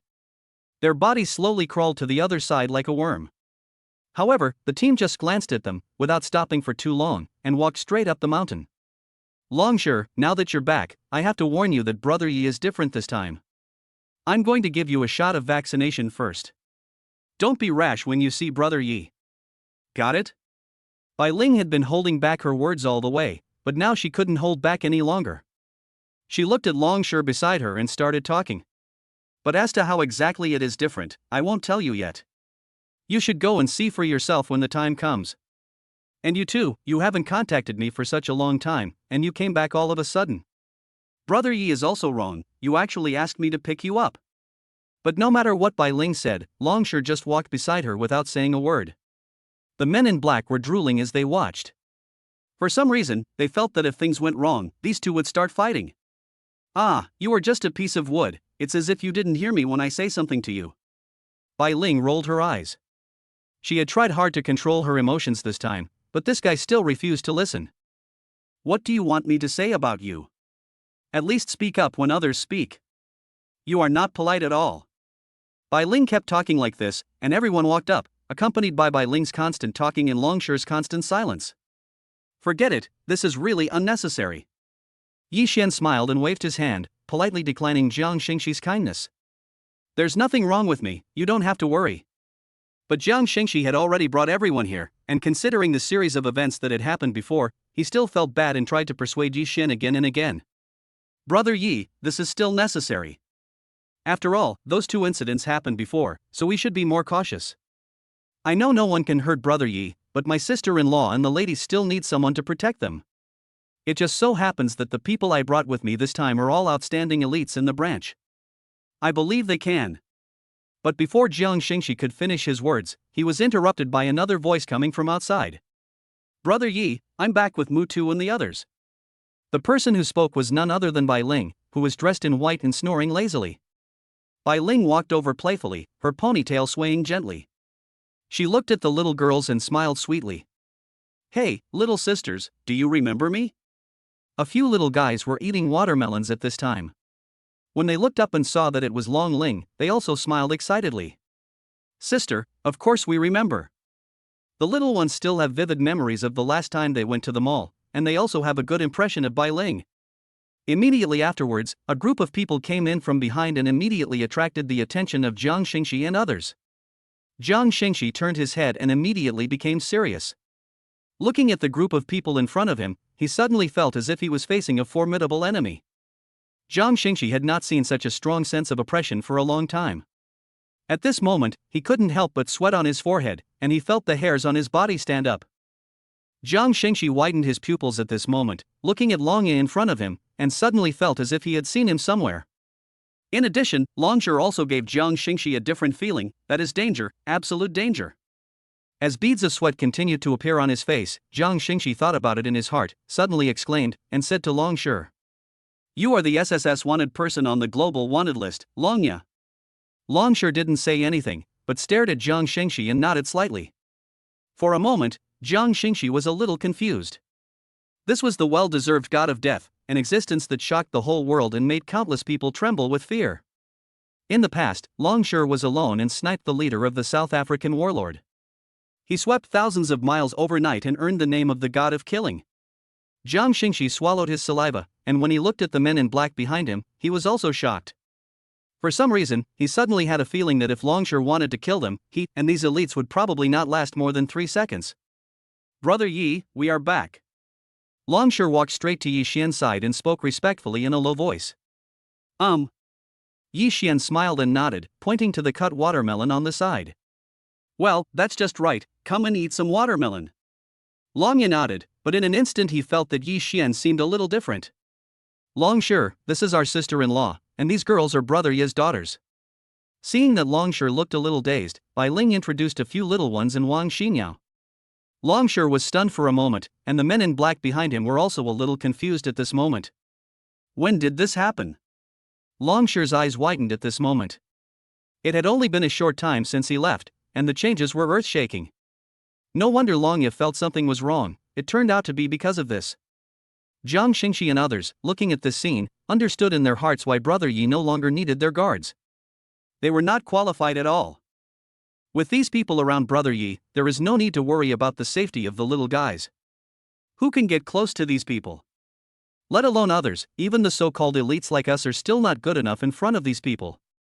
Chapter 183 To no avail. At the same time, in the hospital, Nan Meiqi had woken up. She felt her vision blurry and her face was burning with pain. Mirror! Give me a mirror. Nan Meiqi touched her face and found that it was no longer smooth and had become extremely swollen. As a result, Nan Meiqi was a little panicked. What she was most proud of was her face. If it was really disfigured, her acting career would be over. Ah! Then, the nurse at the side found a mirror for Nan Meiqi. Looking at her face in the mirror, which was swollen like a pig's head, Nan Meiqi immediately let out a scream. At this time, the agent also came over and looked indifferently at Nan Meiqi, who was lying on the hospital bed and yelling. I'm going to sue them and I want them to pay me back. Nan Meiqi was crying at this time, looking at herself in the mirror angrily, and the anger in her heart suddenly exploded. Moreover, since I was a child, not to mention others, even my own parents were reluctant to hit me, and I have never suffered such injustice. That's bad now. At least for a while, I want to be able to enter the public eye again. With a face like this, not only passers-by but even my die-hard fans want to be able to recognize me. Just at this moment, Nan Meiqi saw her agent standing next to her bed, and said aggrievedly as if she saw a savior. Brother Xin, please help me find a lawyer. I want to sue them and send them to jail. But at this time, Nan Meiqi's agent Chen Xin was not as enthusiastic as before, but instead showed a sneer. You're still suing me, my lady. Are you really that naive and don't know anything? As he spoke, Chen Xin threw the news in his hand to Nan Meiqi and said coldly. Okay, I won't say much, just take a look for yourself. Nan Meiqi looked at his agent Chen Xin in confusion, picked up the newspaper and took a look, but after just a few glances, his face suddenly changed. In the entertainment section of this news, all the negative information about himself and those previous actors and stars was exposed at some point. The amount and time of tax evasion by several female stars, including herself, are all clearly marked, and looking at the amount, it is a terrifying number. What time is this? Nan Meiqi's eyes suddenly turned red. She looked at the newspaper in front of her, muttering something, and her body began to tremble unconsciously. Soon, Nan Meiqi checked the amount of money in it and took a breath of cold air. The amount was exactly the same, and there was even irrefutable evidence. As for those male stars like Zheng Han, in addition to tax evasion, they also have various problems in their private lives, and there is hard evidence. Also, all the shocking negative information about those young handsome men and directors was exposed. Some of the things were unknown to people in their circle, but they were exposed altogether. Meiqi, I have some unfortunate news for you. You have been banned now, so you don't have to worry about your current appearance and whether it will be difficult for you to face the public. Agent Chen Xian said with a sneer, pacing beside Nan Meiqi's bed. Moreover, you will have to pay 300 million yuan for antiques, and you may even be charged with destroying cultural relics. With all the compensation, tax, and so on, as your agent, I would like to kindly remind you to find a way to raise the money quickly, otherwise you will inevitably end up in jail this time. As he spoke, Agent Chen Xian shook his head helplessly and said with a wry smile. I really don't know how you managed to provoke such a person this time. I can only say that you are asking for trouble. To tell you the truth, this person's power is beyond imagination. If he really wants to, he can completely reshuffle the entire circle. After saying this, Chen Xian looked at Nan Meiqi with a look that seemed to be mocking, yet also with pity, then turned around in silence and walked out of the ward. When Nan Meiqi heard this, she was completely stunned. She is not stupid, she knows that she is finished this time. All of a sudden, from being a popular actress admired and followed by millions of people, to now being a clown lying in the ward with no one caring about her, Nan Meiqi could not bear the gap and tears started to flow. Now she was beating her chest and stamping her feet, feeling deep regret in her heart. She didn't know why she had to do those things and say those words at that time. But even so, at this point, it is of no avail. Meanwhile, in the small house, Jiang Xingxi looked at Longshire and the others, and he no longer had any intention of competing with the guard for what he had just asked. Are you kidding me? With such absolute strength, how dare they compete? And what can they use to compete? Besides, since they have someone to protect them, this is the best. With such a team, Jiang Xingxi is even more confident that no one can hurt these little guys again. In this case, they had no chance to talk standing aside, so after Jiang Xingxi and the others stayed for a while, they simply said goodbye and left. Ah! Such a thing actually happened. At this time, Bai Ling also knew what had just happened, and her eyes were also surprised. Why did such a thing happen when she had just left for a while and was about to pick up Longshire? I'm sorry, Brother Yi, I was negligent this time. Bai Ling walked up to Yi Xian and apologized, feeling apologetic. Brother Yi, please punish me. It is indeed because I didn't take good care of the children that these guys came into the garden and frightened several little sisters. I feel really bad about it. Snort. However, just when Bai Ling was apologizing to Yi Xian, Longshire, who was standing aside, suddenly snorted coldly and looked out the window coldly. When Bai Ling heard the voice, her face suddenly darkened. She looked towards Longshire, glared at him fiercely, and said with gritted teeth. What do you mean? I left just to pick you up. What's your attitude? Longya ignored him, still standing there watching, and said coldly. Are you going to fight? Tang Hao stood aside and shook his head with a wry smile. Looking at the situation, if he didn't stop these two people, they would start fighting in this hut. If these two people fight here, can we still keep this house? When these two ancestors started fighting, they were more excited than anything else.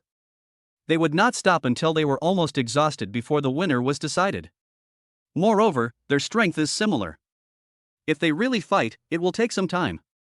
If a fight breaks out in the cabin, not only will things get broken, but it will also be too noisy and disturb other people's rest. Yi Xian knew both of them inside out, and he knew this point even more. Looking at the tense situation between the two, he waved his hand lightly, pointed outside and said, Well, if you want to fight, then get out of here and fight. I still have people living in this little house. Chapter 184, Really a Wooden Man. Bai Ling and Longshire looked at each other, nodded, with cold light flashing in their eyes, and walked out of the door tacitly. Why did Sister Bai and this fierce-looking brother go out? When the little guys saw this scene, they were suddenly a little confused, so they looked at Yi Xian and asked. Dad, my brother and sister are like this, don't they like it here? Dad, did we eat too much watermelon? Ah. Brother and sister, don't you like us anymore? Yi Xian smiled bitterly and shook his head, thinking that these little girls had really wild imaginations. He rubbed the heads of the little ones and explained softly. What are you talking about? My brother and sister just went out for something and will be back soon. Oh, we know. The girls nodded doubtfully, but didn't bother to do anything else and just continued eating their watermelons. At the same time, after Bai Ling and Longshire went out, they soon arrived near the halfway point of the mountain. Jiang Xingxi and others had not walked far at this time. When they saw the two people coming down, they also stopped and wanted to see what they were going to do. Right here. At this moment, Longya looked at Bai Ling indifferently and said something in a cold tone. Whatever you want. Bai Ling seemed to not care, she just looked angrily at Longshire in front of her, her fists clenched tightly, ready to attack at any time. Why is there still a fight? Jiang Xingxi, who was standing by, was also a little surprised when he saw this scene, but thinking about the fighting power of these two people, he quickly took the other military members to stand farther away. The next second, without further ado, the two of them exerted force at almost the same time and soon started fighting each other. Longshire showed no mercy and punched Bai Ling directly on the crown of his head. However, Bai Ling was no pushover. She dodged the attack by simply tilting her body slightly, and instead took the opportunity to deliver a heavy blow to Longshire's back. Suddenly, Bai Ling threw a light punch, and people heard an ear-piercing explosion. Jiang Xingxi frowned upon seeing this, and his mouth opened wide. Such a force could actually rub against the air and make an explosion. How powerful must it be to be able to do this?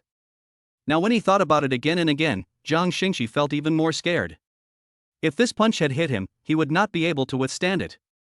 But Longshire is not an ordinary person after all. How could he allow Bai Ling to hit him? He quickly bent down and fell to the ground, then jumped up from the ground in an instant and continued to attack Bai Ling. It has to be said that these two people are a pair of enemies. At this time, no one can do anything to the other.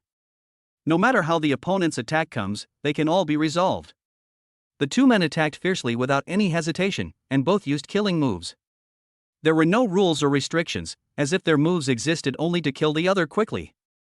After fighting for who knows how long, the two were not injured at all except for being a little tired. However, the sound of these air explosions resounded throughout the place, even startling the birds perched on the trees.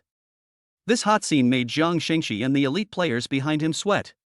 What kind of physical quality and body function is this? Forget about Longya, he is an SSS level bounty hunter after all, so he is naturally strong and can definitely be called terrifying. But what about this girl? She looks so skinny, how can she be so fierce? With all these people gathered together at this time, they no longer had to worry about the safety of Wang Xinyao and the other little ones. Not to mention the motorcycle thief and the film crew from before. Even if a group of armed forces came, they might not be a match for the two of them. They are undoubtedly the epitome of power and truly strong ones that are hard to surpass. Jiang Xingxi's eyelids twitched as he watched. These two people were the strongest people he had ever seen besides Yi Xian. I feel like I have lost all my confidence. Alas, I have always dreamed of reaching General Yi Long's level in this life. Now it seems that our vision is still too narrow. We are far from being able to surpass even such an existence, and we still want to reach the level of General Yi Long. Dream on. The experts brought by Jiang Xingxi watched this scene and were sweating all over. They couldn't believe that what they saw was real. Such hand-to-hand combat and such crazy speed are simply difficult for them to capture with their vision. If it really comes to actual combat,